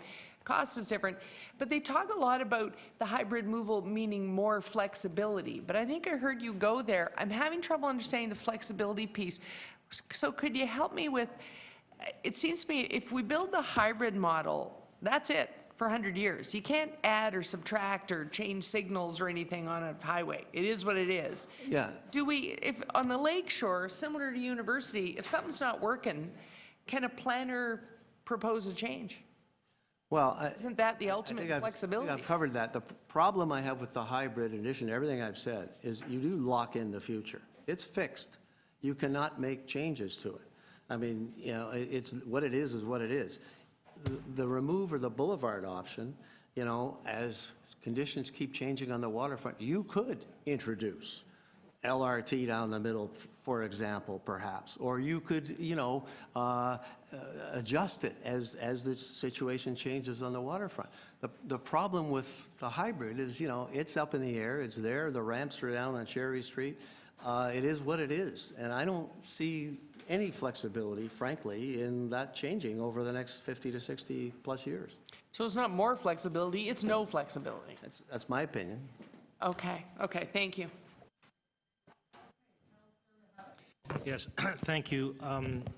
Mr. Bedford, you've been part of this process either officially as our chief planner or unofficially as a local resident for many, many years. And what I see is a real healthy process that really is generational. Now we're being asked to decide within a month on something that has really come to the table, and then that will be it. It's not even coming back after that. Can you speak to healthy processes, planning processes, and whether this meets those tests? Yeah, sure. I mean, as has been said, this has come about very quickly. It started a long time ago. It was put on ice for a while, and it's come back. The reality is, this is a huge decision. I consider this almost like a Gardiner Expressway decision for this council in your term. Because the implications will be there for a long, long, long time. So I think it's been a good process as far as it's gone, but from what I understand, a lot of people are having difficulty in getting a hold of all the details because it's very big and it's very complex. And, it's for you to decide, obviously, but, boy, you better get this right, because if you make a mistake, just for the sake of a month or two, you're going to have to live with the consequences. And those choices are not pretty. So at the end of the day, we should, frankly, take the right time to make the right decision. Well, I think that's pretty essential as something of this magnitude. Okay, my second question is economic development, goods movement. Yes. That seems to be the big issue that the Central Toronto BIA spoke to, goods movement. That's one economic model. The other economic model is this kind of more tourist-friendly, neighborhood-friendly kind of economic model. Can you weigh the benefits of one versus the other in your opinion? Well, I think clearly you have to have both. We have to have goods movement. Everybody agrees with that. But I think look at New York. Look at the delivery pattern in terms of the times of day and evening when deliveries are made in a big, big city. There's adjustments that need to be made, and we'll have to make those over time. But nobody's questioning that goods movement is not important. It has to continue to happen. But, if you look at that image that Michael had up there about the West Side Highway in New York, and after it came down, well, there's lots of trucks on the West Side Highway delivering goods. There's lots of trucks on University Avenue off and on delivering goods, on Yonge Street, et cetera. This is no question about it. It's critical. But the tourism side of it, especially this summer with Pan Am, we got so many people coming here. I'll tell you one other thing. In 2 more weeks, there's, for the first time ever, a huge American conference is coming to Toronto called the Toronto Cultural Landscape Foundation out of Washington, D.C. Why are they coming to Toronto for the first time ever, holding their conference out of the U.S.? Because of our reputation for waterfront Toronto and reclaiming our waterfront, investing in the public realm first, and creating a total transformation. They are fascinated by what's gone on here and by the obvious development intensification. Hundreds and hundreds of them are coming here in 2 weeks. And I think they'll be quite surprised to find out that we're in the middle of a big debate about actually spending an extra $500 to $700 million to maintain an elevated expressway and make it worse by adding ramps in places that it doesn't belong. Okay, any other questions? I know Councillor McMahon. Any others? Okay, Councillor Campbell. Go ahead. Go ahead. Yeah. And not want to go. So, a couple of quick questions. If the Gardiner is removed and we have this boulevard, you talked about looking 50, 60 years down the road, and I think that's obviously what we want to do. But in 50 or 60 years, that area will be considerably more developed, as will the area to the east, presumably. Traffic flows will rise with increased development. Is it not foreseeable that this 8-lane road could become quite congested, and then the city will be looking for alternative ways to move people in and out? And initially, I can foresee the traffic flowing, what's 3 minutes, what's 5 minutes in a best-case scenario. But you add a lot more people, and we don't know how those lands down there will be developed. If they're developed with condominiums, people could take public transit. If they're developed with office space, you'll be having workers come from afar. Yeah, it's a good question. I frankly think that, of course, the area is going to be redeveloped. There's probably a 30, 40, 50-year build-out for all of the port lands and everything. So take me down that far. And I don't have the crystal ball, but the reality of it, I think, is you'll have a lot of mixed-use development. You'll have opportunities in terms of a lot of people living close by. You'll have transit in place of all the types that we have all talked about, and we'll find the money somehow. I'm convinced of that. I'm an optimist about that. But the fact is, if you just make the assumption that with that increased development, that it's only going to be serviced through cars, I think that's very flawed. I think I just finished. I think the fact that the congestion issue, I'm going to be very blunt here. We're not going to solve congestion. I mean, this is a myth. The reality is we're adding, another 1 million people to the city, like it or not, and we're adding another 6 million people to the region. And the only way it'll work is by not trying to meet that demand by road capacity. It just isn't possible anywhere. Los Angeles tried that, and many of us have been there with the network of freeways. We have now got the gold star because we have the busiest freeway in North America, the 401, more than Los Angeles. So no, I get all that. And what I'm wondering is if this is removed and we are left with just this 8-lane roadway in and out, in 40, 50 years, as there is more development, will this not become quite a congested, because this is the only option for getting in it, will this not become just clogged? But I don't think it will be the only option. That's the key. There'll be all kinds of choices and mode opportunities to service this area. That's the basis upon which the council of the day under Mayor Lastman unanimously adopted the Making Waves Central Waterfront Plan, that it would be primarily serviced through transit. And that I strongly believe in. Okay, and I guess the last question I have is in regard to this Keating Channel. I'm from the West End, so I don't go down there very often. I plan Oh, you're to. missing out. I'm sure that I am. I mean, I just remember it from 20 years ago or 30 years ago. Okay, last question. Why is this a desirable place to build if the Gardiner's removed, in your view? Because we collectively, all of us, have embarked on this waterfront transformation for the last decade. And we're now looking at this precinct in terms of Parliament Street and Cherry Street and the new mouth of the Don River and moving into the Portlands and the gateway to the Portlands, all these things. The opportunity only comes up once in a lifetime. It is there. Some of you may have canoed down the Don a couple of weeks ago. And when you come out to that sewer there, that Keating Channel, it's unbelievable. But if that elevated expressway was removed from those lands overlooking the Keating Channel, it was a huge opportunity for public realm investment, for continuous waterfront transformation, and, as many people have said, for 12 new acres of development and public land sales and tax revenue forever. Very important. Councillor McMahon. Thank you very much. Thank you, Paul. Thank you for coming down and showing us your interesting slideshow. Since I'm much younger than you and wasn't here at the time, for the tear down of the Gardiner in my neck of the woods, I'm wondering if you can walk me through that whole ordeal and what went on then. Very, very briefly. That exercise started under the old City of Toronto before amalgamation. I was chief planner of the old city at that time and got to the point where we did the studies and then amalgamation happened. So there was not a decision by the old Toronto. Amalgamation happened, we started all over again with Mayor Lastman and the council of the day. And I remember the debates distinctly. And certain councillors coming to council here with videos showing how the disaster would happen and everything else. And you know, what won that argument? Two things. One, you looked at it in the wider context of the lands adjacent to that elevated Gardiner that went all the way out to Leslie. What would the land use changes be? What would the opportunities be for public realm, et cetera? But the most important one, I remember this, was economic. It was the cost. It was a hell of a lot cheaper and made more sense to take it down than to keep that thing up in the air for the next 50 to 60 years.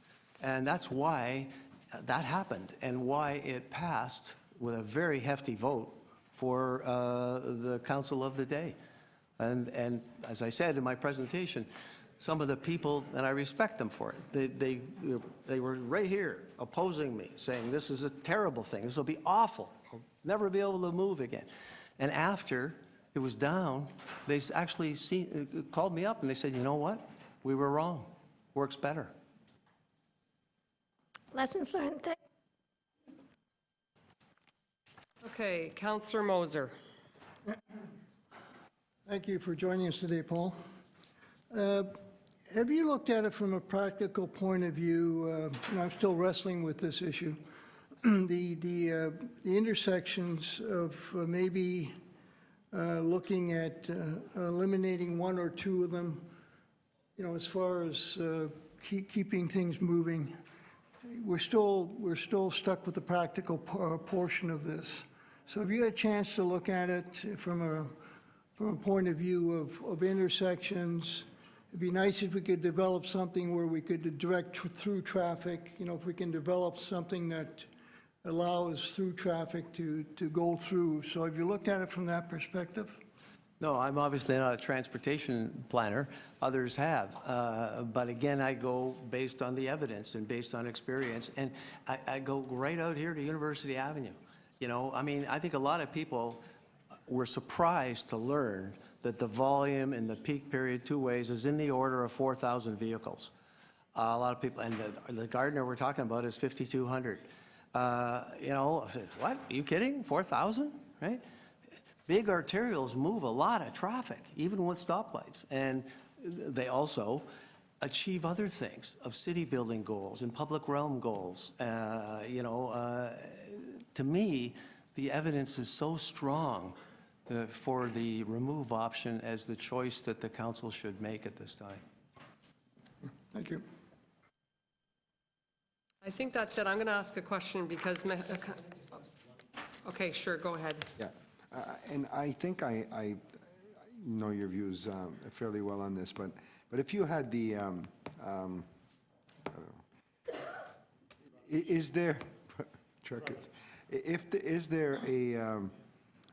is there the ability for us to achieve all of the objectives, to retain an expressway, develop a grand boulevard, and develop all those links to the waterfront, that grand city that you envision?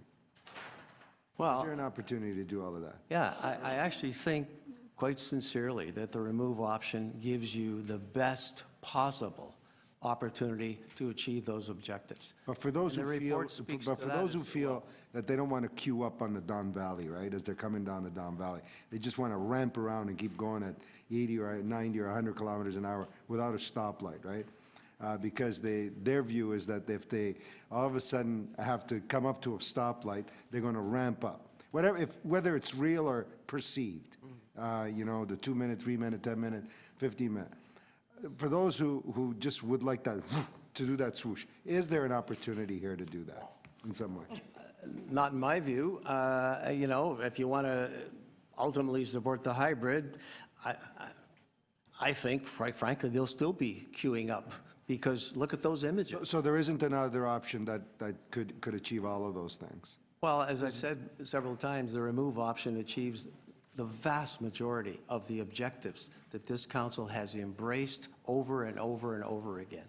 And I think that's the best choice you have. We all have to make choices in life, but you also have to accept the consequences. And if you make this choice, in my view, of doing this hybrid, you'll live with the consequences for our kids and grandchildren. So we shouldn't even consider tunneling, like rebuilding a highway underground or something? No, I think it's been said, never say never about anything. Future generations, who knows what the scenario is. So this but tunneling is this generation couldn't do it for future generations?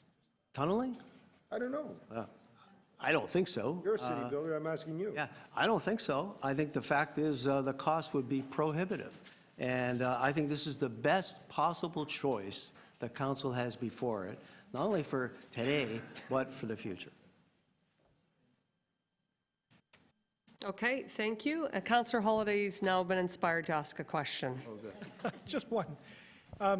Just looking at that map on the wall, there is a large, we talked about the Gardiner being a barrier to access to the lake, to quality of life for people at that end of the city. But there's one other barrier there that we haven't talked about, and that is the rail corridor that runs through there, and it's significant.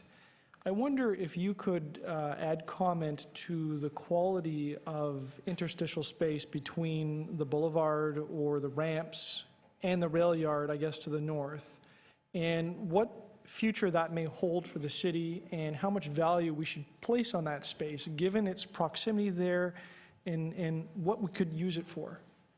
Well, I think that your staff report does speak to that, given the analysis and the two options. And I think with respect, let me just talk first of all about the rail corridor. It's not going anywhere. We all know that. That's a fact of life. But with the greatest respect, many people have said to me, whoa, University Avenue, we don't want that. That's going to be a barrier, right? It's funny. Yesterday, I saw tons of people walking across it, back and forth and everything. And the median is the key to that, just as the West Side Highway is in New York City, to cross an at-grade facility. So I think that it's normal. It's quite reasonable. It's not something from Mars. This is a normal solution. The second thing with respect to the development opportunity, again, your staff report's very comprehensive. It speaks to the 12 acres that are freed up and the revenue potential of that redevelopment and tax revenue, et cetera. Again, you know, that option relates to public realm improvements. It relates to the goals of the waterfront, the goals that the council has gone on record as being very, very important. So those are my observations on that. Okay, and I'm going to ask a quick question, Paul, because your questions, Councillor Mahevik's questions and your answers haven't, you know, encouraged me to do so. So the Gardiner East is around 50, 60 years old. You're aware of that. And the deck and concrete barriers are in very poor condition. You're also aware of that. And I think you were here for the presentation this morning when we saw these horrible pictures of the timber bracing and the shipping work. And so my concern is when you look at all that, and now you're suggesting we take our time, does that keep you up at night? Well, when I'm saying take our time, like, I think, you know, I'm not saying add years to this. Maybe another month or two might be in order. That's all I'm thinking about. We've got to get this right. This is so fundamental. There's no argument, Councillor, with the condition. It has to be, you have to have a solution, and the staff report's crystal clear on that. And you have two opportunities before you. You've heard what my views are and the reasons why, and I would strongly encourage you to have the courage to do that, just as previous councils have. So then after we decide, you better than anybody knows the process. There's a very lengthy design process that has to unfold, and then it heads to the province. Yep. And that can be, how long could that possibly take? Well, again, I think the staff report laid that out, and my recollection, without going to the specific pages, is you're probably looking, before everything is ready to roll, so-called, with either option, somewhere around 2019, 18, 19, 20, somewhere in there. That's my recollection. Okay, so that's very helpful. Thank you. Okay. Any other questions? Seeing none, thank you very much. That was a long go. Yeah, just like old home week. Yes. All right, so we're going to move to our next speaker, and that is Andrew. I'm hoping I'm pronouncing your last name right, Andrew Bourgeois. Did I get it? All right. Sit down, welcome, and you have 5 minutes. Just my luck, I get to follow Paul Bedford, so. My name is Andrew Bourgeois. I live in Corktown, Ward 28, for the past 18 years. My street is just north of the new West Donlands neighborhood. I witnessed through the years the magnificent work that Waterfront Toronto has accomplished throughout the central and eastern waterfront. And I think we have an opportunity here to build an even more world-class waterfront if this council has a vision to take down this eastern edge of the expressway. Now, I don't drive. I'm lucky that I work downtown and I live, you know, off of Queen Street. But today I rented a car for 1 hour, and I'm not anti-car, and I have much sympathy for those who drive every day. I rented the car because I wanted to see if what I read in the environmental assessment was true about this section of the Gardiner. I wish I had somebody filming it for me while I was driving. I couldn't do that myself. But I drove down to Eastern, I turned on Logan, I went onto Lakeshore from there, I went onto the Gardiner, and I was promptly off the Gardiner at Sherbourne and Jarvis in less than a minute. This is very unscientific, I know, but this all took place at 8:25 this morning. There were few cars. There was a concrete truck on the section of the expressway. And when I got off at Jarvis, I looked back at the Lakeshore, and again, the traffic was moving along nicely. There was hardly any cars on the roadway. And this is prime rush hour.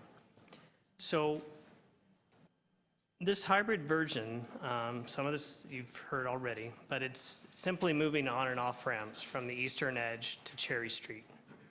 was virtually the same as the original maintain option. However, for the residents of my neighborhood and the new West Donlands neighborhood, this hybrid option is worse than maintain. We still have the separation of the expressway, and we have new ramps. The hybrid option is great for First Gulf and the Unilever site, but it ruins a brand-new neighborhood where people will soon be living. From the environmental assessment, it says the intersection of Cherry and Queens Quay is important because it is the intersection through which all waterfront precincts connect. The new eastbound off-ramp would be visually prominent at this intersection. East of Cherry Street, the Parkland Promenade, adjacent to the Keating Channel, would need to be narrowed to substandard widths to accommodate the new access road next to the channel. So instead of the Water's Edge Promenade that we can have from Sugar Beach to the Don River, it's no longer possible because of the expressway and a new access road for these ramps. At the community consultation I attended, people at my table were mixed in reaction to the optimized remove option. Some people didn't believe the numbers of the 5-minute delay. They didn't trust the modeling, even though we were told it was peer-reviewed. But we have a second report that came out. A lot of the proponents of the hybrid have quoted the University of Toronto, but it actually shows almost identical results to the Waterfront Toronto report. And what was lost in the media reporting and some of the deputations here today, and through the mayor, is that they actually studied 2 options for the boulevard to replace the expressway. And the media and the backers of the report picked the worst option to promote. The other option is a more traffic-oriented boulevard that only adds 4 minutes westbound from Dundas DVP to Humber, and only adds 3 minutes eastbound. And to my knowledge, the report did not have any requirements of any new transit. The point is, we now have 2 separate reports with almost exact findings on the impact to drivers, and it depends on how you configure the boulevard. The city would have options when designing the at-grade boulevard to minimize driver inconvenience. The hybrid option will cost almost $100 million more over what's been budgeted, and I'm not including the maintenance cost, up to 100 years.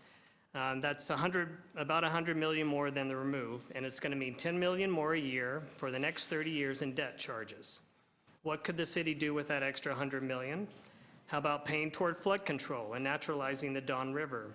The Unilever site cannot be developed until you have flood protection. Who's going to pay for that? That extra money could also be invested in the East Bayfront LRT. We have 2 large developments happening right now in the East Bayfront area that are going to bring hundreds of residents and businesses. The remove option is a fiscally responsible choice. It would make almost 13 acres of land that could be developed with the potential for up to $175 million in land sales that would increase the tax base. The hybrid option would only allow 5.5 acres for around $400 million in land sales. This committee, and I did have the mayor here, but it looks like he made his choice, and the council have a choice to make. Are we a progressive city that's looking to build a world-class waterfront, or do we want to go back to the 50s and the 60s where they built elevated expressways through neighborhoods? You have a chance to make a historic decision that will transform this part of the city, and I hope you make the right one to remove this eastern leg of the Gardiner. Thank you very much. Councillor Carroll? Thank you. So it looks like you had to make a change in your deputation. You said the mayor and council have a choice to make, and then you had to write the mayor out. Are you disappointed that he made his choice the day before you spoke to this committee? Yeah, actually I am. I thought he would wait and at least listen to what people came here to say before he made his decision, but yeah. So will your community, Corktown community, will they be sending communication directly to him with some of the points you raised, or is it's more or less an individual deputy? I'm just here as an individual. I'm not representing Corktown. Okay. And I asked this of the group earlier this morning, so if I could ask it of you, because it's one of the things that folks are saying sometimes on the second floor since the study came out, and the communities surrounding the highway seem to be largely in favor of removal, and yet people are surprised you're not worried about traffic infiltration.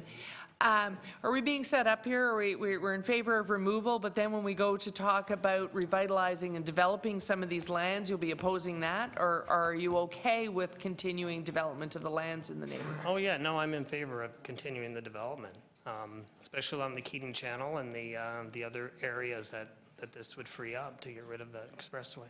Thank you. Thank you. The existing Cherry Street road alignment, as well as some city-owned lands to the east. Okay, so your submission today is that I guess it's an off-ramp. That off-ramp basically cuts your lands in half, and your client will be seeking appropriate redress for those, and those costs have not been included in this, as far as you know. They have not. I'm positive about that because I asked the representative from Dillon last week. We only found out about this 4 weeks ago. There was no consultation from the city or their representatives with respect to the EAA. As a result, we were not able to provide any cost information. He confirmed that they had developed none on their own. And how many acres of your land does it neuter? I beg your pardon? How many acres of your client's land does it neuter or compromise? A guesstimate would be probably 3.5 to 4 acres that become under here, green space. Right. And we have no idea yet because the design is not finalized what the injurious affection might be. Right, okay, and I think I know what you're going to say, but I'm going to ask it anyway. And the rough ballpark back of envelope value? Huge. Huge, okay. I thought you were going to say that. Thank you. Well, that was clear. Okay, Councillor Fletcher, you're next. I had asked Mr. Bedford if the studies had, any of the studies that were done had looked at the actual takedowns in other cities, in particular North American cities, and if the congestion impact had been evaluated, and he indicated that he didn't think it had. Do you think that's a wise thing, that we would be comparing expressways down to expressways down, rather than simply the time travel models that have been placed in front of us? We have described ourselves, and I'm speaking now as much as a citizen as anything, and I know we aspire to be a world-class city. And as a result, I think one of the things that we would be well advised to do is to look at what we view as our peer class, take some lessons from them, and yes, as a result, I would support and acknowledge the importance of looking to the experience of other, quote, world-class cities, end quote, and how they've managed. And whether or not, when they embarked on their studies, how they measured that traffic, et cetera, because you're basically talking about peer reviewing processes, in a certain sense, not a... I think there's certainly lessons to be learned, whether it's a direct peer review. I wouldn't want to hazard a guess. But I did note with respect to, for example, the modeling and the like that was done by the, to use Councillor Carroll's phrase, the CAA study, that the author of that study was also author of another study that talked about how the existing modeling being used by folks wasn't as good as what he prepared, because his would improve timing of and movement of goods. So I guess all I'm saying is that everyone has an approach. All we're trying to do in looking ahead with those approaches, methodologies, and the like is to get a good guesstimate, and perhaps better instruction would come from the experience of other similar cities facing similar issues, as well as, of course, Yes, what adding that in our would own help. experience east of the river. Yes, and east of the river, adding our own experience in. And then the map that Councillor Mihevik had up had the ramps there, and earlier someone spoke about the pedestrian experience in crossing the lake shore now. For the development of your lands, or the lands for which you're speaking about here, if he could put that up again, oh, it's right there. I wonder if we can get the, could you? It is up. Oh, it's right up. Yep. So crossing the street now with the ramps and having the lake shore there in its current condition, how is that for people that may be living on the south side? Last question. Want to move up and go? Yes, I agree with the description of both Mr. Bedford and Mr. Kirkland, that it is bad now and it will be very much worse with additional ramps put in there. Although the Keating Channel Precinct was planned with the existing elevated road in place, the ramps have made it just that much worse as it affects this area. The alternative of the widened lakeshore, I think, is one that we would see as much more desirable, accepting the descriptions that have been given of it being comparable to university. But more importantly, from a pure process perspective, that was thoroughly examined by your staff when they brought to you the recommendation for the take the road down to grade, widen it, and make it a boulevarded lakeshore last year, as was the staff recommendation at that time. So we're satisfied it will be safe and it will likely be beautiful. Councillor Perks? Thank you, Ms. Pepino. Hello. Hello. I'm not sure I understood. You're at what stage in the process with your client and their development application? I'm an optimist, this far from settling 3 years of an appeal. And we have worked very hard, and I want to acknowledge that Kyle Canuck, who's here, and Chris Glasick, and representatives of Waterfront Toronto and the city have been very deeply involved in refining plans.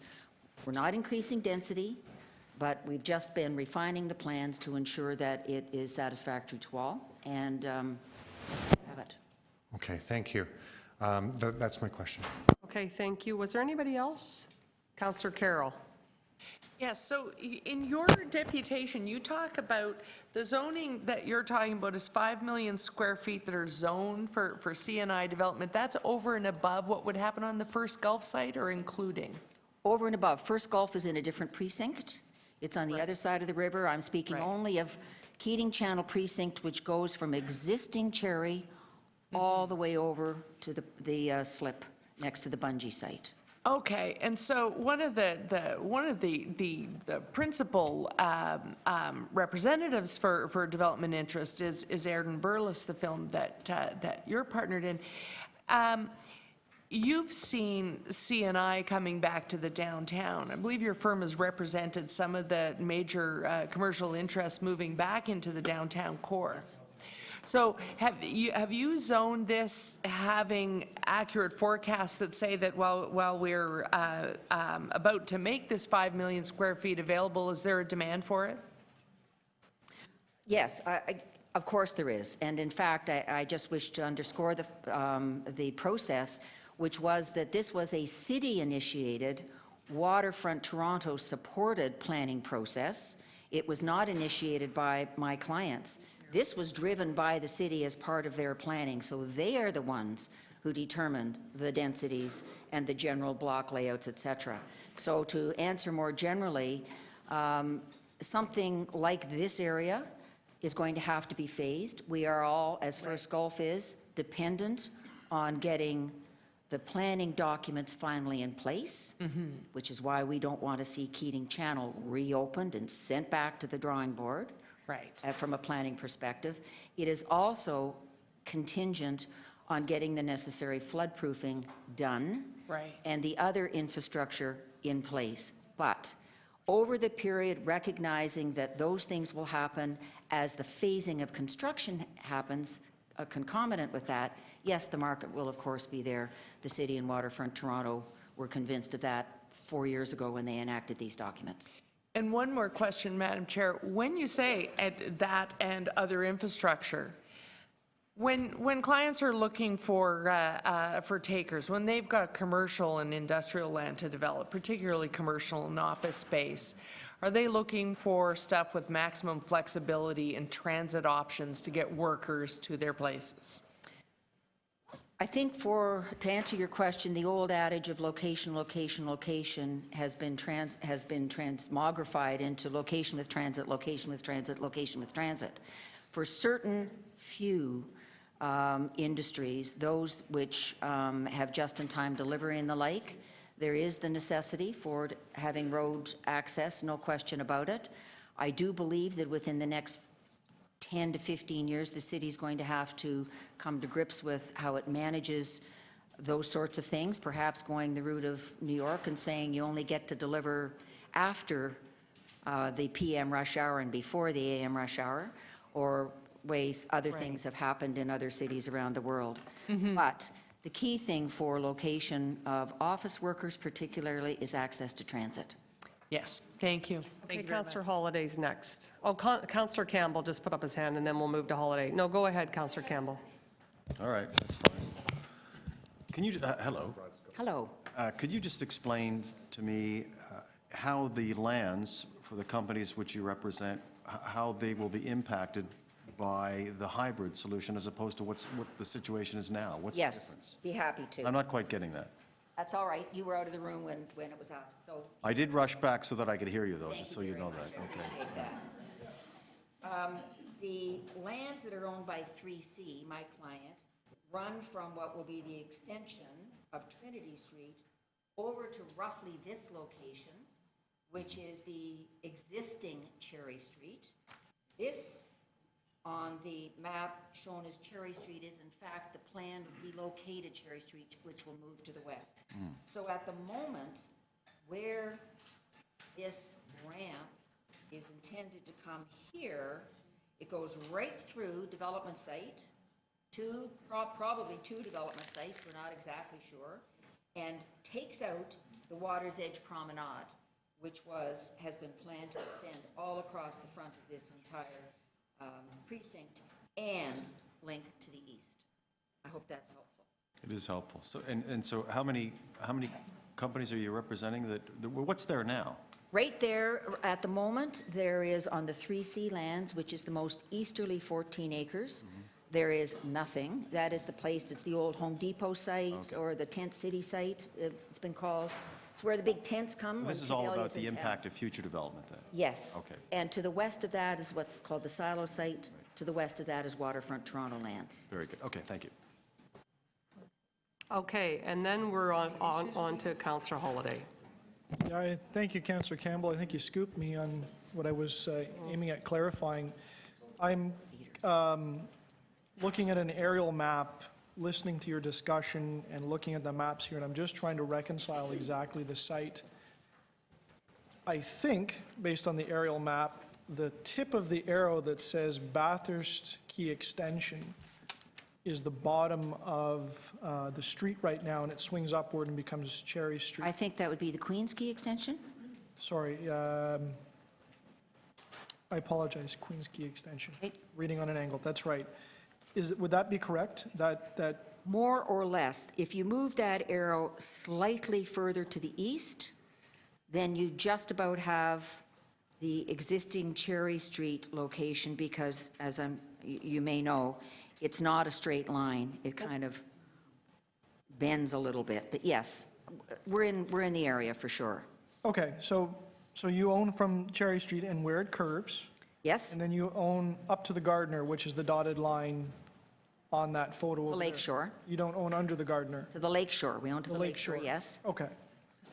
And then And down to further over- Keating Channel and west to the extension of Trinity Street. Okay, now, you mentioned you took exception to the ramp, which I understand. That clips off corner of the site, and it goes even further, by the looks of it, to the new Cherry Street, and it's, I guess, is proposed to be a park, purchase the land, become a park, to facilitate those ramps. Do you take concern with the position of Cherry Street, the new position of Cherry Street? That was decided by an environmental assessment years ago. Okay, so Not ours that's to question. So that's not it, because it looked to me from both proposal maps, they are the same. Cherry Street. They are the same. That's been fixed by an concern. EA. So the heart of your concern is the corner on that map where the ramps run through, and the park. As well as all the way up to where the ramp meets and comes up to level with the elevated portion, simply because that comes even closer to my client's land than the existing infrastructure does today. Okay, It may in fact hang over our land, we don't know. just on the other side of Cherry Street, the proposed Cherry Street and the park. Just that upper left-hand corner of the ramp. I think I would say that, and the impact on the north part, if you look at the red line. Yep. That is a ramp which was not previously intended to be there, and for all we know, and we don't know yet, that could impinge above the lands that are owned by my client to the west of the new Cherry Street. Thanks very much. Okay, Councillor Moser, go ahead. Thank you. I'm somewhat surprised that you said your client only realized the details of this 4 weeks ago, because the process has been underway for some time. So, If you were could you surprised, explain that to me? I can't. If you're surprised, we were gobsmacked. The original hybrid option that was posited by First Gulf a year ago had no detrimental impact on the 3C lands. We took no position on it. It was 1 month and 2 days ago at a public meeting, after absolutely no consultation with my client, no advice, and seemingly no overlap between those at the city who were working with us and those at the city who were developing this scheme, it was made public. Just like that. Just like that, okay. You say you have 14 acres now. Is that based on where the Gardiner is now? If we leave the Gardiner the way it is right now, you have 14 acres to develop? Yes. Is that correct? So what, if this ramp goes in, what's the number of acres you have left? I don't know, but I would guesstimate that there would be a minimum of 2.5 to 3 acres that would be taken. And what we don't know is how many would be sterilized or otherwise limited in utility as a result. Gina, are you a member of the Toronto Region Board of Trade? I am not. You're not, okay. Although, I wonder if you're involved in any of the planning. although I am a member of CAA.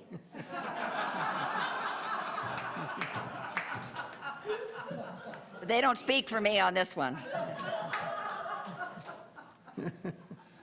So the option of the additional ramp came up very quickly, and did staff give you an explanation how it came about? As we understand it, it's as follows, and it didn't come up quickly, it came literally out of the blue. And when we asked, we were told that the hybrid option, which had been posited by First Gulf, was studied for a number of months. And towards more recent days, I don't know whether it was 3 months ago or 4 or 5 months ago, because we weren't party to it, it was decided by the engineers within the city that it didn't work to provide sufficiently high speed through its design. And as a result, it had to be opened up. The curves could not be put quite as tightly as the First Gulf hybrid had done, which, by the way, was developed by a very credible traffic engineering firm, as I understand it. But we are advised that it was purely engineering that drove this result. Okay, thank you. Okay, thank you very much. Thank you for your attention. The next speaker is Alfredo Romano, Castle Point, Numa. Did I say that Numa right? Did I get the Numa? Castle Point, I'll just say. Welcome, Alfredo. You've got 5 minutes. You can get situated there at the table, and I'll start your time. This one or this one? Does it matter? Wherever you're comfortable. Thank you. Thank you, Madam Chair and Committee, for affording me the opportunity to comment on what's before you today.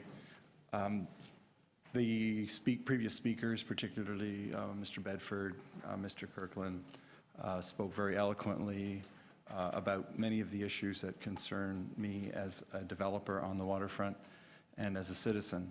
So I wholeheartedly support the points of view that they presented. Ms. Pepino is acting for us on the 3C lands, which we own, the 14 acres. But to add to that, we also own the site where the current FedEx City Station is located at Sherburne and Lakeshore, bounded by Richardson and Sherburne. We also own another 5 acres, 5.5 acres at Cherry and Commissioners between the Villiers Road and Commissioner Street. We also have significant holdings at Pinewood Toronto Studios and at the Coscod site to the east. We have the distinction, some people actually, I used to get chided and vilified years and years ago when I started investing in the waterfront because people said it would never happen. We're going back 20 years to the early 90s, and so we started our investment program, and now we're the largest single landholder, private sector landholder east of Jarvis Street. And that would include all of those sites that I mentioned, some 77 or 78 acres in total. What's interesting about what's occurred is, again, Jane Pepino mentioned that we were gobsmacked. We heard about the hybrid option on the 14th of April. and had no consultation. We were engaged in a very, very lengthy process for settlement on our 3C site. The takedown discussion has been going on for years. We have been supporting and have gone on the record supporting the takedown option east of Jarvis Street for a number of years, going back at least 10 years when the discussion was opened up about remember there was a whole discussion about the takedown of the entire Gardiner, burying it. There were offerings of burying it and leaving an open cut like you have in DeCarry Boulevard in Montreal. Those were all pushed to the side for a number of reasons, but the takedown east of Jarvis was kept alive. Similarly, I was part of those discussions in 2000 when the takedown of the eastern section of the Gardiner to Leslie Street was on the table, and I heard many of the arguments. I was in this room listening to them. I believe we even submitted in support of the takedown at the time. And the same organizations, perhaps not the same people. I'm a lot grayer and older. I had black hair then, but fundamentally, we were basically told, this is horrible, this is going to be Armageddon for transportation, for road traffic. And of course, that didn't materialize. And I think we do have to look at the empirical evidence and look at the benefits versus the cost of this current situation and the current proposal before you. I can only add some anecdotal information about the impacts, because you have a number of experts who've already spoken to it very, very well. So I can't add much to that. But we're also the developers responsible for the FedEx City Station at Lakeshore.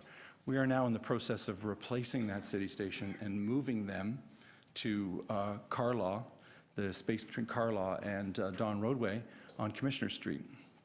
FedEx basically came to us about 8 months ago, before all this occurred, and asked us to confer with them on an analysis. They have a timely delivery business, 80 trucks that service the CBD.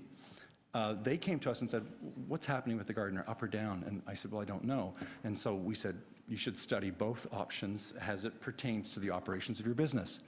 And they have gone ahead, they did that analysis, and they have made the decision to proceed with the development on the Eastern Portlands, Gardiner up or down.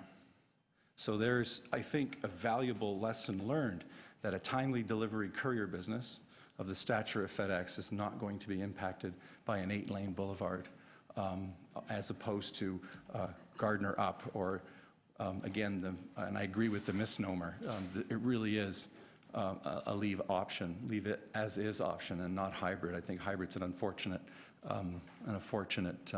moniker. Having said that, I was also quite disturbed, quite frankly, by the process, because we're in this settlement involving 5 million square feet, and lo and behold, that's all put into question now by the hybrid option, which was just laid on us less than a month ago. The mayor came out and spoke. I think this was referred to by a previous speaker. The mayor came out and spoke to this yesterday, prior to this committee meeting, prior to hearing any of the deputations, some 30 deputations today. And I think that the mayor should be more considered in his position, considering the weight of his office. And he should have probably waited until the floor of council to debate this and have his own views expressed, rather than try and, I think, unfortunately, slight this process. And I think he did it inadvertently, but it's done. I'm sorry, you have to wrap up, but you Okay, have I'll questions. wrap up You have very questions. quickly. So first, we've got Councillor Carroll. Okay, sorry. You can wrap up in your questions. Thank you. Yes, and you were going there anyway, just as you were cut off.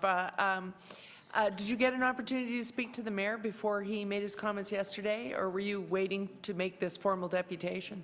Well, we. If you have, no, I'm expecting that you would. I understand that you've had. I say that only because you've had a number of submissions and deputations. I'm sure you'll get to it before council, and I will make sure that every councillor gets a copy of that letter, and certainly Ms. Pepino's letter. Again, as she said, she's looking at it at the ground level. I'm trying to look at it from an overall perspective of how the waterfront is being developed. And again, I probably can't speak as eloquently as Mr. Bedford or Mr. Kirkland to the issues, but I certainly, as a private developer, support their points of view and the takedown option for the obvious reasons. Now, if I can get to the part of your deputation about FedEx finding a place, because that's nothing but logistics. Yes. So they have chosen to move themselves sort of away from what is the elevated part of the community. They're going to be at Carlaw and Between Lake. Carlaw and the Don Roadway on Commissioners. Right. We've So made an application to build a new facility there. We're moving them off of the 215 Lakeshore site, which we own. Right. Because that's been rezoned for 2 million square feet of mixed use. Right. So they're moving off by February of 2017. Right. They had to ask the question, how would the Gardiner circumstance affect their business? And they looked at it, and they decided Gardiner up or Gardiner down, sort of leave as is, and or 8-lane boulevard. Yeah. What the impact would be on their business. And they're going ahead with the development with us on Commissioner Street. So it's neutral to them. They're not seeing a negative impact on the 8-lane boulevard. Now, the mayor said yesterday, and I have to say, it was kind of interesting because I just did a quick count this morning, talking about the 8-lane boulevard. So the 8-lane boulevard, as far as a timely delivery business like FedEx, did not faze them. They're probably more concerned about the zero tolerance policy and what's that doing to courier delivery service, quite frankly. Yeah. But they've managed. They're doing things like picking their spots where they can stop their vehicles. Their drivers now have to walk a greater distance to service the clients because of the zero tolerance. But the 8-lane boulevard did not cause them a problem. And I think that's an important piece of information that you should have. So this morning, I drove down on a cab because rather than take the subway down to a DRP meeting at Waterfront Toronto, so I could count the number of cafes on our coffee shops. Right. I wouldn't say cafes, coffee shops on University Avenue. So just from a cursory review in a cab, from College Street to King Street, there are 11. Among them, Starbucks, Second Cup, Tim Hortons, several iterations of food providers along the way, some of them very high-end, some of them just servicing a lunch crowd. So it was very, very vibrantly serviced. So the idea of not having some sort of vibrant life on an 8-lane boulevard it's a ridiculous notion, and you need to be dissuaded of this idea that Lakeshore Boulevard can't become a great boulevard like University Avenue, which has major hospitals. Okay, so we have to move to our next. I'm sorry. Yeah, I had one more question, but okay, I'll ask it offline. Okay, thank you. Councillor Fletcher? Yes, thanks.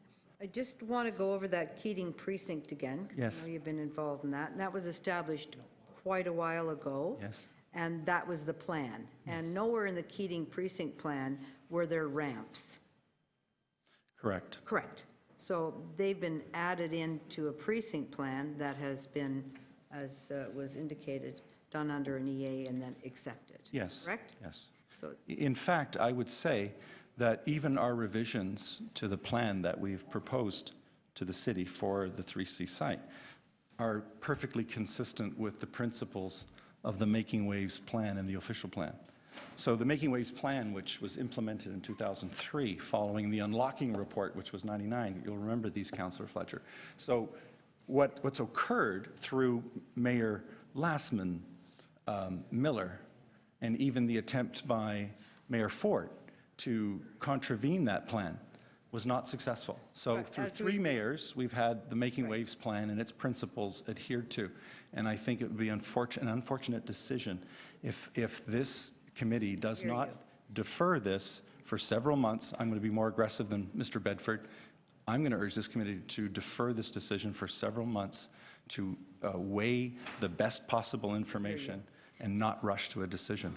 I just want to go over the precinct plan again, and that is when the Portlands acceleration, when we had the attempted takeover, and we said we would do a Portlands acceleration plan, we actually hived off the precinct plan, the Keating, that could proceed. Do you remember that? Yes. On its own. So that's very distinct. It's got a lot of city backing, so the dropping in of 2 ramps is a bit odd. I just want to find out how many vehicles FedEx has. Do you have any idea? They have 80 vans that are in operation. They can go to 120. So 120 vehicles, fleet in and out. In and out, site. it's typically 80, but they have a capacity or an opportunity to bring it to 120. So they have 80 vehicles that will leave the new city station. It's currently 60. It's going to 80, and it can expand to 120. And so their results, they would have looked at what we're hearing a lot about today, Yes. which is the notion of this terrible congestion that would be created. Resulting from an 8-lane Resulting boulevard. from the remove option. Yes. Did they deal with that in their traffic study? Do you believe that was dealt with in their traffic study? They have their own transportation, obviously. I understand that. They're a timely delivery service, so they do this on a regular basis.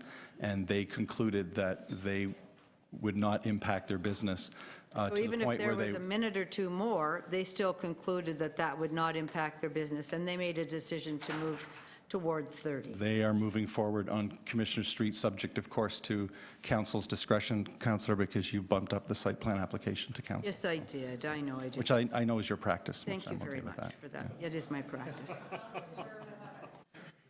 Thank you. I'm wondering, I'm wondering, the 77 to 80-ish acres that you and your company or companies have in that area. Yes. How many of those acres are impacted by the hybrid option and the ramps associated with the hybrid option? Look Is it just the ones that Jane Pepino mentioned, or are there others? No, the FedEx site, obviously, because it fronts Lakeshore Boulevard in this area where the takedown would occur. And similarly 3C, because they have frontage on Lakeshore Boulevard. So the other sites would be peripherally impacted. If you, I have a vested interest in the takedown option because I think it improves the value of all of our assets. But I have to urge this committee to realize you're not talking about value creation for simply 14 acres that would appear in the boulevard option, which, by the way, I've heard numbers about a sale of those lands, but when you develop those lands at the densities that they have across the street, for example, you would, and follow me on this, you would probably end up with about 3.5 million square feet of development, of mixed-use development. And I don't think that's been carefully considered. That's on the public lands. On the public land. On the public, so I'm Okay, I might be... private land. Yes, but on the private lands. So I didn't really want to focus on our lands. Councillor McMahon, sorry, we just won't have quorum if you leave, because Councillor Moser's not here. Sorry, we have to have quorum. Go ahead. Okay, so to answer your question more fully, so yes, it directly impacts, obviously the remove option would have a positive impact on the entire East Bayfront and the Keating precinct. And if I could It has a peripheral impact, if I might say, on all of the lands on the waterfront for all the reasons that I think on this and staff's position, or let's say the pro-hybrid option. I've just a little bit of time left, and I really appreciate your comments. So if I could summarize that, there are two envelopes of concern here around developable lands. One is the lands that will be totally neutered or just taken away because there's a ramp there. Then there is the value of the other lands, which before, if you do the takedown, would be worth X and X amount, both to the private sector, your companies, And the public sector. and the public sector. Yes, And how do you have any ballpark quantification, even using language rather than numbers? I'm not sure. I think the staff understand better than I do what the remnant asset would be after the flood-proofing efforts, but it's considerable. It's in the hundreds of acres, and that's city land, and it's extremely valuable, and you certainly wouldn't want to take away the value of your own assets. And this goes beyond just the 14 acres that you would create in developable opportunity on a Lakeshore Boulevard. So it's quite significant. Yeah, thank you. Thank you. Thank you. Okay, so we are, thank you very much. I'm sorry, Councillor Davis, I forgot. Go ahead. So I did want to explore that the city would be shooting itself in the foot a little bit more. So maybe would it be possible to quantify the value that would be lost of the public lands, in your view? In my With view, your experience. So on the Keating precinct, and again, we're talking about degrees, because if you realize the full vision of the waterfront, then you're creating hundreds of dollars of value. That would be the incremental increase. And so on a per square foot basis. So is it $100 a square foot? Is it $200 a square foot? Both for commercial users, retail, and residential opportunities, it would be significant. The effect of the plan would be to, I think, look at that cost-benefit analysis in terms of your own asset. I think that would be a very wise exercise and one that you should undertake. I'm not suggesting, and I should clarify this because we're working with Great Gulf. We have a good relationship with them. We have similar interests. We want the same infrastructure improvements to occur because our lands south of them at the film studio precinct and at the former Cascade site are linked to their site.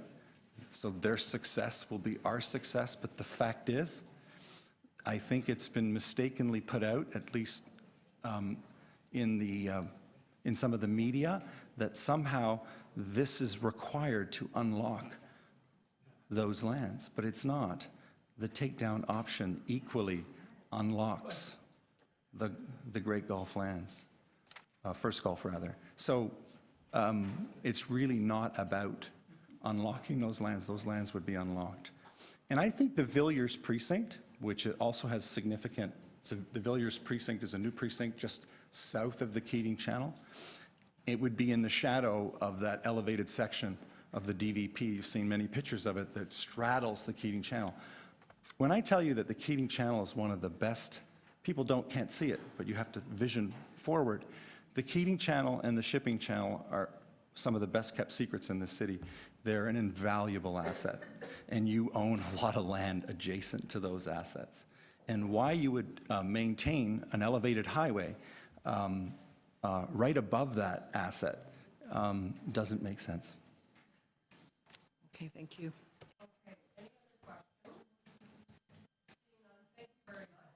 Thank you, Madam And Chair. we're going to move to John Wilson from Code Blue. If John could come forward, welcome, John. Hi, so you've got 5 minutes. Yes, and if Councillor Moser would return to the committee room, we'd certainly appreciate that if you can hear us. It would be helpful because we don't have quorum without you, or we have quorum but bare. So thank you. I'm sorry about that, John. Go ahead. Thank you, Chair and Councillors. I'm John Wilson, as has been said, and I live in Ward 30, which is just to the east of the highway in question. I also drive the highway on a fairly regular basis, but I'm here today speaking on behalf of Code Blue, TO, a group of concerned Torontonians who came together 4 years ago to oppose a bad idea involving mega malls and Ferris wheels that would have destroyed value in the Portlands. I'm here today because bad ideas keep coming up. The convincing conclusion reached by the Gardiner East EA last year was to connect the Gardiner to the Don Valley Parkway via a boulevard at grade. At that time, Council asked for more information on transportation issues and to review a hybrid proposal that was not included in the original EA. The review of the original hybrid proposal demonstrated that it would not work. Instead, the hybrid plan that is currently under consideration is essentially the original rejected maintain option. The only change from maintain is the location of the off-ramps from Logan to Cherry Street. These new ramps have not been studied in any detail or vetted by stakeholders through the EA process. Their location makes development between Parliament Street and the river all but impossible, as we've heard from the landowners in question, and it hinders the use of Cherry Street as a gateway to future development in the Portlands. And the last speaker, I think, would certainly agree with that in terms of the value of lands south of the Keating Channel, which are accessed by Cherry Street. To say that this proposal fulfills the stated goals of the EA, to use a phrase, is like putting a saddle on a pig and calling it a pony. The remove boulevard option is the fiscally responsible choice, carrying a significantly lower price tag. It will require a lower level of ongoing maintenance and opens up the waterfront to the city. It is the choice that will connect all of the work that has already been done on the waterfront to the west with the East Bay front through the Keating Channel, First Gulf Site, and Portlands. It also creates 12 acres of developable land that will add to the tax base and generate hundreds of millions of dollars in direct revenues to pay for the project. And you've heard these points before, but I just want to point out some specifics around them. The choice comes down to all these very real benefits for the city versus a few hypothetical minutes of travel time during the morning rush hour for a small group of commuters. The peak hour commuters using the Gardiner East number just 4,500 traveling west and 1,200 eastbound. This is less than the number of people walking and cycling to the downtown. The implementation of Smart Track will carry more new passengers than all the existing roadways combined. Seen in the context of its minor importance as a transportation link, this section of the Gardiner is one of the causes of gridlock, not the solution. In fact, automobile travel times at peak hour will continue to rise regardless of the options chosen.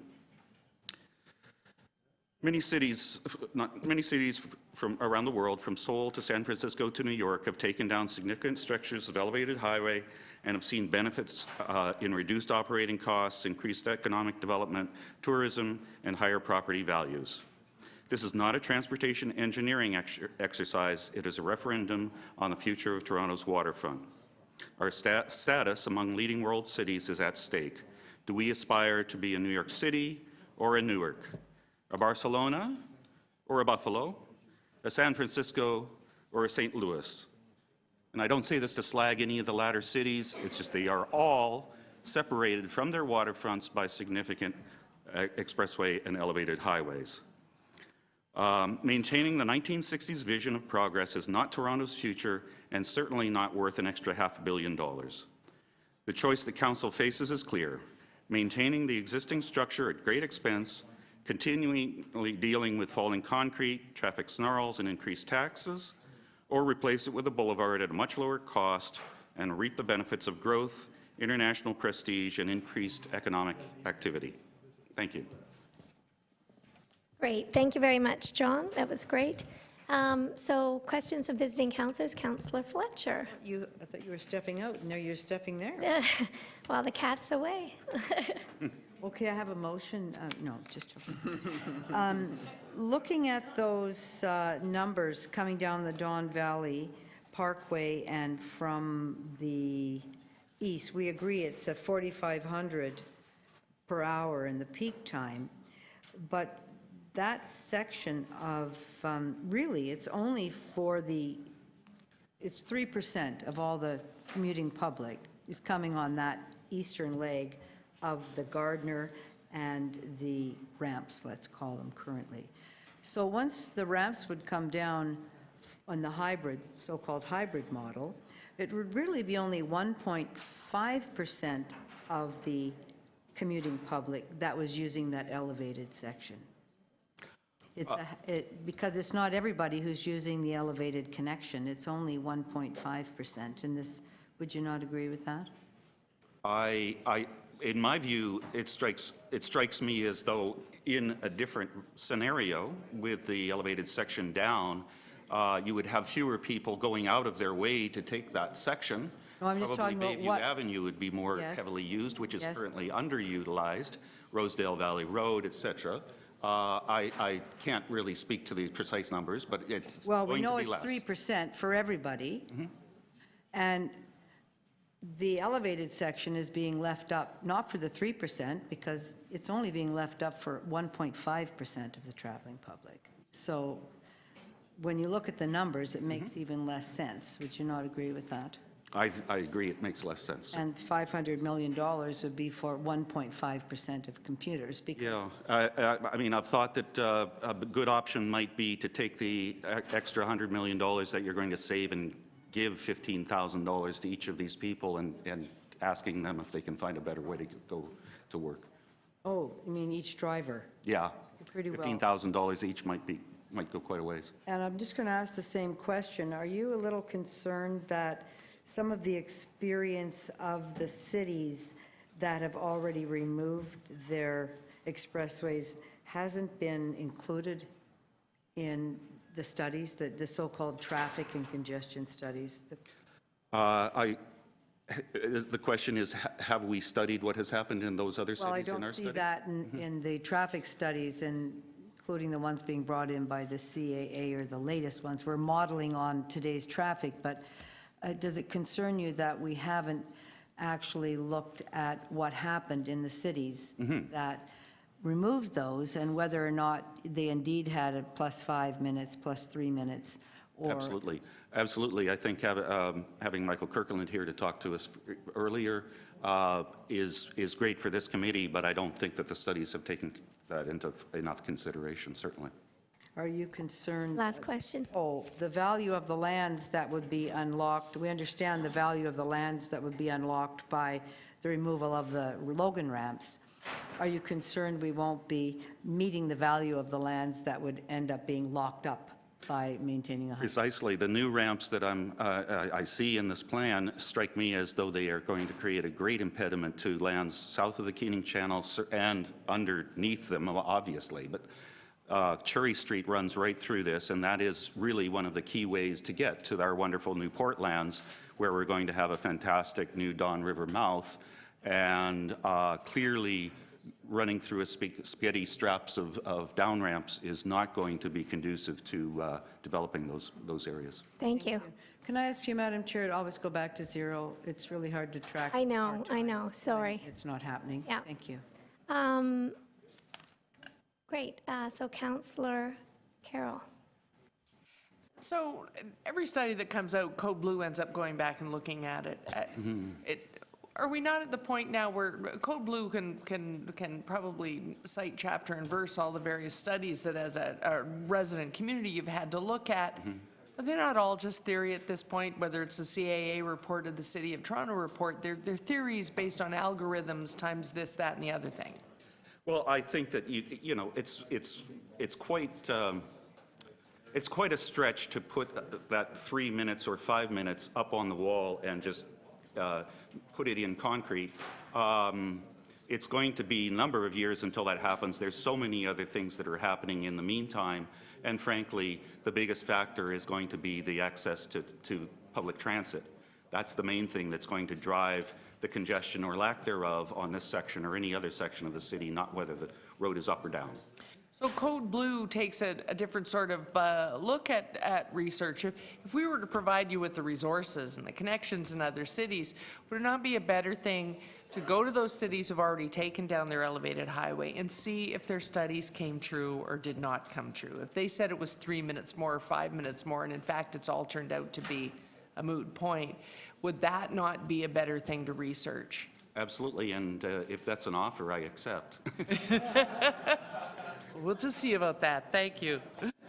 Great, thank you very much. Any other visiting councillors with questions?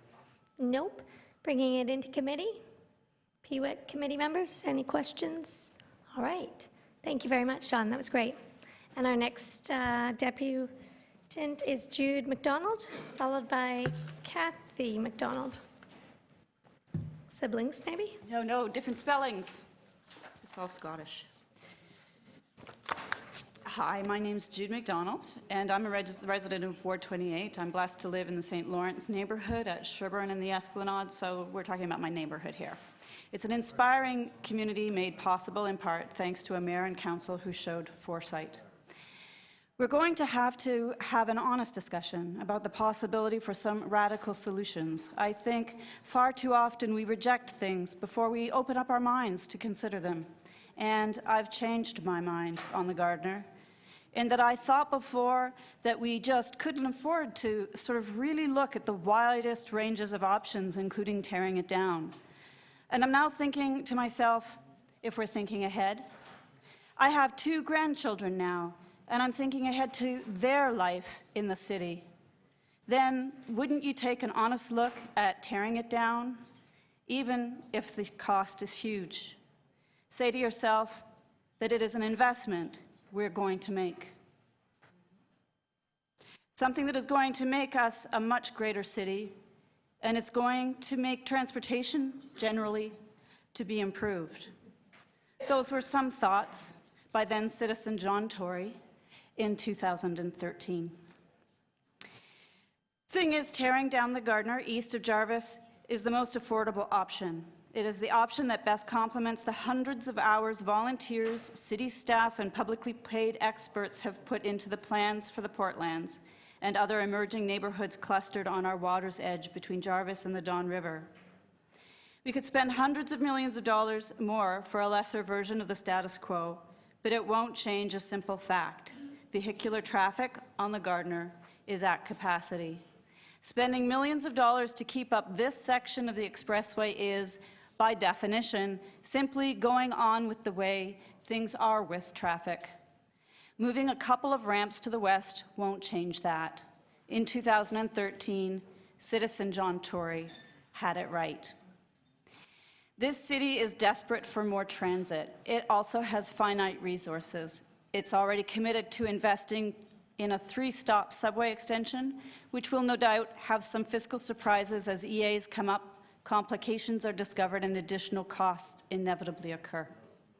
Residents learned that Union Station improvements went over budget, Nathan Phillips Square renewal over budget, Spadina subway extension over budget. We've learned of unexpected city costs for Metrolinx up Express. It feels like this city is hemorrhaging money. Promises to stop this cycle won't cure the tight squeeze we are already locked in. With the remove alternative, we can stanch the flow, and the city can directly benefit from the local area's renewal. Remove benefits several emerging neighborhoods as well as the Unilever site, rather than privileging one developer's needs to the detriment of a vision that this city just spent years hard to keep a hold of. Here we are at this historic moment in time. Let's take an honest look at tearing down this small portion of the Gardiner, at not doubling down on a costly infrastructure that does damage to the city's unprecedented, globally significant effort at urban renewal.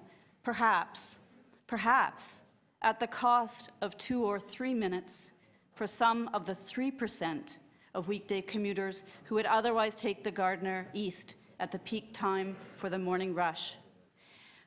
Though I would suggest the council should really look at delays and flooding on the Don Valley Parkway, which will only get worse, regardless of this decision. Council should look at improving transit to provide meaningful relief for the majority of people who will increasingly need buses, LRTs, streetcars, and yes, subways to get around this city. We desperately need safe, dedicated bike lanes. We need pedestrian-friendly streets. We need accessibility throughout Toronto and are shamefully behind. Maintaining the current status quo is no way to build a city that is ready for what the future brings. Our children and grandchildren can thank us for our courage or curse us for a sickly white elephant that will lie at the foot of a renaturalized river, getting in the way of a glorious entry point to the lake. For too long, we've been a city built against that lake. We have turned our back on a wonder. We made a big mistake at Harbourfront and in building the elevated expressway in the first place. But we had learned lessons from those past mistakes. We've been turning things around. Let's not go back to being a city built against Lower Don Lands, Keating Channel, Villiers Island, and the mouth of the Don River. In Final short, removal, removal, removal. Thank you. Thank you. Any questions of the deputant from outside visiting interloping councillors? I could talk about a pedestrian experience, for example. All right, sorry.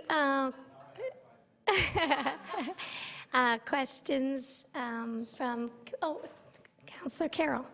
I'll ask the same question I've been asking because I know you're a resident in that area. One of the biggest arguments here is that we're missing a chance of unlocking 5 million square feet of development. So the CAA report says economic development is possible through the hybrid. The city report says it's possible through both, that they're the same, if not better, with removal.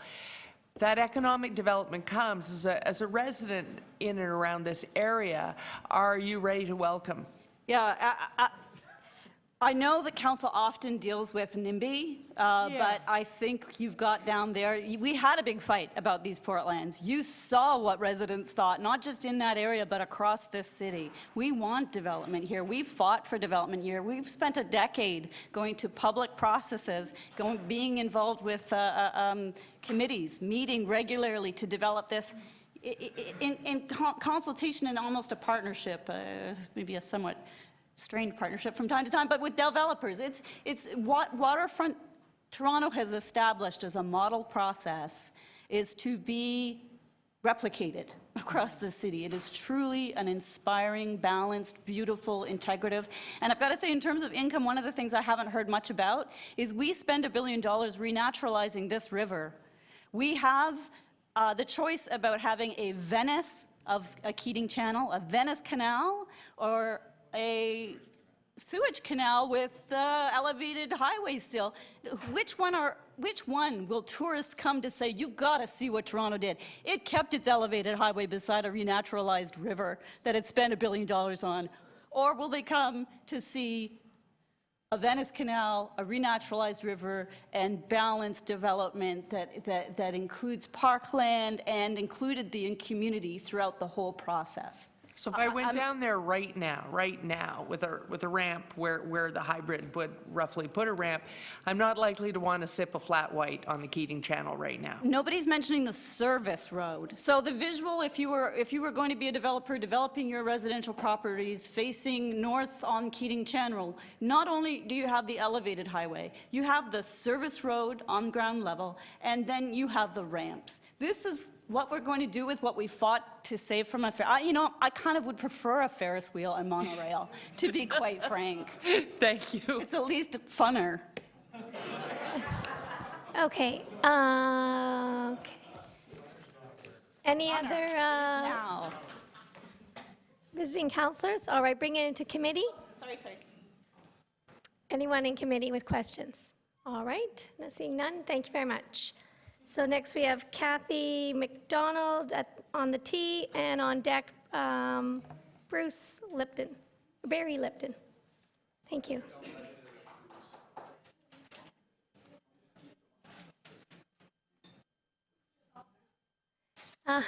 So Kathy McDonald, no? All right. Barry Lipton? Come on down. Thanks. Have you deputed before, Barry? A few times. All right, so you know what to do. Thanks. Thank you very much, Madam Chair and councillors. I live in Ward 28, downtown, and probably I will be the only councillor here, the only deputant here today that has ever laid a jackhammer on the Gardiner Expressway. I worked on the Gardiner Expressway from 1989 to 1994 before it was downloaded to the city by the Harris government. When it was owned and maintained by the provincial government, all taxpayers in the province helped pay for it. Today, many of the users of the Gardiner Lakeshore are commuters and businesses from outside the city, and they don't pay taxes here. I see the hybrid option as the most expensive, just to save 3 to 10 minutes of commute time. $500 million is a lot to pay for the thin gruel of 3 to 10 minutes. There is no way this $500 million option will carry the load in 10 to 20 years with the population increase that is forecast for the GTHA. It is maxed out now. We are driving forward with our eyes firmly focused on the rearview mirror. This is the same thinking that built the freeway system in the first place. If we want to make the commute faster, make the system more efficient. Every deputant this morning was complaining about congestion, gridlock.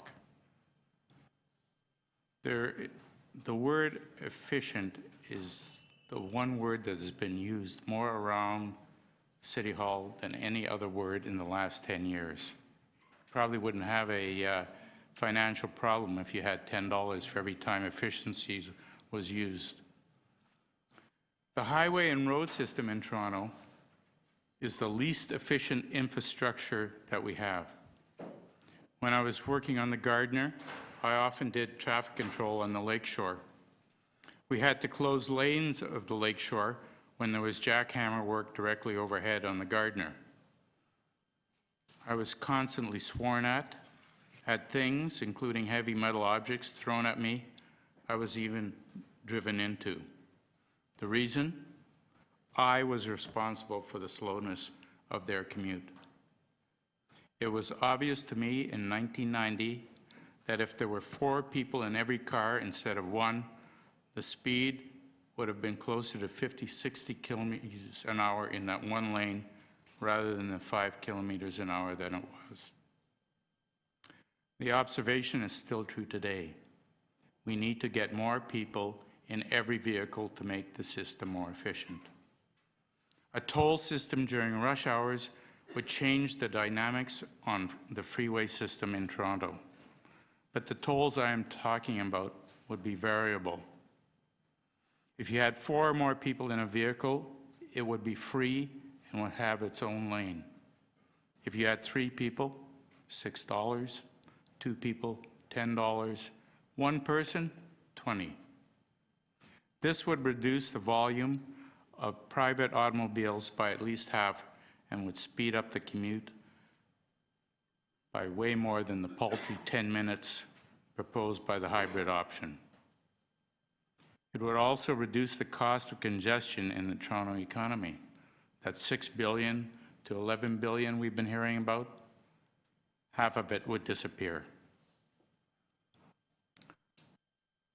This way would allow for the occasional time, if you had a doctor's appointment, etc., that a person would need to drive alone, but would encourage carpooling for the majority of commuters. Removing the east end of the Gardiner and making the whole system more efficient would be a win-win for the city.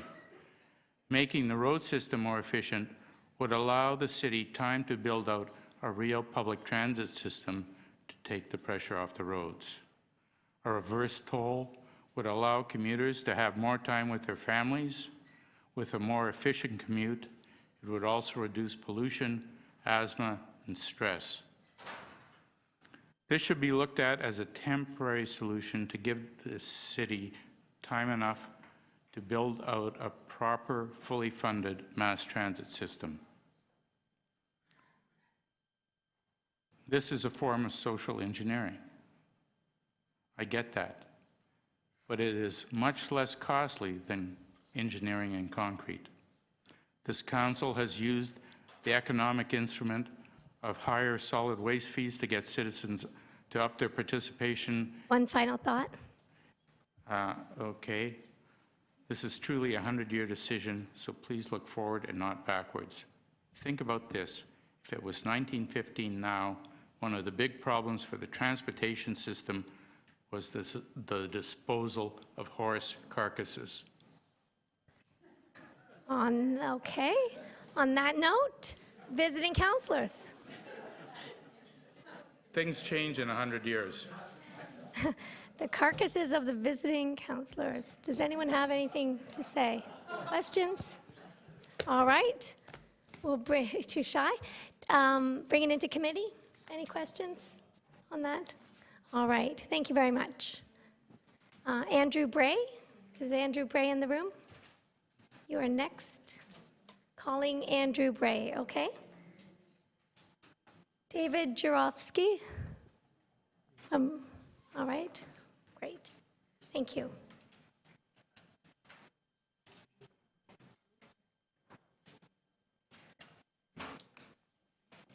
You know what to do, David? No. In a long day. Don't. Press the microphone, and I will give you 5 minutes. Thank you, Councillor. My name is David Jarofsky. I am the CEO of First Gulf Corporation, a leader in transit-oriented office development around the GTA. Our projects include 1 million square feet of LEED Gold office development around the Meadowvale GO Station in Mississauga, as well as major office developments around the Trafalgar GO Station in Oakville. In downtown Toronto, we have recently completed the new Coca-Cola head office on King Street East, and we are currently constructing the new LEED Gold 500,000-foot Globe and Mail headquarters at King and Berkeley, which will accommodate 4,000 employees. And I'm happy to mention that that building, a year ahead of schedule, is 95% leased. So we're very gratified by that. And we will shortly kick off another office project in that same vicinity in Councillor McConnell's ward. The Lever project will be a new major multi-phase office development which will house over 50,000 employees and create a major new transit hub which will accommodate 85% of the trips to the Lever development. While I'm speaking to you today to advise the committee of First Gulf support for both the options, both the hybrid and the remove option for the eastern portion of the Gardiner, I wish to emphasize the critical importance of public transit to the success of the development. 85% of the trips would be by public transit, cycling, and pedestrian.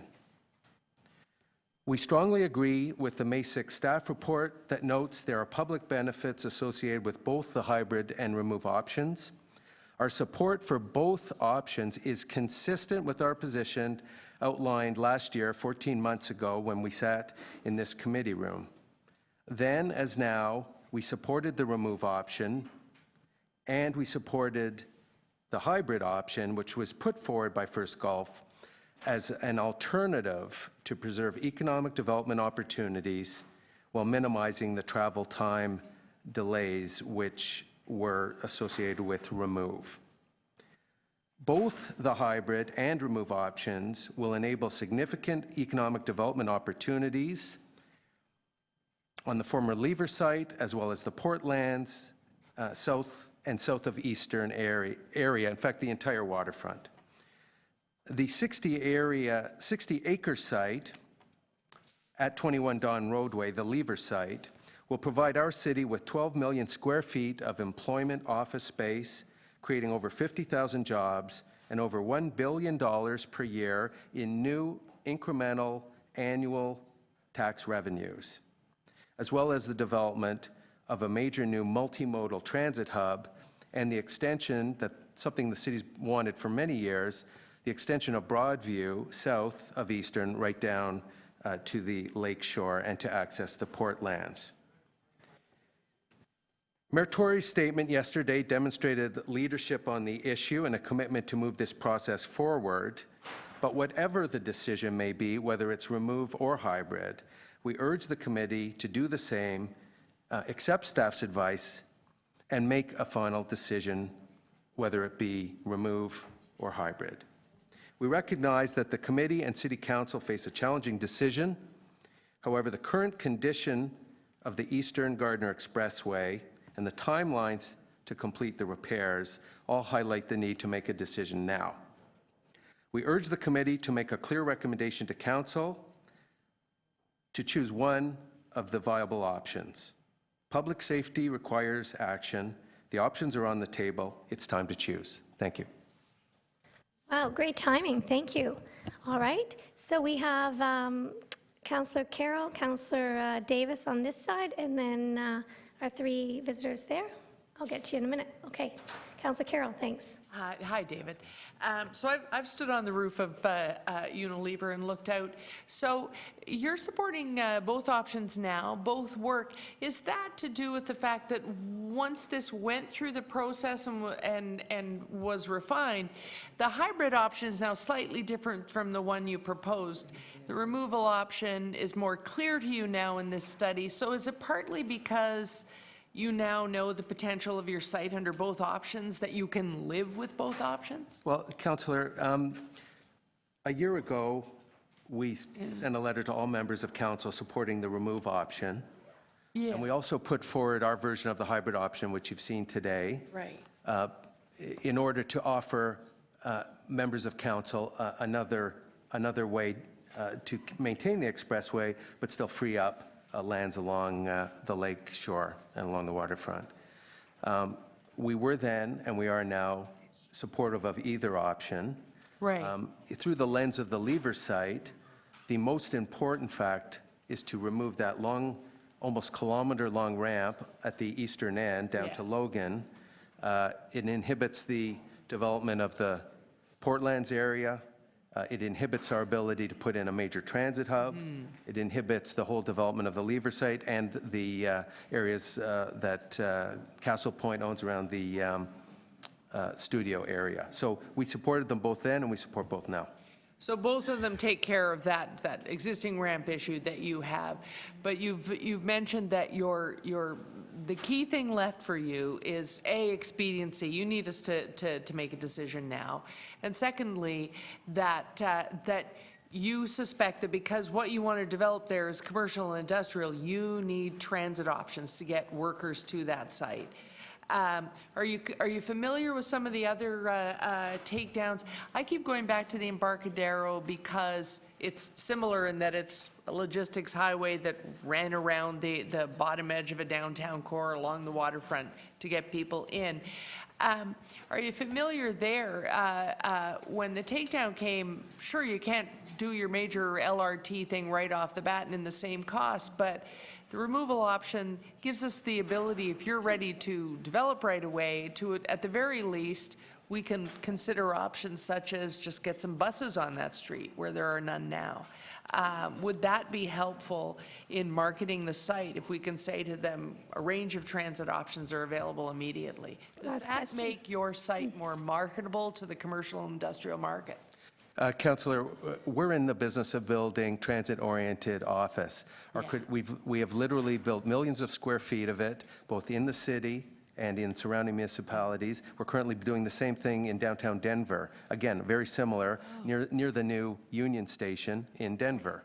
So this is something we're not new to this stuff. This is what we do every day. Public transit is key. 85% of the trips will be made by public transit, non-automobile. Without public transit, we simply will not be able to attract the employment base, and it will not happen.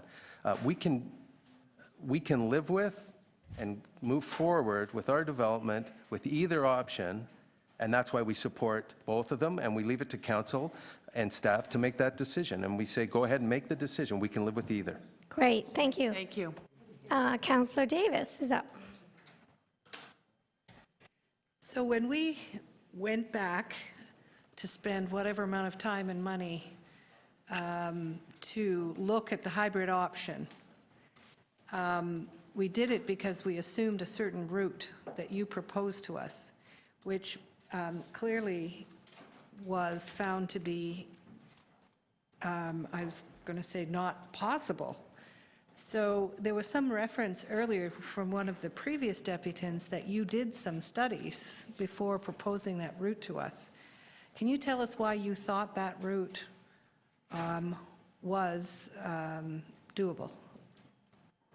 Well, the concept that we proposed at the time was with the view of maintaining the connection while freeing up as much of the waterfront edge as was possible. We further studied it over the last year. The city staff further studied it over the last year, and they made a decision that this is where it belongs. It's obviously different from what we'd originally proposed. That was not my question. My question was, so you did studies that found that that was a viable option? We proposed the hybrid option at this committee 14 months ago. Yes. Subsequent to that, we did detailed studies which had not been done before that meeting. And your studies found?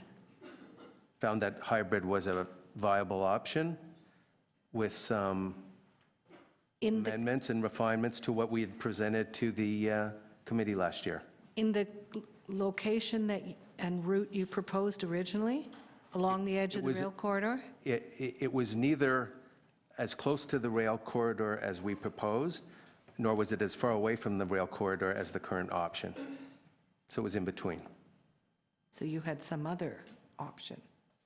No. Since we'd done our studies, It moved away from the rail corridor to a degree, but not in the location exactly that's being put forward by staff today.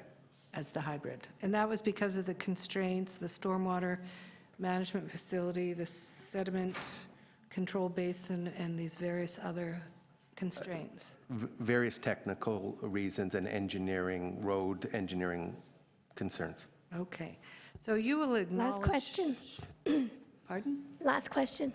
Oh, goodness. Why would we not spend what money we have to invest in transit when it's clear that you need transit?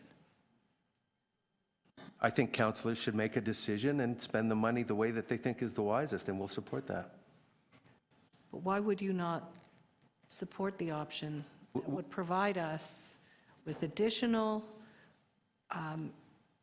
capacity, financial capacity to build transit? Councillor, we support public transit. We are extremely supportive of public transit. We're working with all levels of government to get funding for public transit. I would also add that we're very supportive of the flood protection work and the naturalization of the Don. And I know many councillors in this room know that we've worked diligently, both at the federal and provincial level, probably to revive a project which otherwise was not anywhere close to receiving funding. And so we are working on the road issue, the transit issue, and on the flood protection issue, which are all critical to the success of our project, but also of the whole waterfront area. Okay, thank you. And over to the other side, we're going to go ladies first. Councillor Fletcher. Aren't you the sweetest thing? Thank you. I think what you've indicated, Mr. Jowski, that this process has had a number of steps, and you're involved in one last year in saying, let's look at something else to see if we can actually not maintain it, but move it closer to the rail, and that hasn't happened. So that was a new idea last year.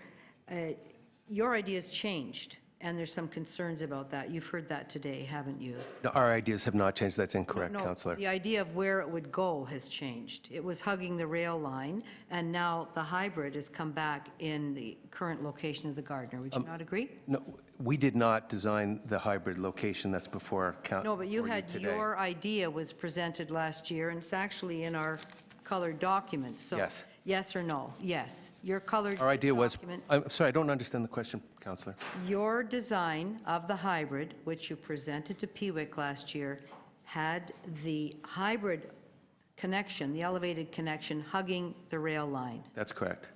This new one maintains the location in the existing connection between the Don Valley and the elevated Gardiner. Is that correct? Of course it is. It's right One- there. Yes, so that's the difference. Have you heard today that there's some concerns in that particular location and where those ramps would be going for the hybrid? I heard that. Yes, I was here. Yeah, you heard that.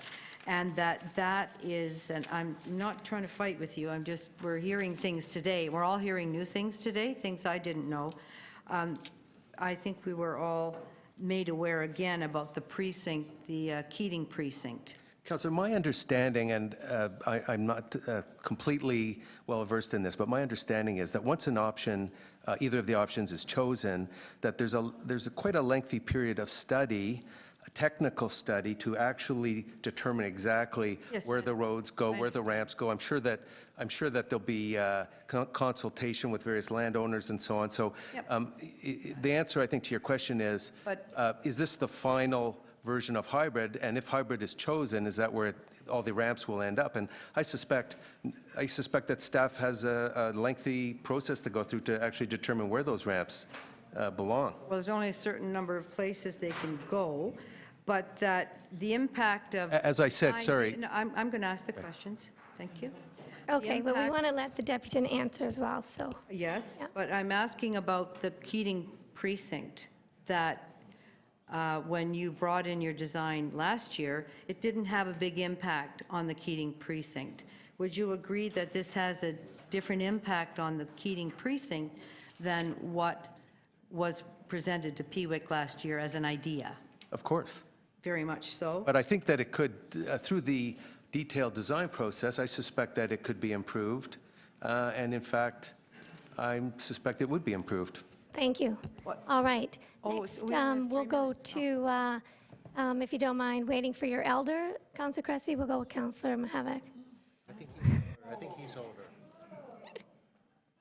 I've only got him by a few years, that's all. Look at him. No, Age before beauty. That's good talking. David, I appreciate... The young one, the old one. I appreciate your presentation, I really do. But I'm going to try in 3 minutes to, frankly, push you off the fence, because it seems to me you're kind of positioning, and, you know, maybe, I don't want to put this negatively, but in a way you're kind of saying, hey, my site's okay, Jack, and, you know, Castle Point, other folks along the waterfront, you may have a problem, but I'm okay.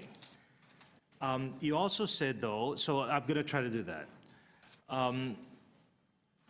In your presentation, you'd said that you presented the hybrid option as a way of protecting the water's edge. Do you have a view, maybe taking off your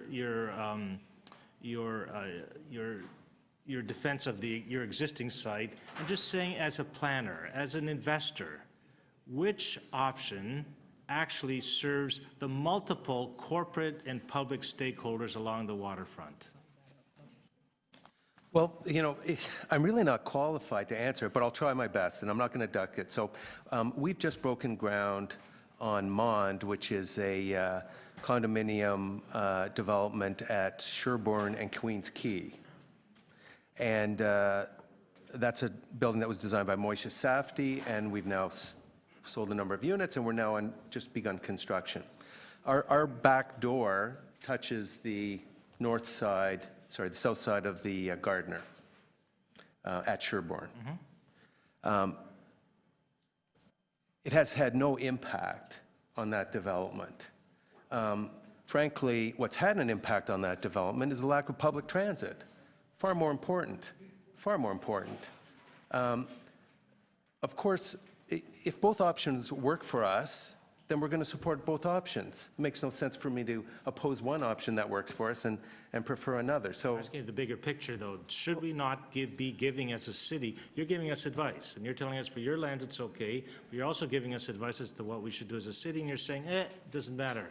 But really, shouldn't you be taking the larger view and saying, you know what, actually, Castle Point has a point. Well, if we want to develop the full waterfront, we should be taking care of all our corporate interests and as well as public interests, provide public transit, defend the water's edge, and that, from your statements, frankly, that says you're tilting towards a particular option. Council, I think you saw Castle Point is well represented. I can't do nearly as good a job as Jane Pepino and my friend, so I'm not going to even try. They're much better at it than me. But what I will say is this. Castle Point and First Gulf share a desire to see that eastern ramp come down to Logan. It helps our site and it helps their site, and we're absolutely on the same page there. In answer to your question, I think we probably, through design and development and engineering, could do a better job with the hybrid to pull some of those ramps in tighter, and I believe it's quite possible to be done to minimize impacts on other people's land. I believe that's possible. Okay, thank you very much. Thank you for your patience. Councillor Cressy. Thank you, David. So I understand you're conducting a master plan for the site. Is that right at the moment? We're actually in a process of community engagement, which will lead to a master plan. So are there any applications or approvals at the moment? There are no applications, but we're soon, in the next number of weeks, I would say, to begin the application process. Before council makes a decision on this? Well, that depends on when council makes a decision. All right, fair enough. So I know both allow development of the Lever site, as you've said. You mentioned it's anticipated that 85% of the trips will use public transit. I also heard you mention walking and cycling. I just wanted to clarify. So, I'll be clear, sorry. 85% non-auto. okay, so 85% non-auto. Overwhelmingly public transit, though, of that 85%. Okay, so 85% through walking, cycling, public transit. Do you see a benefit to having a significantly improved boulevard with potentially at-grade retail options for 85% of the people who will be using it with the tear-down option? I don't know that those two are related. We are talking about a new transit hub that's on the tracks at the north end of the Lever site, and from that station, people will enter the Lever site and the entire area, and, but I don't see the relationship to the other side of the river. Okay. Now, I should say, though, part of our plans do show a pedestrian and cycling connection over to the West Don lands. Yes. On the north side of the tracks. And so, given that you can live with both options, and I understand your strong desire to not state a preference, and I don't presume that I'll be able to get you to state one that I favor, I know that. But given that you can live with both, why not support a tear-down option which would save $500 million, which might be able to be invested into that public transit you say is needed? Isn't that a bigger win-win for you than just saying we support both? Well, actually, Councillor, I mean, the Gardiner DVP, this debate has been going along for many, many years. This EA started in 2008, I believe, that was the beginning of it. That was 7 years ago. We've only owned the site for 3 years. Yeah. It's a little bit presumptuous for me to come in here and say, I own 28 acres of the old Lever site, and I'm going to tell you how to do transportation from, Markham out to Etobicoke. I'm quite frankly, I'm really not qualified to do that. We can live with either option and develop the Lever site. And so I support both. Well, and I hear that, listen, as a new councillor who was 12 a couple years ago, I understand coming in late in the process. That being said, given how important public transit is to your site, and that you can live with both options, I don't understand why you wouldn't say, tear it down, which we can live with, take the $500 million, put it into public transit. We clearly don't have the money to do it right now, and you get everything. Well, Councillor, it's not an accident that we bought land next to a major GO rail line. Like that was something that was quite planned. That was planned because we always knew that in order to pull this off, we had to have great public transit. As far as whether or not the roadway on the other side of the river is down or up, as I say, make the decision. If you want to tear it down, make that decision. Vote to tear it down. Thank we you. We support that. Thanks. Great. Appreciate it. Thank you very much. All right, bringing it into committee. Questions of Councillor Holliday. You're still on the hot seat. Thank you, Madam Chair. I actually want to explore the relationship between your site and the lands to the west. I thought I heard that you weren't really concerned with things west of the Don River, but via the Keating precinct, what is the relationship between your site, between the east of Bay and Lower Yonge areas? Is there one?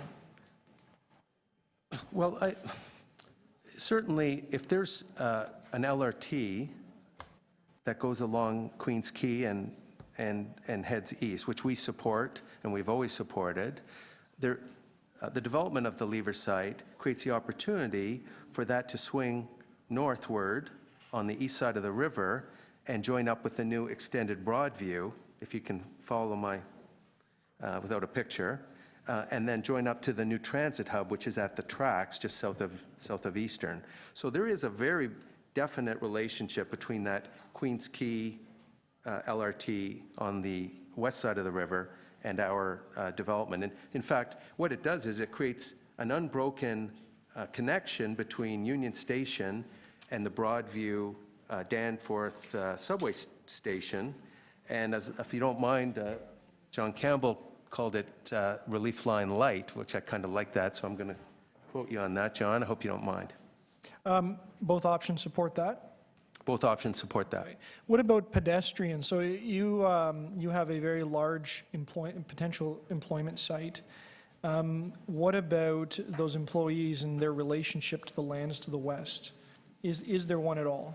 Well, it is a part of our plan to create a pedestrian and cycling bridge, which will connect to the West Don lands and the Don River Trail for cycling and pedestrians. What about along the Lakeshore Bridge? Well, actually, we'll connect to the, I believe it's the Martin Goodman Trail on the along the lakefront on the south end. With respect to connection to the East Bayfront and Lower Yonge precincts via the Keating precinct, do you see both options as equivalent in terms of pedestrian access, cycling access? I get one has a little bit less development along the face of the lake, but I still do see a narrow strip on both of those plans for access. Do Do you have a particular view on either one of them, or are they equal in your mind? Well, for cyclists and pedestrians, I don't believe either one has a different impact to us, Okay. equivalent impact. Thank you very much. Any other PWEC councillors? All right. I just have one. You're sorry. So what do you say to the rumor that First Golf only wants the hybrid, and that we are making a huge decision for the City of Toronto based on pleasing one developer? Well, that's simply inaccurate and untrue, and since I'm the developer and I'm standing here in front of you today telling you to choose whichever option you prefer, and we are not choosing one, and we ask that you choose whichever one you prefer. I've met personally with many councillors, including some in this room around this table, and I've expressed the very same sentiment, and it happens to be true. So that rumor, I don't like to comment on rumors, except that rumor is untrue. Great. Thank you for setting the record straight. Thank you. Next up is Nicholas Koshani. Thank you. Good afternoon. Wow, this is all so exciting. So my name is Nicholas Koshani. I'm the co-president of the Ryerson Association of Planning Students at the Ryerson University School of Urban and Regional Planning. I'm speaking to you today in support of the removal option, but most of what I was going to talk about in terms of urban design has already been covered, so I'm going to take a different route. I'm going to take the financial side of it. So we all know there's about a $500 million difference between the removal option and the proposed hybrid option. Now, what I want to dispel is this idea of an externality that's being measured to decrease this difference, because a lot of people supporting the hybrid option say, well, you know, if we take into account the costs of congestion, we are saving $37 million a year in congestion costs, and over 100 years, that's $370 million in savings. I think it is good to measure that cost. However, if you are going to measure one externality such as that, you need to measure other externalities too, for instance, CO2 reduction in the atmosphere. If we go with the removal option, we're removing 12%, we are getting rid of 12% of the greenhouse gases caused by the Gardiner Expressway within the Toronto region. And CO2 has a very large effect on the finances of the city, even more so than congestion, I would argue, because congestion is largely a social cost. People are still working 9 to 5, regardless of how bad the traffic is. The only difference is they're getting home at about 7:30 instead of 6 o'clock. With climate change, which is a result of increased CO2 emissions, however, we have a scenario where if you support the hybrid option, you are saying that, well, we're going to have to deal with more climate disasters. And if you'll recall, the Toronto flood and the Toronto ice storm cost the city, according to the city manager, $176 million. And that was in the span of 1 year. So when you take these externalities into account, such as the costs of congestion, you also very much need to take into account these other considerations too. So climate change, public health, how much development is going to be taking place within the Keating Channel, all of those need to be taken into account. I'm not sure how much time. Oh, wow, I have lots of time left. But I kind of just want to end it with this, and it's one of my favorite sayings. It's trying to solve congestion by widening roads is a little bit akin to trying to cure obesity by loosening your belts. It's not going to work. In all, roads are pretty much like pipes the way transit works, the way cars work. It's all going to be filled up eventually.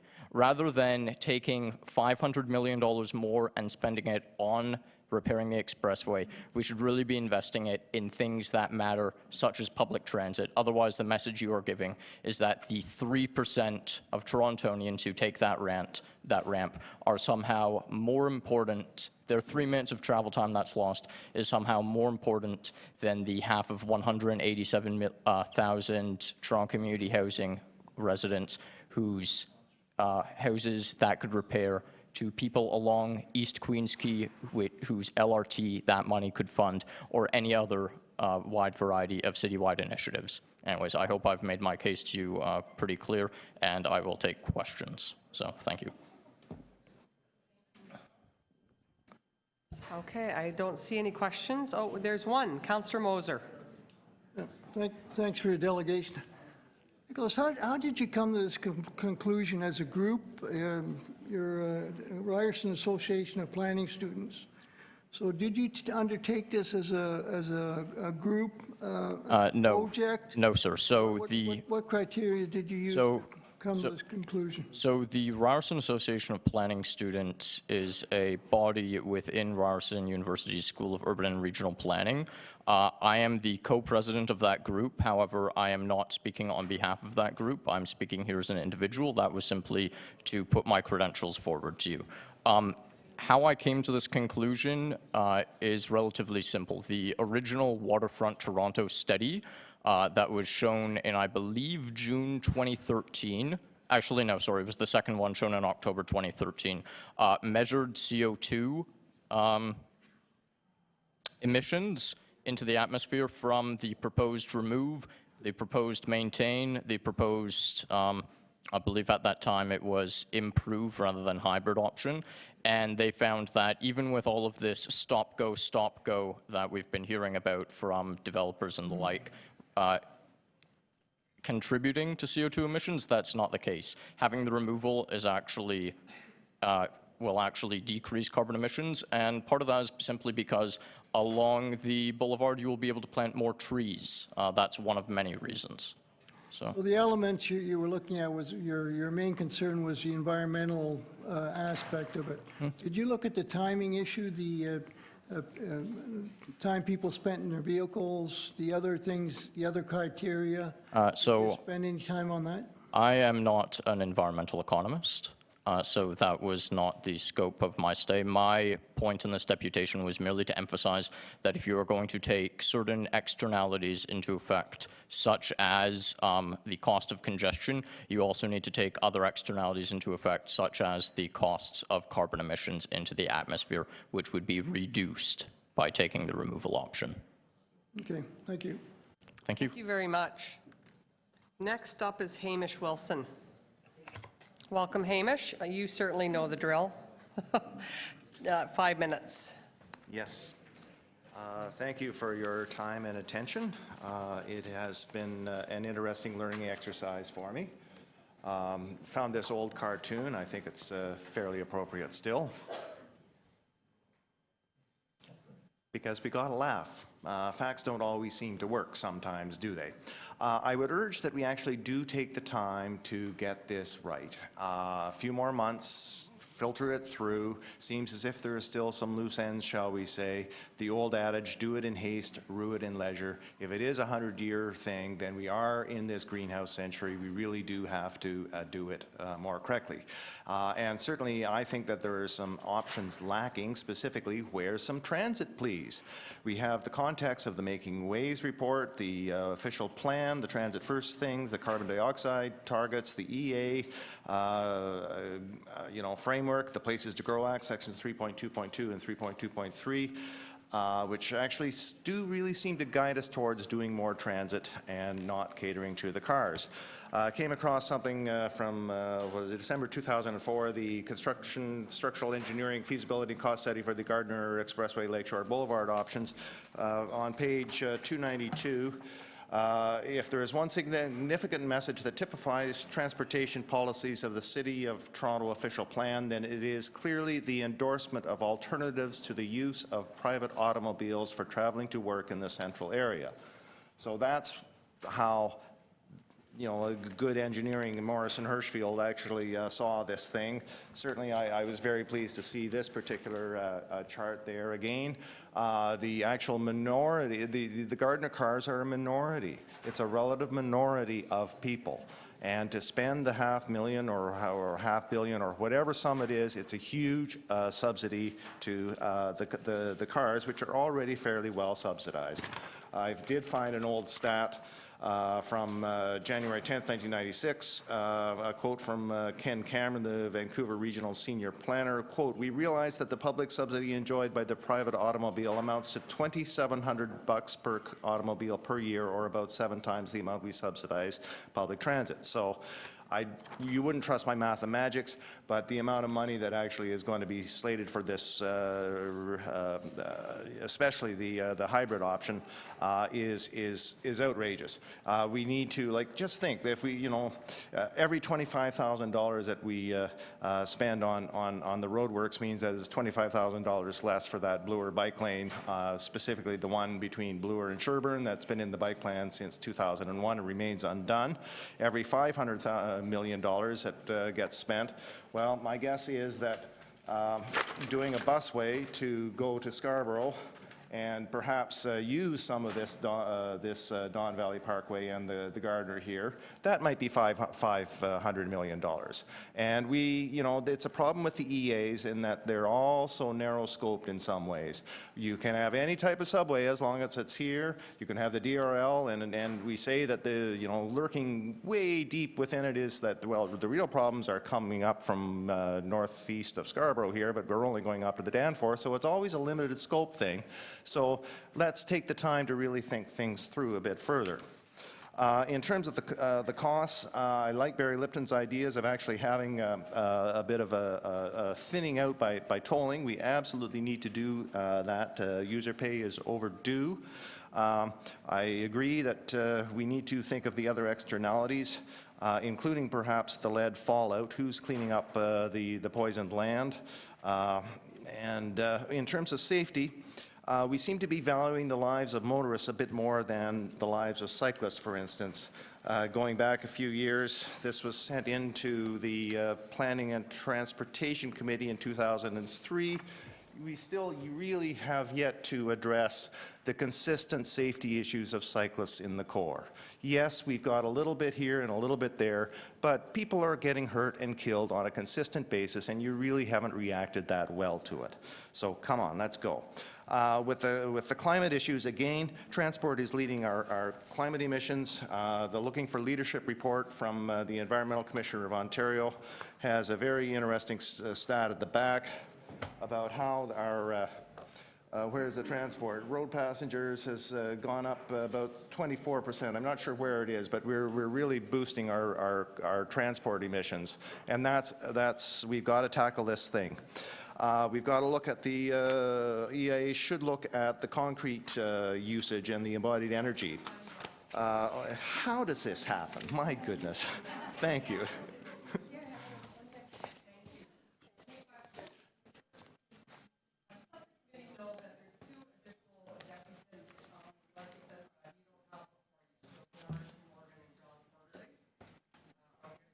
And 33.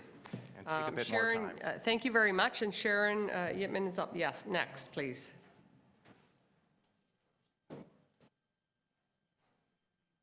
Just give it half a second, I'm sorry. The price is right.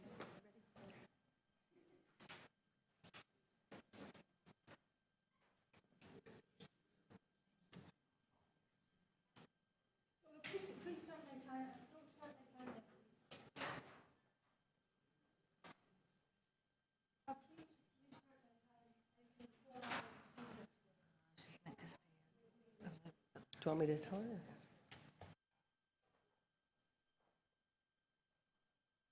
Wouldn't it be great if innovation could save hundreds of millions of dollars? The Gardiner can be fixed for about $20 million, and you only have gridlock for 1 day only. My journey began in 2008 when I had a subway safety solution. And the young line made 10 extra trains in peak hour. The train count went 20 trains to 30 trains. And I was bypassed.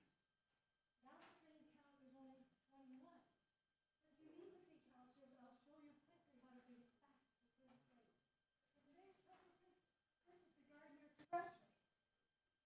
I had a 2012 unsolicited proposal for the Highway Innovative Catchment Mesh.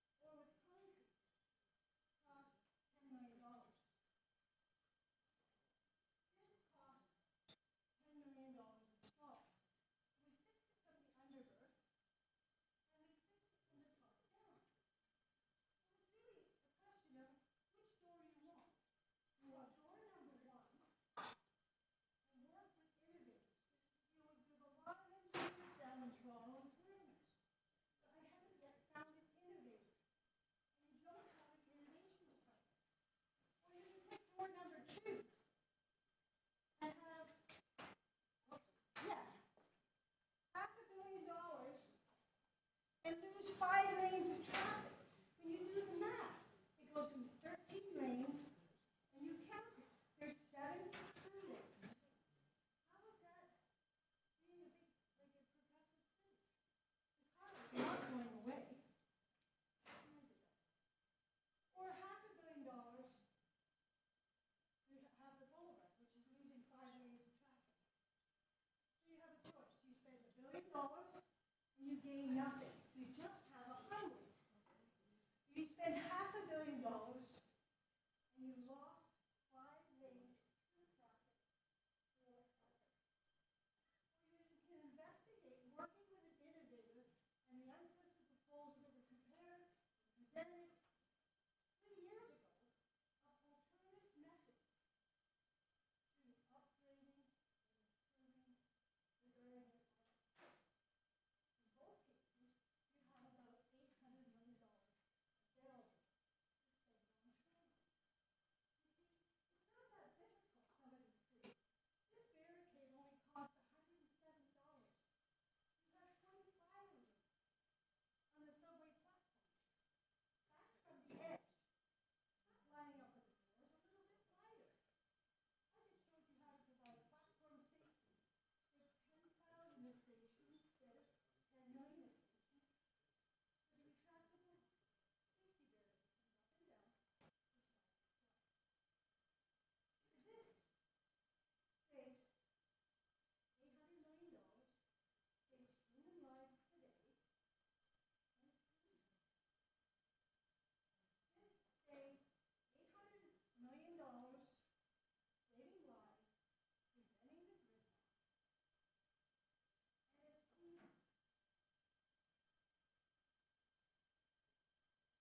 So, at some point, meet with me and I'll show you how to increase your train count, 30 trains, in less than a month. I promise you. Is there any questions for the deputant? Okay, I don't see any. Thank you very much, Sharon. Colin Evans from Environmental and Lands Management, CBM, Ready Mix and Aggregates. I can't say that word. Are you here? Right here. Oh, excellent. I didn't see you. You snuck up on me. Welcome, Colin. You have 5 minutes. Thank you. My name's Colin Evans, and I'm the Environment and recently the Lands Manager for CBM Ready Mix Aggregates and Hutton Transport. And thank you for providing me with this opportunity just to give you an idea of our situation, and so that you can help you make your decision. So just to let you know who we are a bit, CBM and Hutton Transport are divisions of St. Mary's Cement, which you may know. We have 2 cement plants in Ontario, one out in Bowmanville right beside the 401, and the other one in St. Mary's, Ontario. CBM Ready Mix is the Ready Mix Concrete division of St. Mary's Cement. With the head office in Leaside, we have 450 Ready Mix trucks operating out of 40 plants in Ontario. Plants are located basically from Hull to Windsor, but the emphasis on those plants is around the GTA. Along the DVP and Gardiner corridor, we have the Portland's plant, which is most affected by this on Commissioner Street, the Leaside plant on Industrial Street, and the New Toronto plant on New Toronto Street, which isn't open yet. CBM Aggregates operates pits and quarries and is a major aggregate producer in Southern Ontario market, which produces 140 million tons of aggregate annually. These materials are trucked into the GTA on an on-demand basis by brokers working for CBM. Hutton Transport Limited is primarily a bulk and bag cement trucking business operating from yards in Uniondale and Bowmanville, Ontario. It concentrates its efforts on St. Mary's cement products from those plants with 90 tractors, 115 trailers to markets in Southern Ontario, Western New York, Michigan. And cement is also an on-demand product. All these divisions of our company have something in common, that they move the raw materials and products by truck and depend on an efficient road system for these movements. So looking at these 2 options strictly on a movement of trucks perspective and how it affects our plant industry, I say we would support the hybrid because of what I've been shown, how it moves and how it's faster. The removal sounds great. I've been sitting here since right first thing this morning, and it sounds like a great option. But for us, The hybrid seems to move these faster, and that's what I'm strictly looking at. So I'm not in logistics or production, so I talked to our guys and I said, well, how does this affect you? So they came back with some things. Ready-mix concrete is a service industry. The trucks are mobile mixing machines. It's a made-to-order product, and it's time-sensitive. Delivering on schedule is crucial since a pour might require 100 cubic meters of concrete every hour with 20 or 30 skilled workers awaiting its arrival. Downtime is lost time. The nature of concrete is meant to harden. You have about 2 hours from plant to pour before the product is lost. This material would just go to scrap, and if it hardens in the drum's messed up. It's cost $1,000 for somebody to climb in there and jackhammer it out. The ability to supply fresh, quality concrete without compromising the schedule and without fail is what ensures the success of CBM and the customers that choose this product. Concrete production also requires on-demand ingredients to be imported by trucks daily. Cement, sand, and stone are shipped to the plants throughout the day from the cement plants and aggregate pits and quarries surrounding the GTA. These deliveries rely on efficient GTA road network. Portland's plant gets about 6 truckloads of cement a day and 20 truckloads of aggregate a day. I talked to Hutton Transport. I said, what does this mean to you? They gave me more of the perspective of tearing down the entire Gardiner. But Hutton Transport says it makes 1,430 trips to the Portland's plant in 2014. It's approximately 6 trips per day. They pay the drivers per hour. It's estimated to add 1 hour to the trip each way if the Gardiner was torn down. Hutton would end up paying additional 2,860 hours of pay at $25 an hour with a cost of $71,500. The head of Hutton felt fuel would also rise, an additional wear and tear on the equipment, but he was unable to provide me with that. Hutton also delivers to other plants along Commissioner Street. There's Matrix and Lafarge and Wholesome, and they all have their own cement as well. CBM has already noticed a significant increase in travel times in the past 2 years. Since the beginning of 2014, the Portland's plan has noted a 10-minute increase in average travel times from the Commissioner Yard. Last summer, during July, August, and September, with construction in the Gardiner and Lakeshore Portlands, an 18-minute increase in their average travel times to the core area was noticed. When we open the new Toronto plant, if they try to move a truck empty so they can use it in the new Toronto plant, and it's estimated it'll take them an hour to do so. These increased travel times will drive up costs, which will eventually be felt by the customer. So just going from the list of alternatives, the hybrid would retain a continuous expressway linkage, would result in less construction disruption, perform better than the remove with auto travel times and goods and movement, and is preferred basis of the EA Transportation Infrastructure Study lens. So that's what I took from that, and that's how I felt that it would benefit our business, the hybrid. Thank you. You've got 2 questions so far, Councillor Carroll. Thanks. So if you could help me to understand, how many trucks are leaving every day from your facility down there? So from the Portland's plant, the plant manager says about 60 to 70 loads per day. They have about 20 to 30 some odd trucks down at that plant, so it's constantly coming in and out.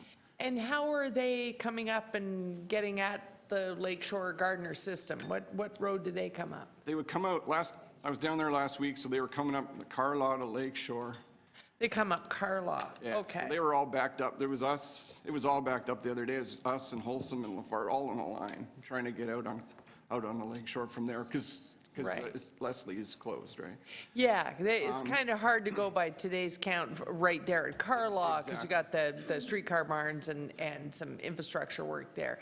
But even in normal times, Carlaw is the way they come up? It's usually the way I've seen them, yeah. I've seen them, depending on which way they're going, they'd pop up Leslie when the plant first opened and get out by the light there. So we got trucks, we got to get them out of here, 60 or 70. I wonder if you were here earlier and you would comment on FedEx's choice, which is actually to go to where you are as opposed to getting in the middle of the mix further over in the center. Yeah, I heard that, and I wrote FedEx study, can we get it? So when I get out of here, might be a better study than the CAA study, you never know. Like I said, I've been listening all day. I've been here since, before the lights were turned on in this room, and I've seen a lot of different things, and it's been a good learning experience, and there's definitely different ways, but it's the movement of trucks is that we're concerned, getting in from here to there. So, but you do say that even now, and in 2014, you're seeing an increased problem. So why would your group, I'm having trouble understanding if there's an increased problem right now, why you want to keep an option that is essentially the same as the current option? I'm just looking at strictly from what I read was travel times would be better with the hybrid as opposed to the remove. So they're Even saying though they're there's- getting worse They're right already now. saying there's an issue now, so, and if the issue gets worse, it'll just make things worse. So that's where I'm coming from with that. So. Okay, and how do your trucks currently get on the Gardiner or get on the DVP? So that, I'm sorry, I'm not from Toronto, I don't know the streets very well, but they come out on Lake Shore and head up that ramp and head down. And it depends on what the job is, whether they stay under the lake shore or shoot up the DVP. I mean, we got Leaside up there that would service to a point. So Portland's plant's mostly going downtown. Right, okay, thank you. Thank you. Counselor, I felt like it was, Counselor Fletcher, you're next, and then Counselor Cressy. Yes, thank you. You're talking about one of my favorite subjects, which is trying to get off the Portlands because of the Leslie Barnes construction and the track construction. So you mentioned over the last 2 years that's been very difficult for your trucks. And with Leslie Street essentially been closed south of the lake shore, would that not be the prime reason why you're backed up 10 and 15 minutes? Yeah, this is just, strictly from the area manager that I was asking her, just, the difficulty she's having, and that's one of the things that she'd mentioned, that it's getting worse and with the construction, and so she's just looking at what would be more construction with the remove versus hybrid, and how things would be longer out and would take longer, and, when we could get back to some efficiencies. Yeah, but very much so. What she's referencing is the interminable construction That'll definitely on have an Leslie effect, yes. Street to try to get the tracks in down to Commissioners. And so all of the trucks are now going up Carlaw, as you've expressed. Isn't that right? Yes. But you do have that option. I'm sure that many of your trucks may go straight up Dawn Roadway and straight up onto the DVP. You have an access to the DVP off of Lake Shore, I haven't correct? followed them up. Pardon? I haven't followed them up that way, so I don't know. I just saw them all coming up Carla. I sat in a meeting on Monday, and they're talking about preferred truck routes in the area, and they're talking about taking Commissioners and making it walking and around the film things and restricting truck access through there. So then we'd have to go up Carla, we'd be stuck to Leslie and Carla. So that option, from what I understood, from what they said on Monday, we'd be totally restricted right out, we'd be pushed into the corner. That has nothing to do with the Gardiner. Yeah, no, but I'm just saying But that it does have to do with might lose the that, yeah. transit, the Yeah. option. And once you get up, and I know you're not from Toronto, so welcome here. Glad to have you at the committee.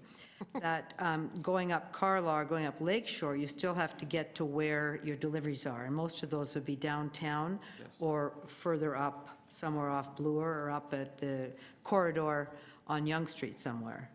Yeah, there's a certain point where the Leaside plant would take over because the plants have a certain amount of time they can go out, so they have to kind of cross them in. That's why New Toronto's coming into service there, and we got Maple and Scarborough and that sort of thing. So Leaside up there might start to take over as opposed to Portland's. So just in what you're telling us is what the managers told you, and you've not actually done a traffic study or looked at truck traffic or anything like that? No. Last question. Okay. Oh, maybe not. You have a bit more time. Just, so, Give us a very short you said, answer. did I hear you say you wrote down, get the FedEx study? Oh, yes. Yeah, well, okay.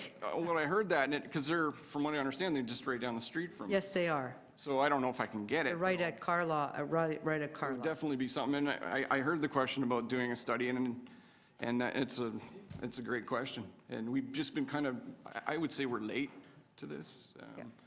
I mean, Well, I am your I got involved in counselor, this so I'm 3 happy days to ago, have a so. follow-up conversation with you.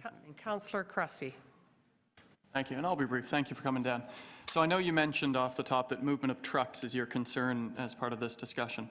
And you mentioned one of the rationales for your support for the hybrid is that it will involve less construction and disruption. Is that correct? Right. Okay, so can I just follow up on that? In the report, are you aware that in the short term that may be the case, but in the long term, the elevated expressway maintenance option, the hybrid option, will require more maintenance, more construction, and more disruption in the long term? No, I wasn't.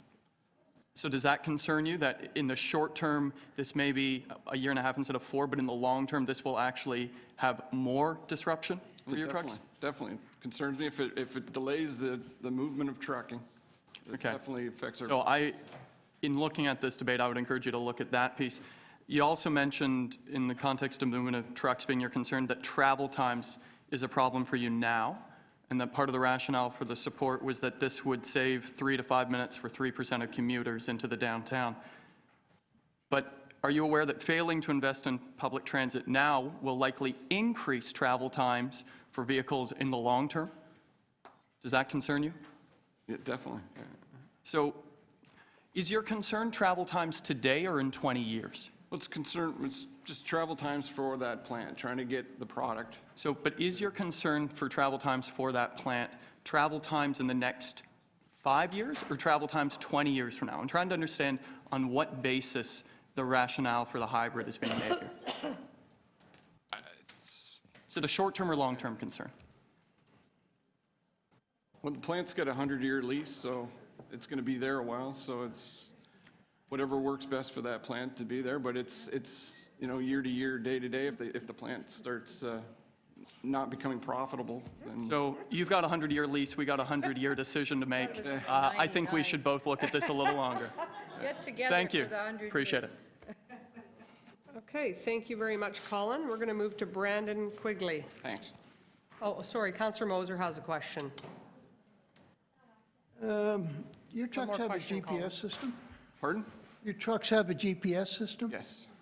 So you would know what the average, your on a per mile basis, or how do you calculate efficiency of your trucks getting to the site? That's where that little bit of information I got from our area manager. She would have got that from the GPS system and that, so she knew the delays. That's all she gave me, so I can't give you too much more detail on that. So you look at the studies that are in place now and made your decision based on what information is available. You haven't done your own analysis at this point? No, we haven't done our own analysis. I'm just going strictly by what I've got from this committee for this meeting. Like I said, I've been involved in this for 3 days, so. Okay. Okay, thank you. Thanks. Thank you, and that's it. Now we're moving on to Brandon. Thanks, Brandon. Got 5 minutes. Make yourself comfortable. Hello. Thank you, Madam Chair. Thanks, members of the committee and the other council members who've been here all day. And thank you for listening to me and everybody else, and for some excellent questions and discussion throughout the day. I'm a resident of Ward 30. I'm also a master's student in the planning program at the Faculty of Environmental Studies at York University. I would like to strongly encourage you to opt for the remove option and build a boulevard that serves all transportation users who travel along the Gardiner East study area. Transportation and congestion are really important issues. We've heard from a lot of speakers today who have talked about some of these issues. So I won't go into as much detail as I'd originally anticipated, but I will note that we've seen some excellent evidence on the remove side. And I've looked at a number of studies as well, and they say the same thing. And so a lot of that evidence, I'll just note, is really lacking in terms of the hybrid option. In terms of real-world examples where expressways have been removed in a number of cities. Not only does removing an expressway and in many cases reducing lane capacity not cause congestion, but in many cases removing an expressway can in fact reduce congestion. A number of studies have shown this.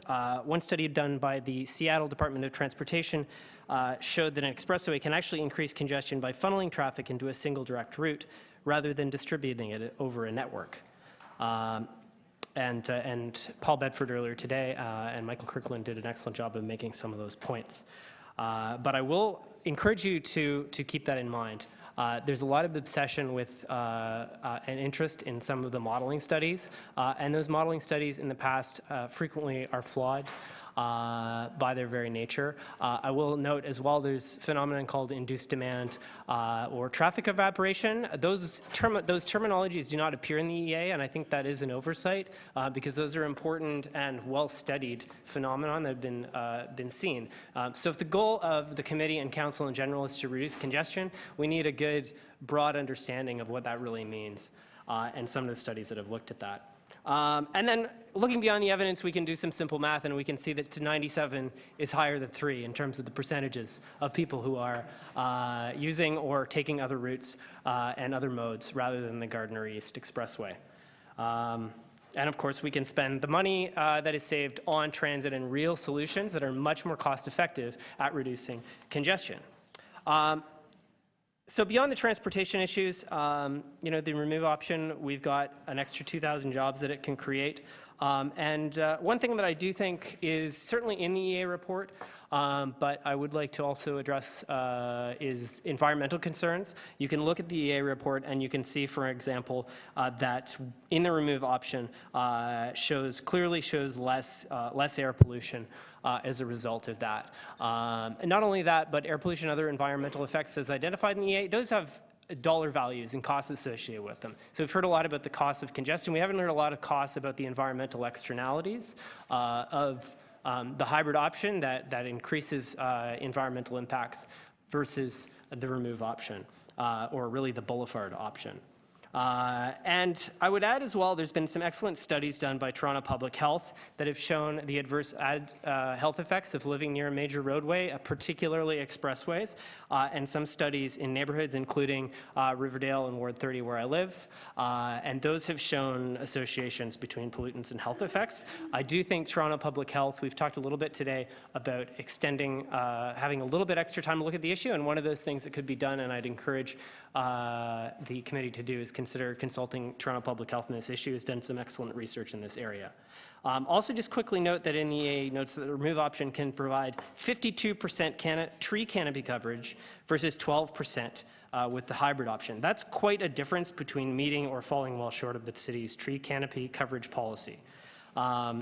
And there are a lot of benefits of urban street trees, including reducing pollution, including a lot of the same things that are already lower with the remove option. But those trees are really important. The benefits of urban trees are well documented, and they're pretty big, especially when you're talking about hundreds and hundreds of trees. Or to put it another way, if somebody came into any of your wards and cut down hundreds of trees, is that the kind of thing you would encourage or discourage? Because that is one of the differences between the remove and hybrid option.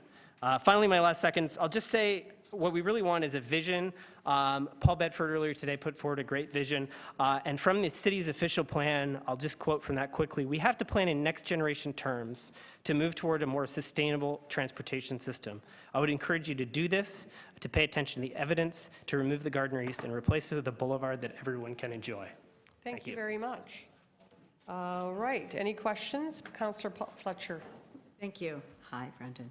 You mentioned the Seattle Department of Transportation. You may have heard today, I've been just asking a few questions about, is there some documentation about increased congestion or lack thereof for those cities that have eliminated their expressways? You aware of any at Seattle? There is certainly, Seattle's an interesting case.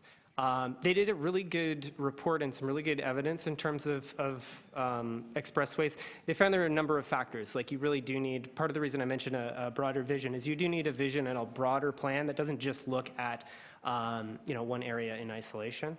And certainly that study found that that removing expressways often things were pretty good afterwards. Unfortunately, I don't think Seattle listened to a lot of the results of that survey. I think they've decided, I believe it's a study that's associated with the project, they ended up tunneling down underground through the waterfront. If I'm not mistaken, the tunnel boring machine they used is currently, unless it's been freed somehow, but for a long time it was stuck underground. So they had an option to build a surface boulevard. They turned it down, and they're having all kinds of problems in Seattle because of that. Oh, okay. Just from the pedestrian standpoint, the safety issues were raised a few times about crossing. Have you ever crossed the lake shore under the Gardiner in that section where the Gardiner's elevated and the lake shore is at grade? Yes, And occasionally, occasionally. Do you think it's a safe crossing currently? no. And the concerns that somehow it would now be unsafe, do you think it might be safer if it was out in the open and more regulated than under the expressway? Absolutely, I do. And I think the environmental assessment shows that as well. It very clearly shows that safety would be, certainly their estimation was that the safety would be well improved, certainly for pedestrians. Pedestrians is by far, one of the groups that would be best served by the remove in the boulevard option, in part because you're reducing those visibility barriers. And I don't think, I noticed that has been brought up a lot in relation to the hybrid option, and I don't really understand why. I haven't heard a lot of real evidence from those. But you've heard people saying for the remove boulevard option, oh my God, people will have to cross these 8 lanes to get across the street. But they're already crossing the lake. The only way you're going to get to the lakefront is crossing the current lake shore. Yes, right? absolutely. Which you're suggesting isn't the safest for pedestrians. These are some of the least safe intersections of the city, I think, in the study area. And very few people cross them at the moment. And they're completely uninviting, Yes. I might add. I think both from a safety and just a perspective of just, do you want pedestrians to be there or not? Pedestrians are going to want to be somewhere with a 52% tree cover versus a ceiling of concrete and almost no tree cover, for instance. Okay. Thank you. Thank you. So we are at almost 6 o'clock. Excuse me just a minute. We have to do a procedural thing. So that means we have to move to extend, or, again, I'm in the committee's hands. I personally would like to move to extend, but I'm open to what the committee would like to do. All right, so we're going to move to extend. All those in favor? We're going to extend to complete the business. That's the actual proper terminology. All those in favor? Against? Opposed? Abstain? Abstain? I'm in favor of finishing the agenda too. Okay, we're all on the same page. Thank you. All right, so we can proceed. We've put that to bed. Any other questions?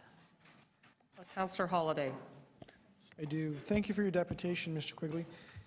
Did you happen to catch the slide presentation this morning? It was delivered right at the outset of the meeting. The very initial presentation, yes? Yes. So I actually have a question. There's one page in particular. It's page 31, but it is the vehicle hours traveled chart. What I think I heard from you was your experience with studies in other cities that basically point that when an expressway is removed, congestion is reduced. It can be. I think that's what I heard. The evidence that I've got in front of me from the study bought and paid for by us says that in a hybrid option, the increase in vehicle hours traveled during the peak period in the morning is 1,135,000 hours, and the remove is 2,984,000. Basically 3 to 1. So that tells me quite strongly that the remove will create a tremendous amount more congestion because these cars are traveling longer. Do you then reject this study and point to others? Is that the position you take? The position I take, and I think that's a really good question, actually. The position I take is I think the traffic study, as I understand it, and I'm not a traffic engineer, and I'm not studying that, but of studies that sort of look at of those kinds of studies, what I'm encouraging you to do is look at actual lived experience versus the study. That is a study, that's a prediction. Most predictions sort of do. The way I could describe it is if you look at most predictions of traffic data, they kind of go like this. They create this straight line, it can move around, and real lived traffic data kind of wobbles a lot more than that. And in fact, what you've seen, less and less, as an example, less and less young people are getting driver's license and choosing to drive. So there's actually been, certainly throughout North America, there's actually been a bit of a leveling off or even dropping off of drivers, and certainly in terms of the next generation.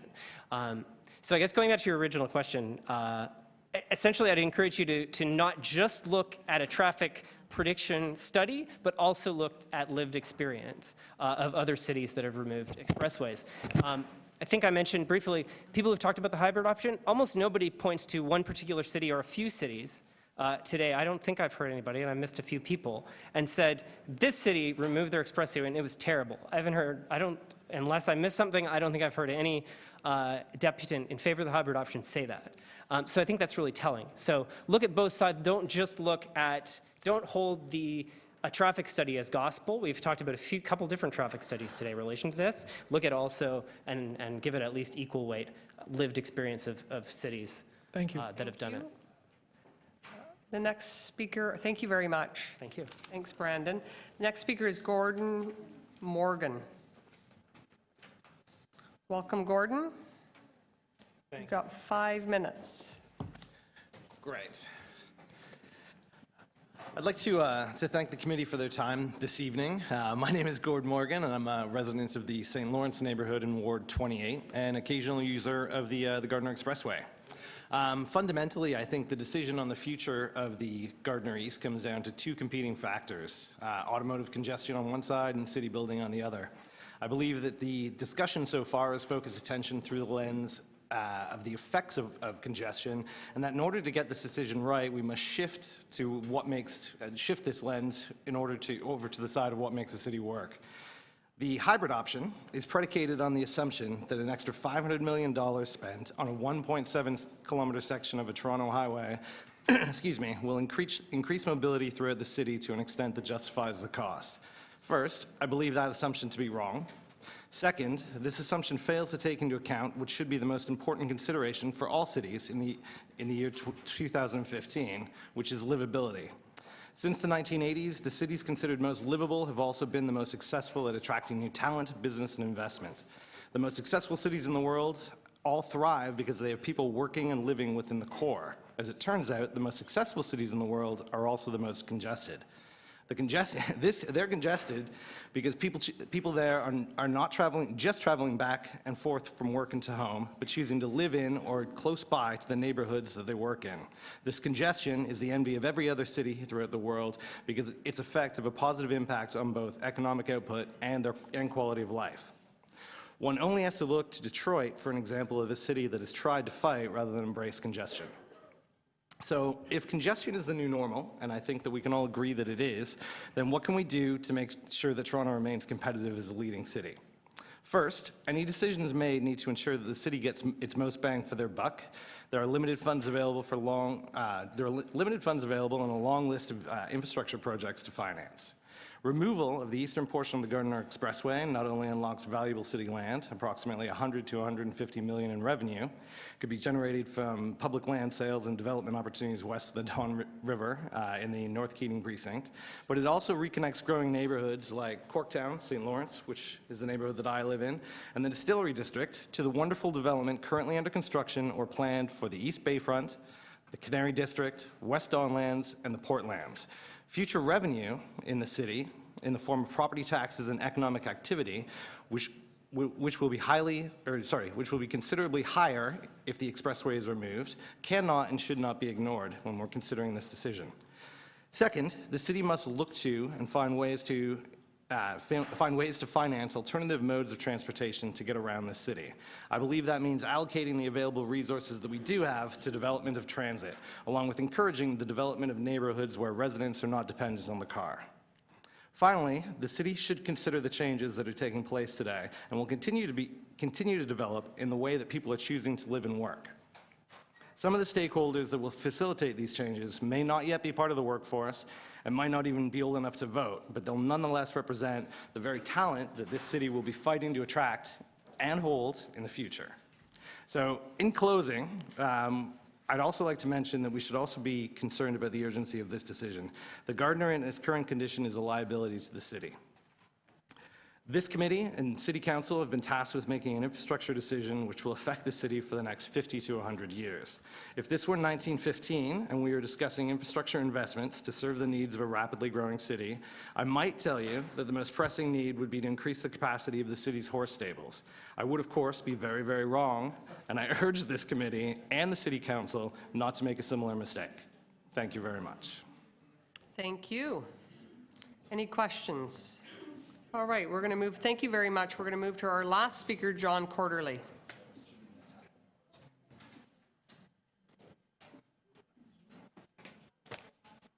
Welcome, John. Afternoon, Madam Chair. Can you just give me a second while I sort my numerous papers out? Yeah, we're doing that next. Okay. Okay, sure. Yep, you can go first.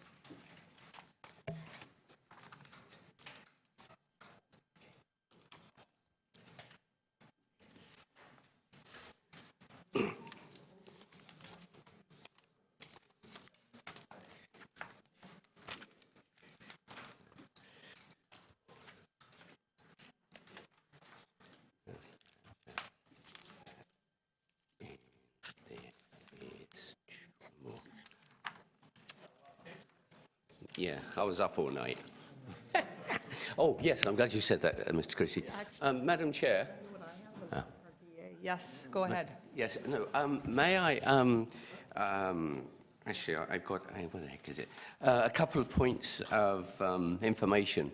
May I just clarify something to something Councillor McMahon and Councillor Cressy asked earlier on?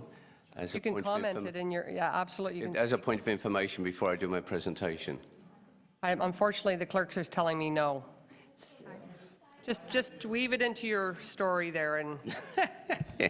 Okay. Yeah. First of all, thank you for having me here.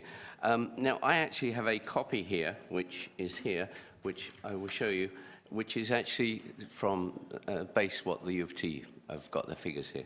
Now, part of this is there's a few problems I hear that are here. Some of the people are saying about the other cities in the world that have brought stuff down, cut stuff down. But I think there was a context that was missing. Because in London, they've stopped traffic going in, but there's no manufacturing. If you go to San Francisco, there's very little manufacturing in San Francisco. It's all down the peninsula, and they have other ways of getting in and out of the city. So I think with respect to that, we need to look at the actual context of the content and traffic flow in that. A lot of stuff was being said earlier on about individuals moving.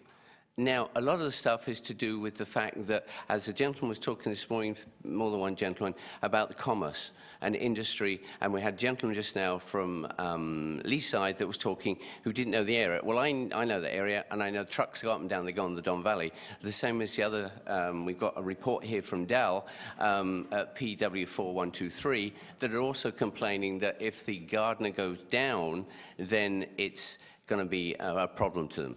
So, with respect to this, is that on? That's upside down. Is that the right way? Makes me dizzy. If you look at those figures, these are figures from your report.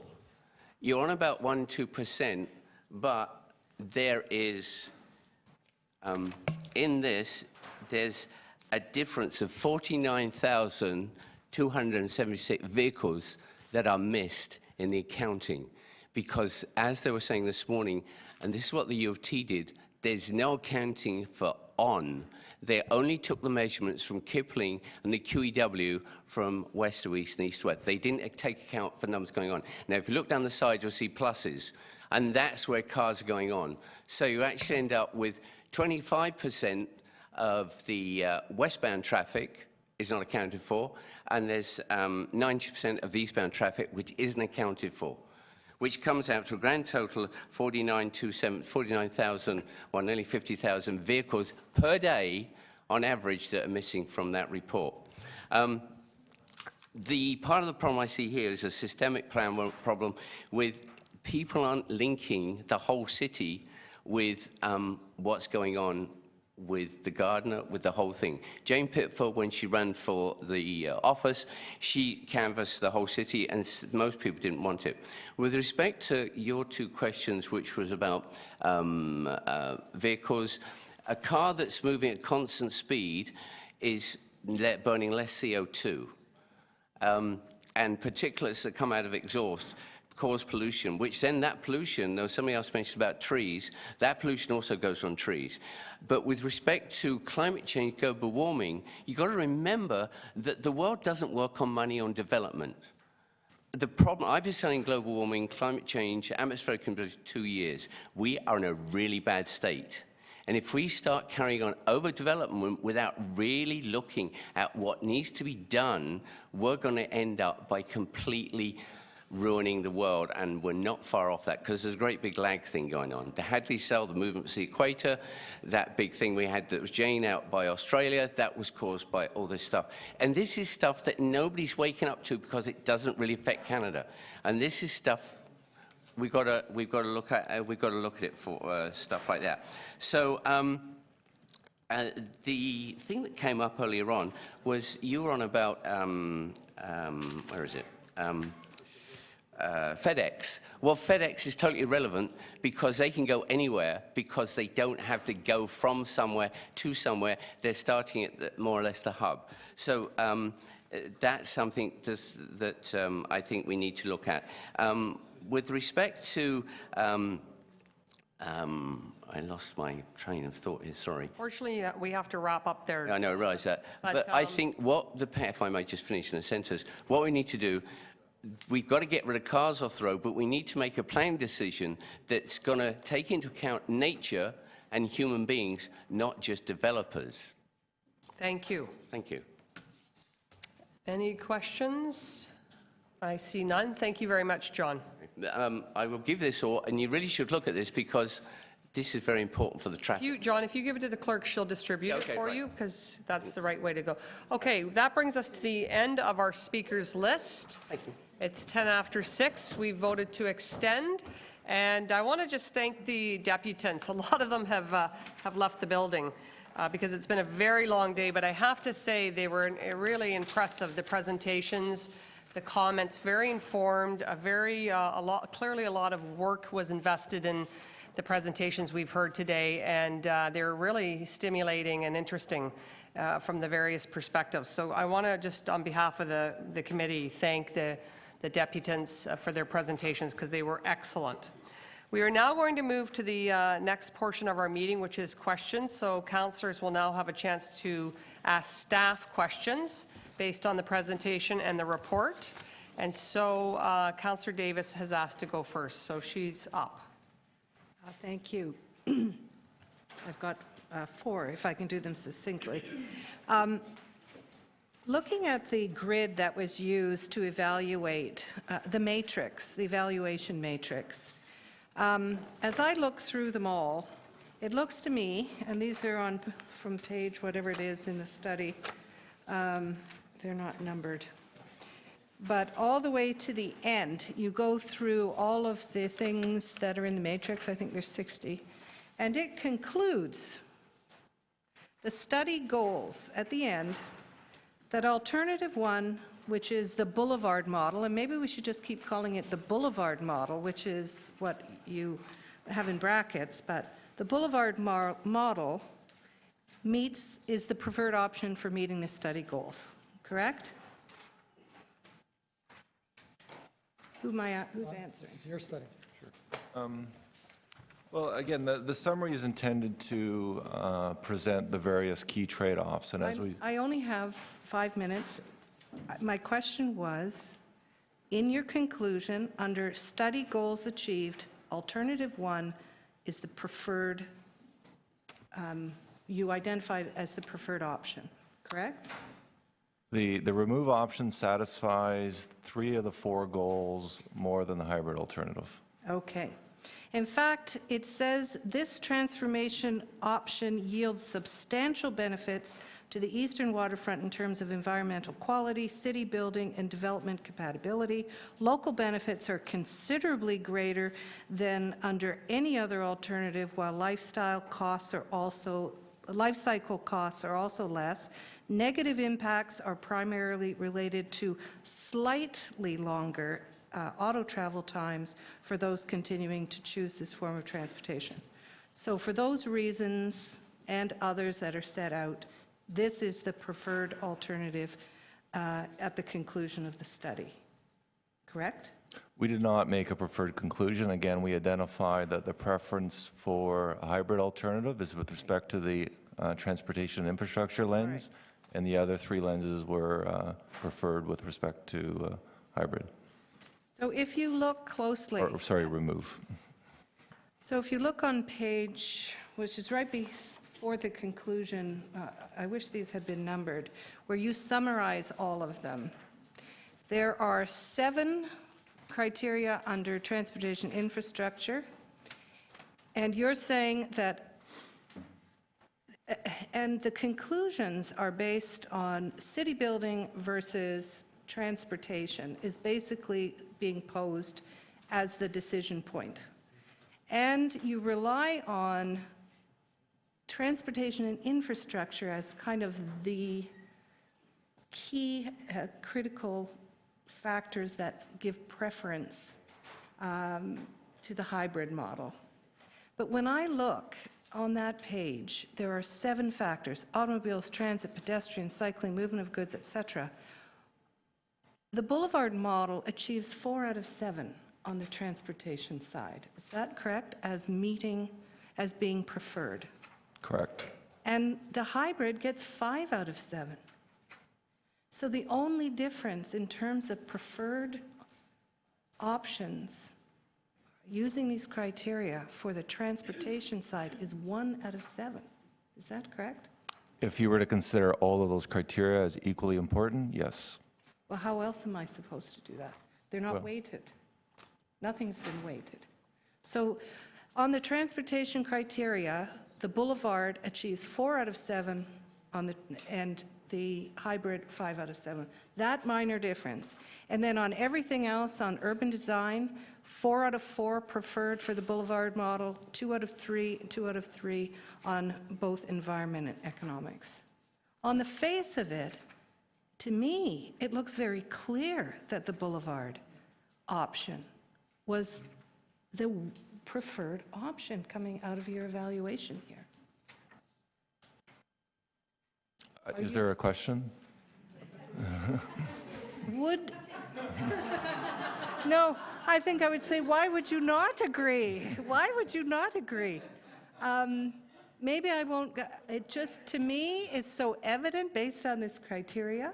I don't understand the conclusion being, take one or the other. Can you tell me why the boulevard option is not the option that you would recommend? Last question. I have one last question. Maybe I will, Offline, thank you. if I could just ask, where's the hybrid? On the hybrid route, it's so hard. There's so much content here. Yeah, I understand, but a You lot of know, people have it's very commitments, so hard. if we could just move it. How is it that we ended up with a hybrid model that was not a model that you were asked to study? Which is something I'll that, answer that last question first, and Don wants to answer the first question. So you'll remember last February and March, at this committee, we were asked to further refine the remove option and come back on the hybrid that was presented by Mr. Turovsky and his team. And as a result of that, we looked at it against those criteria. So we were asked, the answer is we were asked to look at it to see whether or not it had merit, and that's exactly what we've done. We've presented you with a recommendation, which is make a decision. And we do that because of the urgency we believe as staff is involved with the condition of the structure, the deck, and the timelines associated with its replacement somewhere around 2020 in timelines. And so we presented that to you. Please make a decision. We've given you 2 preferred alternatives, and we indicated that the hybrid would have to be preferred on the basis of emphasizing a stronger weighting on transportation And the other, 3 other lenses would give you a preferred alternative, which is remove, as we originally suggested last year. Okay, thanks. Councillor Fletcher was requested to go next. Yes, I have a big traffic meeting tonight. It might be, this is easier, actually, to deal with than the meeting I'm going to. Your decision. That's right. We know those I meetings. just wondered if there, the takedown in 2002 of the eastern part of the Gardiner, if that's really been, if somebody can speak to that. I don't know if anybody was here at that time, that the concerns over traffic, the concerns over congestion, that everything would get stalled, and many of the things that we're hearing now. Are there any staff that were around at that time? Paul's here. Yeah, I know, but he's not on staff. There's nobody here from that era outside of a few of us young kids. Okay. Which I think is, have you looked at that or spoken to people from that time? Looking at Yes, we have, and I think the general From the day. consensus of the people we have spoken to on it is that the perceived worry about congestion and impact of taking it down wasn't realized. In fact, the takedown was a successful urban design project and was meritorious. Did anybody tell you that the only congestion on the lakeshore is associated with the TTC construction? That's the only time there's been that type of, and I'm not joking, that has been the only clog up and congestion that's ever happened on that section of the lakeshore? Well, aside from accidents and normal things that happen on Yes. any facility, yes, I would agree. I just wondered about the HR&A study, which I've had a chance to look at, which looks at cities' lands, other private lands, the value uplift from that those combined lands is much greater for the remove or boulevard option than it is for the hybrid. Did I read that right? Absolutely correct. And that the number of jobs associated with the hybrid versus the boulevard one is also double. I don't mean the ones on site. For some reason, they had 4,000 jobs for remove and 2,000 for hybrid. You're going to have an extra 12 acres of prime development lands. Depending on your assumptions about GFA, you're going to get more jobs because you're going to have more office buildings. You're also going to have more residential units in that area.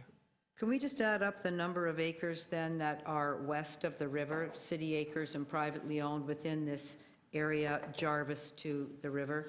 Yeah, I there's know you have- approximately, well, in total, there are a Not number of... including the lever lands. So 480 Lakeshore is the principal site. It's about 18 acres in size. And you can see that the gain of the 12 acres between hybrid and remove is made up of almost 5.5, 6 acres of parcels between basically Sherburne and Jarvis on the north side, where we would push the Lakeshore Great Boulevard down a little bit and create parcels with a depth of averaging about 24 meters. And then the remainder, 6.5 acres would be on the 480 Lakeshore site because it's not consuming as much land because of the existing structure and Lakeshore Avenue not being underneath each other. Is there somewhere in all of the documents that we're dealing with the Keating Channel for those ramps and is that front and center, that the hybrid actually will have an impact on the Keating Channel or the Keating Precinct? Yes, there's statements in the report regarding impacts on Keating Channel, or Keating Precinct in the staff report as well. And as far as pedestrians are concerned, I've been at the big meeting and heard people, oh my God, they can't cross that street. But I think deputants have been pretty clear that actually it's very dangerous to cross the lakeshore currently. Would you agree with that? As the condition for pedestrians is very poor at all those intersections in the lakeshore? Yes. So getting to the waterfront and the unlocking of the waterfront for the city and pedestrian movement back and forth, particularly for all the condos and development that's there, is actually hampered by the lakeshore as it stands and those intersections. Yes, and to add to that, with our remove alternative, there's actually a shorter crossing distance of Lakeshore Boulevard results from it. so better for pedestrians, definitely, and many of whom might be walking up to get transit. Is that a possible thought? Yes. And for unlocking the waterfront, which was the original terms of reference, number one is to be at the waterfront. Would you agree that the boulevard or remove options, number one for removing the waterfront, and acknowledge that we've heard that it's $2.6 billion in economic impact currently for the current development so far Waterfront Toronto has led? Who would like to answer? Comment partly on that in the sense that the remove certainly does benefit connections between the waterfront and the downtown core. And the HRNA study, when it looked at all of the factors, actually only said that the hybrid modestly is an advantage for traffic patterns and economic competitiveness downtown. It didn't give it 10 out of 10, it said modest. I'm very clear on that. Do you remember that section? Yeah, but I think you need to just understand the scope of the HRA study. It wasn't examining all the issues that we've been talking about today.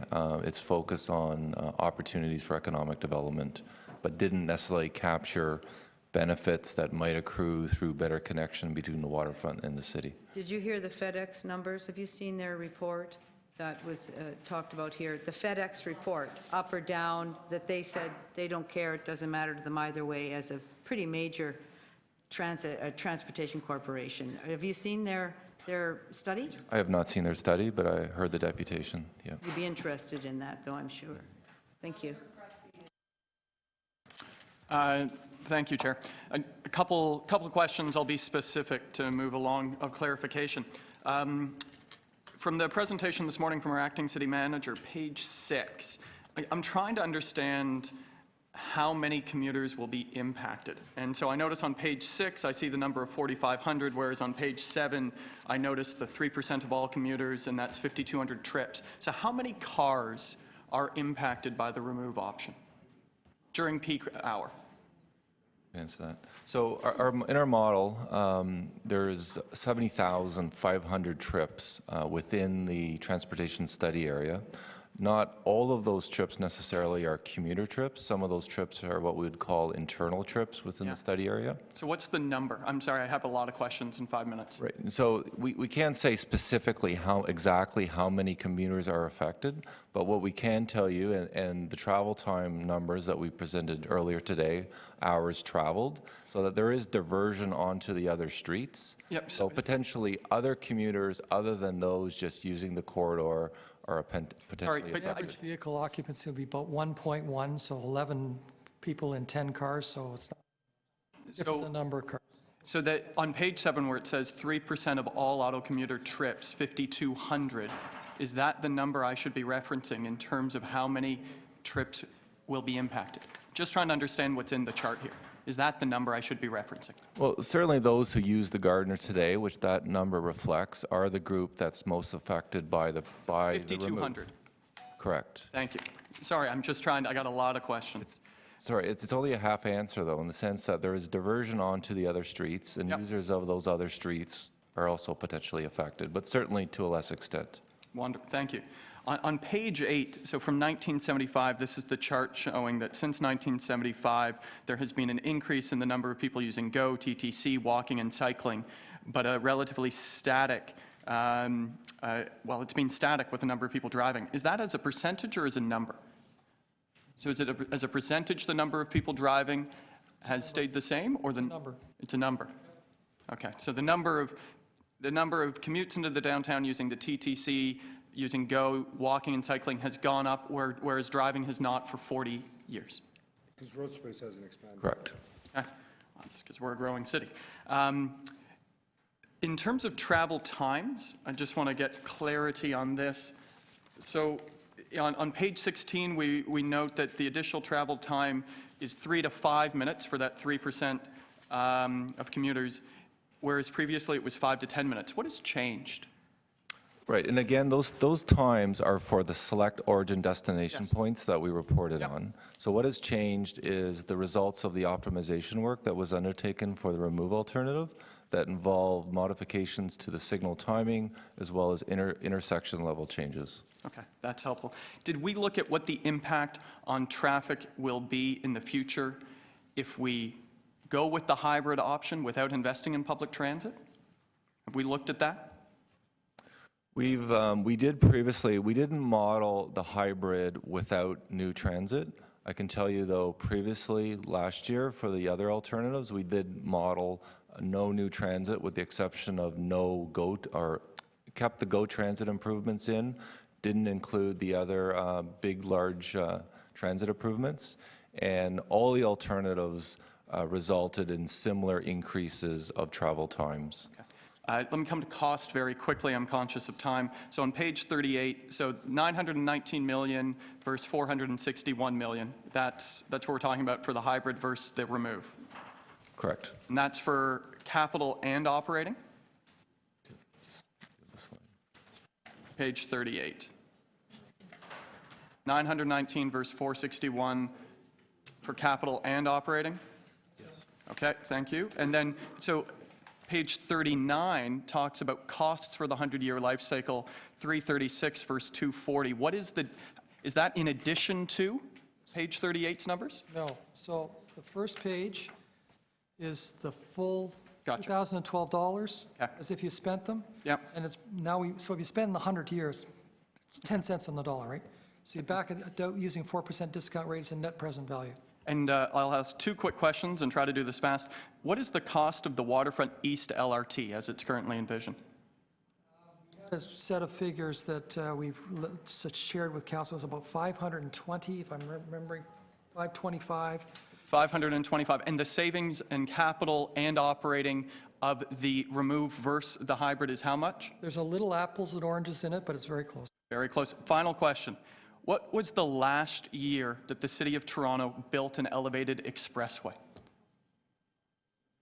And what year did we last build an elevated expressway? Or an elevated expressway? An elevated expressway.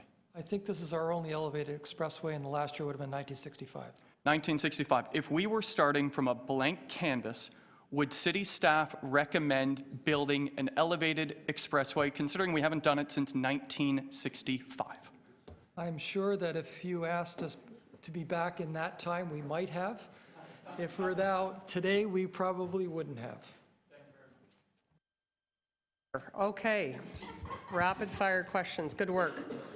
Who would like to go next? Does any other committee members will bring it into committee members? So I see Councillor Holladay has questions.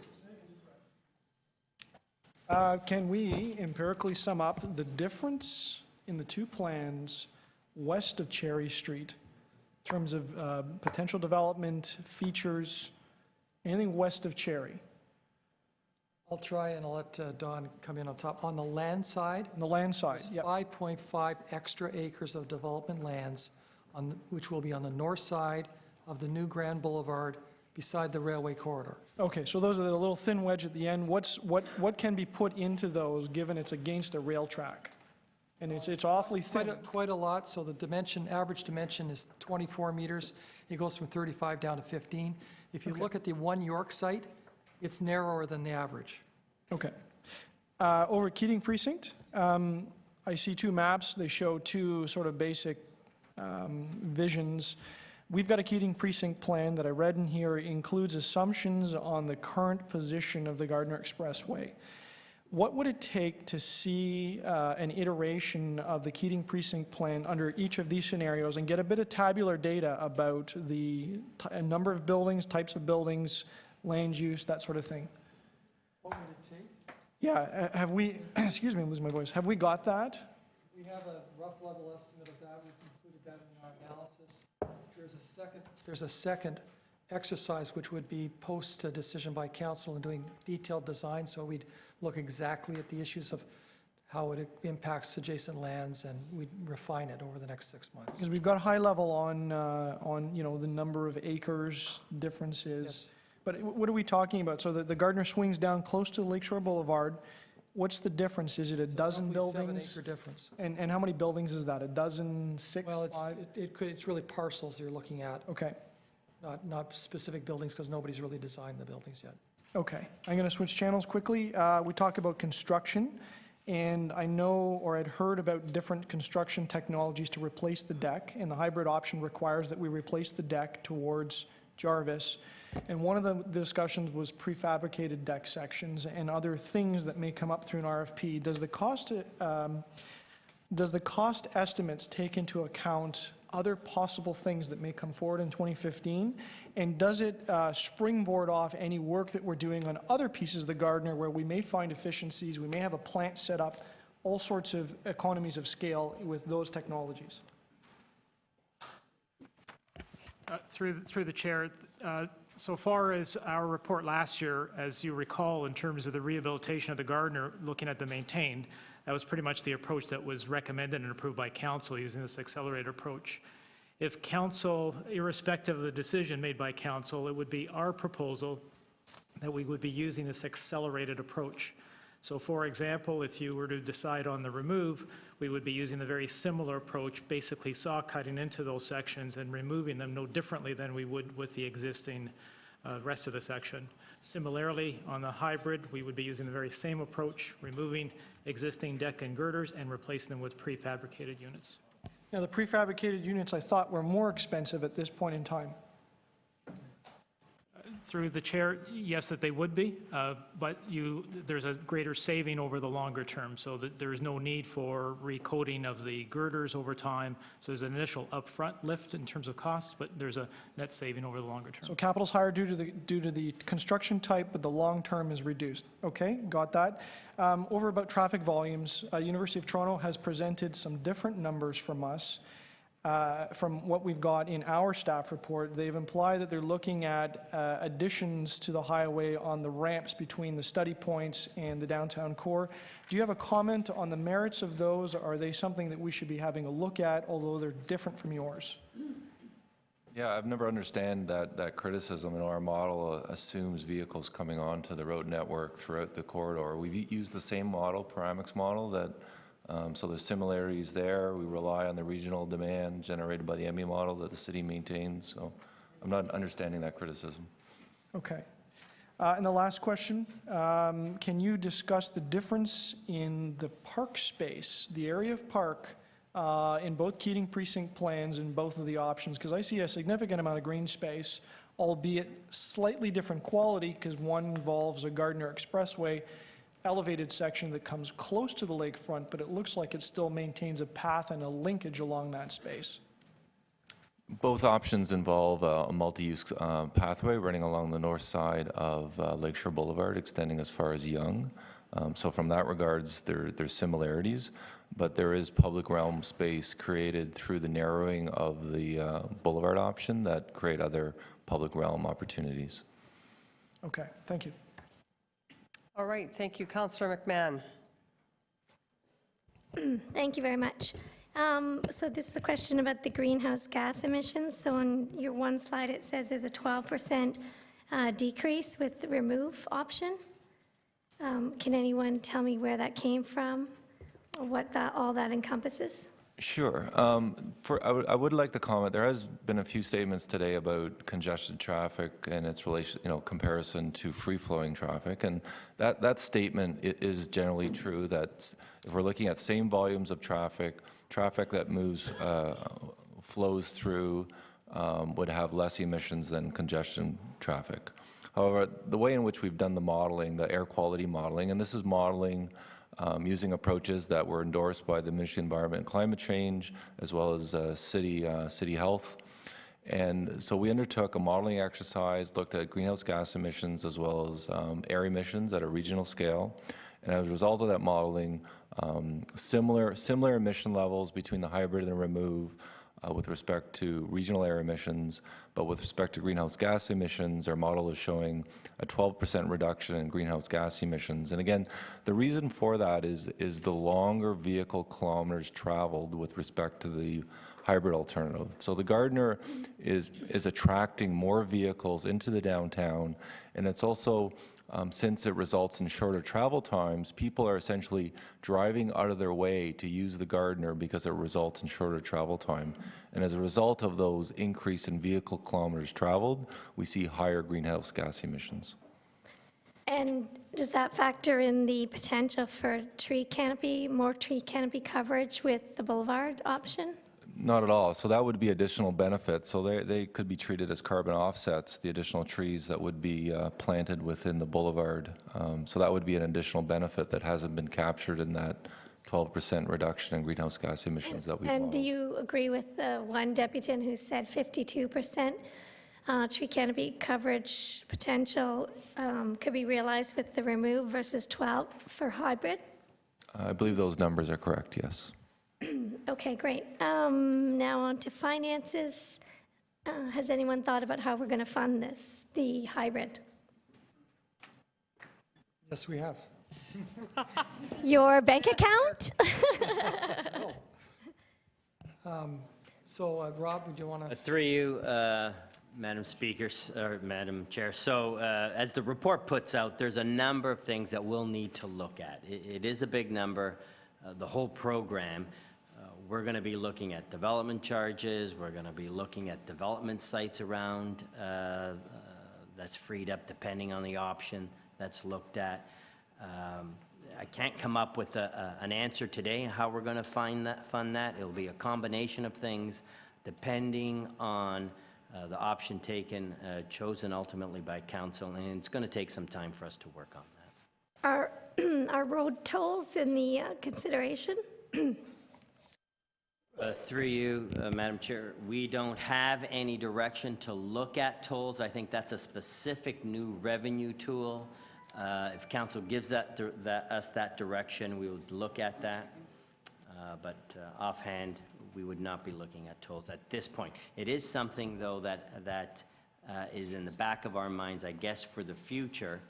But, you know, in the short to medium term, council looked at that as a revenue tool when they looked at the Metrolinx report that we did, I believe, back in 2014, and did not approve that for us to look at. Well, I certainly voted for it back then, but I think I might have been the only one. And then the last one is, and maybe you don't know, it was, again, going back to our institutional knowledge of the Gardiner removal in my neck of the woods. And I don't know if you can answer this. Was the construction a nightmare? Were there cost overruns? That kind of thing, or you can't even talk to that? I do know that the construction, the demolition was relatively inexpensive in the tens of millions of dollars, like $20 million range, if I recall. I don't expect that that was any greater, although we found more rebar in the vents than we expected, so it was actually a little tougher to get them down, but it wasn't a huge, and we already had an existing roadway with modifications we had to make, but it was relatively straightforward. Great, thank you very much. Under time by 10 seconds. Councillor Moser. We heard from our delegations today that they'd like more time giving the scope of this. Is there anything here that we're missing? We've got some amendments here that have been handed. So have we done enough as far as outreach, the data we have in front of us to make an informed decision when we're hearing publicly there that we should be taking a little more time on this? So through you, Madam Chair, a couple of points. First, we're looking for a decision on a preferred alternative, and we would go into a more detailed design of that preferred alternative in order to submit it to the Minister of Environment, expected in 2016. So we would be tweaking whatever preferred alternative to make sure that we mitigated to the best extent possible and got the best preferred alternative we could. So we have a bit of time on some of the tweaking, if I can put it that way, or the detailed design work that we could do, and we could certainly accommodate some of those requests. We get very nervous when we're sent back to look at new options that are radically different from what we've been considering. And to the extent that you can just see, it took us almost a year to come back on that last one. I would not support and recommend to you any delay of that order of magnitude in this exercise. I'm asked to make a decision today, which I'd like to do, but the devil is in the detail in this particular case. The parallel streets, we asked you when, I remember the debate, we ask you to do a detailed assessment on the parallel streets. And I see on page, it's downtown demand is adjusted to reflect detailed count data. I don't see a chart on what the impact are on the streets, like Richmond and so forth. We ask you to do a detailed assessment, what it means to these particular streets. So are there any figures I can see in a chart that gives me an idea if we do the removal, what the impact would be? Well, we certainly could generate data on a street-by-street basis in terms of the additional volume that we would expect on those streets in the peak hour, so that information could be provided. But part of the direction, I remember the debate was for you to do that, because we wanted to know what the impact would be on the parallel streets. So I'm surprised that the data wouldn't be here. So when we looked at this previously, and we did look at it even in the context of impact on streetcars, for example, and delay that might be caused on streetcars. And the results, when we looked at it previously, were showing in the 2 to 3 to 4 minute range delay, so similar to the travel time delays that we have presented for the OD pairs. So do we have any idea within 10% of what it means to Richmond Street, Queen Street, or Queens Quay? Because I remember the debate and there was a definite direction. So one of the issues was what does it mean to the parallel streets? Right, so users of those streets would expect similar levels of delay, so in the few minutes magnitude. Okay. Now, as far as delay, we've heard different figures. How do I hang my hat on a 5-minute? What do we have to do in order for you to assure me that it's only 5 minutes? What do we have to do within this process so I can make an informed decision that this is 5 minutes, 10 minutes, 3 minutes? We've heard different reputations. Now tell me, how do I get to 5 minutes and make sure I can hang my hat on it? Well, I think I can provide a few comments to give you comfort in terms of the results that have been presented to you. And to some extent, the work that has been done by University of Toronto as they've been retained by CAA actually in some ways provides confidence to our results as well. So the results, or the work that Dylan has done is using third-party models used worldwide. I've only got 5 minutes, so is it 5 minutes I can hang my hat on? In this particular case, if I look at the tear-down option, the removal, can I feel comfortable that we're looking at 5 minutes with all the dynamics you've studied at this particular point? So our modeling is saying that, the U of T modeling is saying that, and the peer review work that was done on our model is endorsing that. So you feel comfortable telling me that if we go with the removal, it's 5 minutes I can look at comfortably? Again, it depends on the trip. We've reported different times for different trips, but it's in that magnitude. One thing as well to appreciate that there is tremendous variation today in people's travel times. There will be tremendous variation in people's travel times in the future as well. But what I can tell you is all the modeling work that has been done to date by the different parties and the reviews have been done have all essentially come to the same conclusion. Counselor, if I could add, that question probably I still have best. 5 questions here. That's what I mean about, a decision like this, and we only get one round of questions. I found that outrageous. Counselor, if I can just add, I think that's as close to a yes as you're going to get to a very general question from a competent civil engineer. That's as close to yes as you're going to get. I still have 5 questions, so I've only got 5 minutes.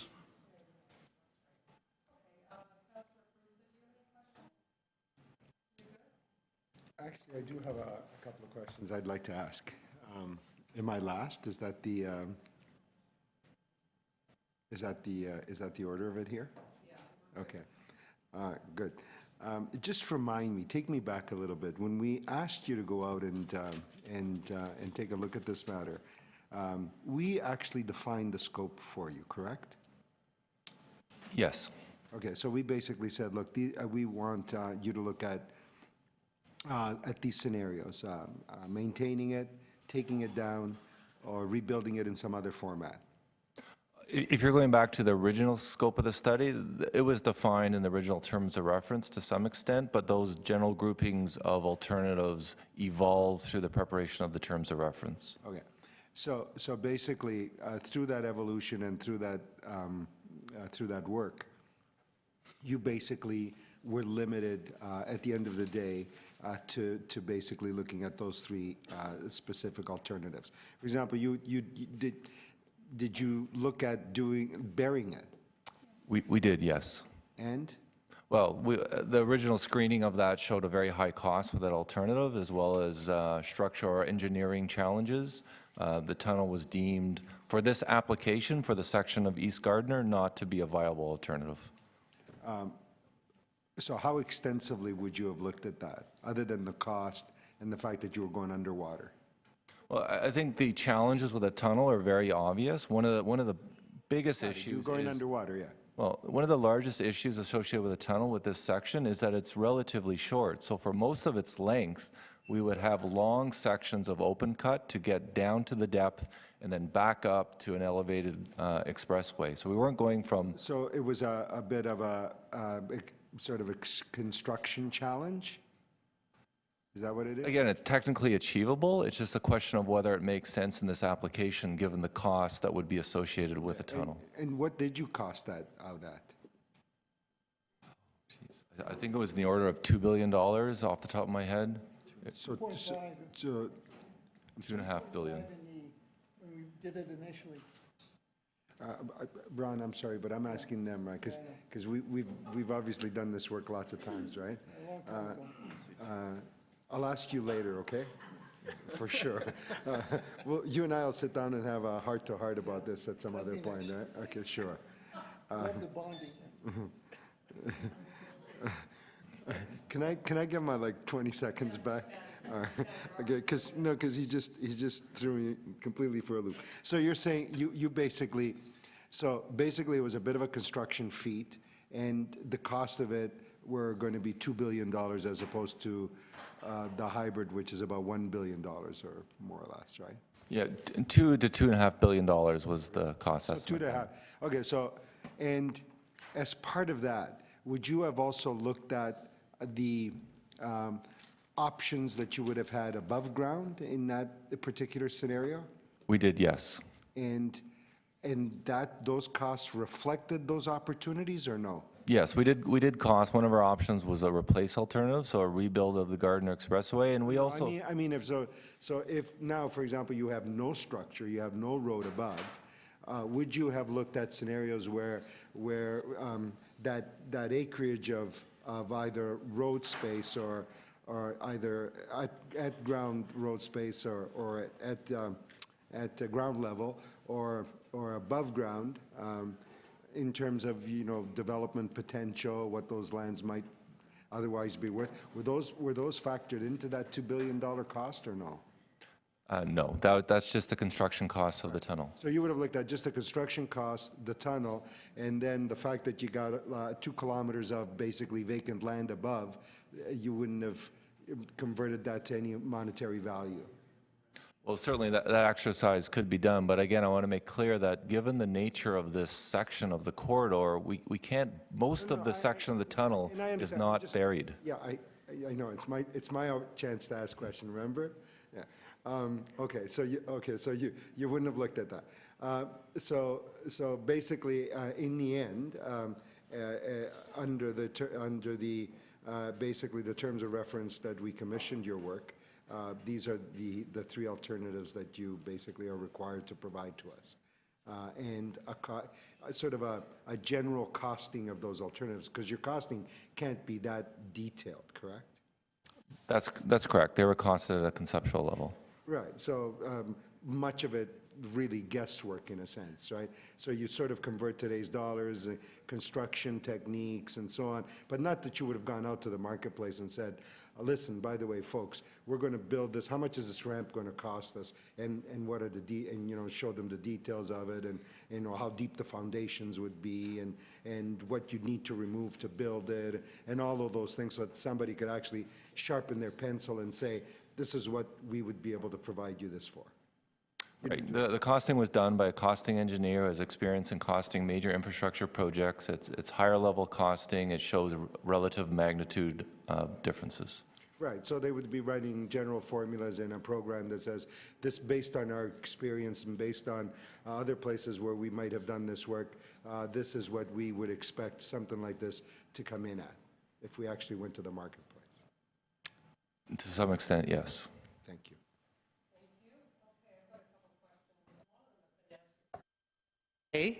But I'll just ask about the ramps. You know, can we move them? We've heard about that today in the deputations, and would you be willing to look at that or review that? I'm speaking of the Cherry Street ramps. Certainly we did, you know, we've always been challenged with these ramps. We located them as we thought that was the best location in terms of the purpose that they served. We have since looked at some other options in attempting to use existing ramps or the potential to widen existing ramps. They have impacts on travel times. I think from a travel time point of view, those ramps are in the best location that they can be. Can they be investigated further to see if they could have less impact? Yes, that would be something that we would do in the next stage of the environmental assessment. Okay, and we've heard a lot today about traffic and evaporation, dispersion. How long does that take? Like, there must be some type of transition time, so for people to reroute. I mean, we already have serious congestion issues and gridlock on every street in the city. So would dispersion actually work in Toronto, given that we have such a severe problem here? And how long does it take to transition this concept?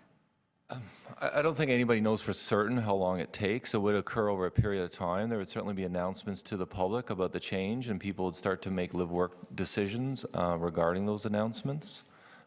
We've modeled 2031, which is 5 years after the assumed end of construction, assumed to be a mature system, that the system has adjusted to accommodate it. I think you would start to see, as we've seen with the recent construction on the Gardiner at the West End, that diversion was happening almost immediately after construction started. Okay, so, but you can't, so you've, in a situation like this where it's such a big piece of infrastructure that potentially might come down, you can't really give me, like, say, a year, 18 months, there's no kind of... Well, yeah, I think it's some amount of diversion would occur instantly, and as the system matures and people got comfort with a new network, that further diversion would happen as people become aware of other roads with available capacity. Okay, and the slivers, I call them the slivers. So if you look at these terrific maps on this, each side of the room, there's slivers north of the proposed street, or the proposed boulevard. No, I guess it would be actually the boulevard, yes. Is there any way that we can animate those? I mean, we've done some creative things already in the city. Certainly Waterfront Toronto has done some impressive things, Underpass Park being, I think, an award-winning endeavor. Is there things we could do with those slivers, as I like to call them, that we could animate or city build or create public realm? If you're talking about the hybrid and doing something with those I am, spaces, that's what I'm, yes. Yes, there is things that we could do. The Underpass Park is a good example. Having the certainty to know that we could make an investment. The multi-use trail is also contemplated for much of that area, but we could go further and animate them with other recreational, cultural assets as well. Okay, great. Thank you very much. That's my time. So now we're going to move to speakers, and Councillor Cressy's up first. Well, thank you, and thank you to the committee members for indulging all my comments throughout the entire day. I appreciate that. Listen, I've been here all day, and this seems crystal clear to me. Are we planning a city for the 21st century or a city for the 1900s, or as we've heard, 1965? Are we planning a city that takes into account population growth for the future, or are we planning a city for today's population and today's traffic? It seems to me that if you're making a 100-year decision, it should be based on tomorrow's needs, not today's. And the trend for tomorrow is crystal clear. I mean, the report states it. 68% of commutes during rush hour into the downtown are through walking, cycling, GO, or TTC. Only a quarter of them are through the car. And the number of people driving has remained the same for 40 years, whereas the number of people using all those other means of transit has increased. So planning a city on the basis of vehicular traffic is a losing proposition. One of the deputants said, it's like widening the road to solve congestion is like loosening the belt to solve obesity. He had it right. And so this is a decision in front of us as council that should be based on how do you alleviate congestion, how do you improve the economy, how do you improve the public realm and unlock the waterfront.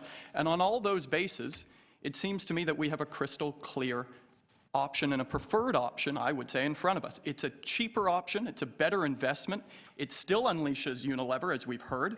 It allows for investment in creative uses of the public realm and our waterfront. We aspire to be a waterfront city, I thought we'd endorsed it. This one is the clear preference for that. But most importantly on transit, the savings from the hybrid option pay for the Waterfront East LRT. Let me say that again. The savings from the remove option pay for the LRT. In a city strapped for cash, in a setting where next year we're told we need to find 2% in efficiencies in every department, somebody tell me how we're going to get $525 million for that LRT. It ain't there. And so this flawed logic that we can't tear down the Gardiner because we don't have public transit, but we don't have public transit because we're paying to maintain the Gardiner is seriously flawed. And so I would just close by saying that, Bill Davis, we all know the quote, he said the choice was between people or cars. Well, I think the choice on this issue is simply between, do we want to build a city for the future or maintain a city of the past? So I would strongly encourage you to support the remove option, and at the very least to bring this to council without recommendations, because this debate deserves at least that. Thank you very much, Councillor Cressy. And now we're in committee because we have no other visiting councillors. I'm going to actually go next because I have some motions, and that way you have them before you. So, although I have shared this with every committee member. So if the clerks could put them up on the screen, I'm going to do number 1 first. But you could maybe show them each, just put one up and then the other. If you could put number 1 up first, that would be helpful. So what I'm doing with these motions is asking city staff to report directly to the June 10th, 2015 City Council meeting with additional information related to the 2 options before us. I'm requesting strategies to improve the hybrid option, and that means shifting or eliminating the Cherry Street ramps, encouraging best practices using underneath and beside the elevated highway, like Underpass Park, which is a stellar example of public realm, and of course the Fort York Visitor Center, and as the acting city manager has just indicated, multi-use paths, and enhancements to Lakeshore Boulevard. And if you could put the second motion up now, I'm also requesting strategies to improve the travel impacts of the remove option. And what I mean by that is looking at travel times on Lakeshore Boulevard, pedestrian overpasses, the option of that or potential of that, and any other opportunities to reduce vehicle travel times. So this motion comes from the deputation and has been influenced by the deputations today. And like I said, they were, I thought, really impressive deputations and very helpful toward this process and the final outcome. And I just have to say that I recognize that this is a debate and a decision for City Council. And my motions ensure City Council will have all the information before them to make a well-informed decision. So kind of the concept of no stone unturned. No matter what option is chosen, my number 1 goal as the Chair of Public Works is to make sure we make a decision on June 10th. The Gardiner is close to 60 years old. It's at the end of its service life. Concrete is falling, and in some places, we are reinforcing the deck with timber. Ensuring that this decision is made is my #1 goal. And so we have 3 options before us. We have maintain, remove, hybrid. I clearly don't support the maintain option. The environmental assessment clearly showed it had few, if any, benefits in terms of congestion, connectivity, or waterfront development. But I actually believe there are some councillors who are still supporting maintain. If remove is chosen, we need to ensure we've uncovered every opportunity to limit its impacts on congestion and gridlock, and that means considering additional lanes, pedestrian overpasses, and other opportunities to reduce vehicle travel time. So I'm hoping we can consider each and every alternative. If the hybrid option is chosen, I think we have to really reflect on whether the Cherry Street ramps are required. I would also like to see strategies to create and encourage best practices in using and animating the spaces underneath and beside the expressway. We have to look. We have to also look for every opportunity to improve pedestrian safety and the Lakeshore Boulevard streetscape. So I've spoken to the acting city manager. I've been sitting beside him now for close to 10 hours. And staff have indicated that they can easily report on these issues in time for June's City Council meeting. And my understanding is that actually some of this work has already begun. So I'm adopting the recommendations in the staff report and moving these 2 motions as amendments to that. And that I hope you'll support it. The committee PWIC will support this today. Madam Chair? This evening. Question of the mover, so I understand it procedurally. Forgive me as the new person here. Does this, in effect, then send both recommendations to accept hybrid and remove along with further information? Just so it's clear to me what in effect we're doing. Yes, so to be crystal clear, I am adopting the recommendations in the staff report, or proposing that we adopt the recommendations in the staff report, which would mean A and B under item #1, recommendation #1, which is remove on the basis of greater emphasis on the EA urban design, environment, and economic study lens, or B, hybrid on the basis of greater emphasis on the EA transportation and infrastructure study lens. So both those would move forward. Understood. Thank you. Okay. Thank you for that opportunity to clarify. Okay, have we got another speaker? Councillor McMahon. Sure, thank you. And I'd just like to thank Chair Robinson for her motions, which I will definitely be supporting. I think that's the right thing to do to get more information and send it to council. And also want to thank Chair Robinson for her leadership on this issue, and especially for facilitating a fantastic meeting today very efficiently. And as we said, we learned a lot from our deputants. Well, it's no secret that I'm leaning towards remove, and I'm doing that for thinking that because of many reasons. One is the public realm opportunities that it would allow for. Water? I think we're all getting some not fresh air in here. The other reason would be the environmental impacts with the reduction of greenhouse gases, the potential for tree canopy coverage, of course, the cost savings, the opportunity for the developers. And as you heard it here, the myth was debunked today. First Golf developer is not just supportive of hybrid. They are also supportive of remove. So there's the myth for that gone. Also, the 12 extra acres for opportunity for development. Also, the past history in my ward with, in my area with tearing down that section of the Gardiner, and the sky didn't fall. But as we know right now, the current Gardiner is falling, so we need to do something about that.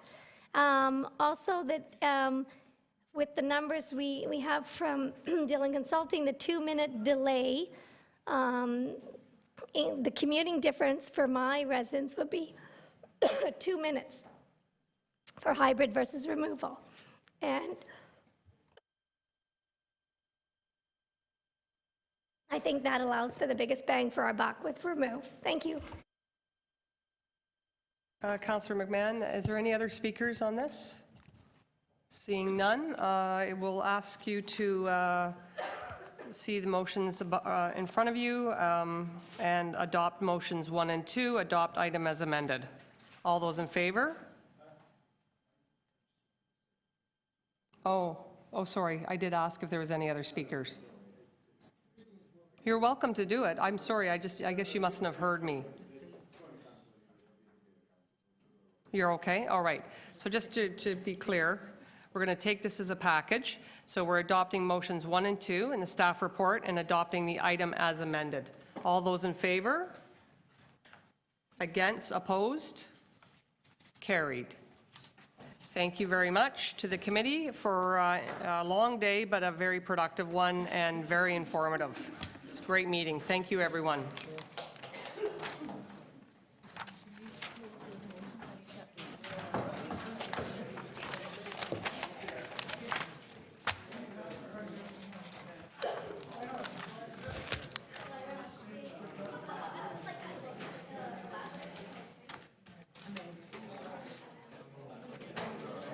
Thanks very much, guys. I should have thanked you. That was a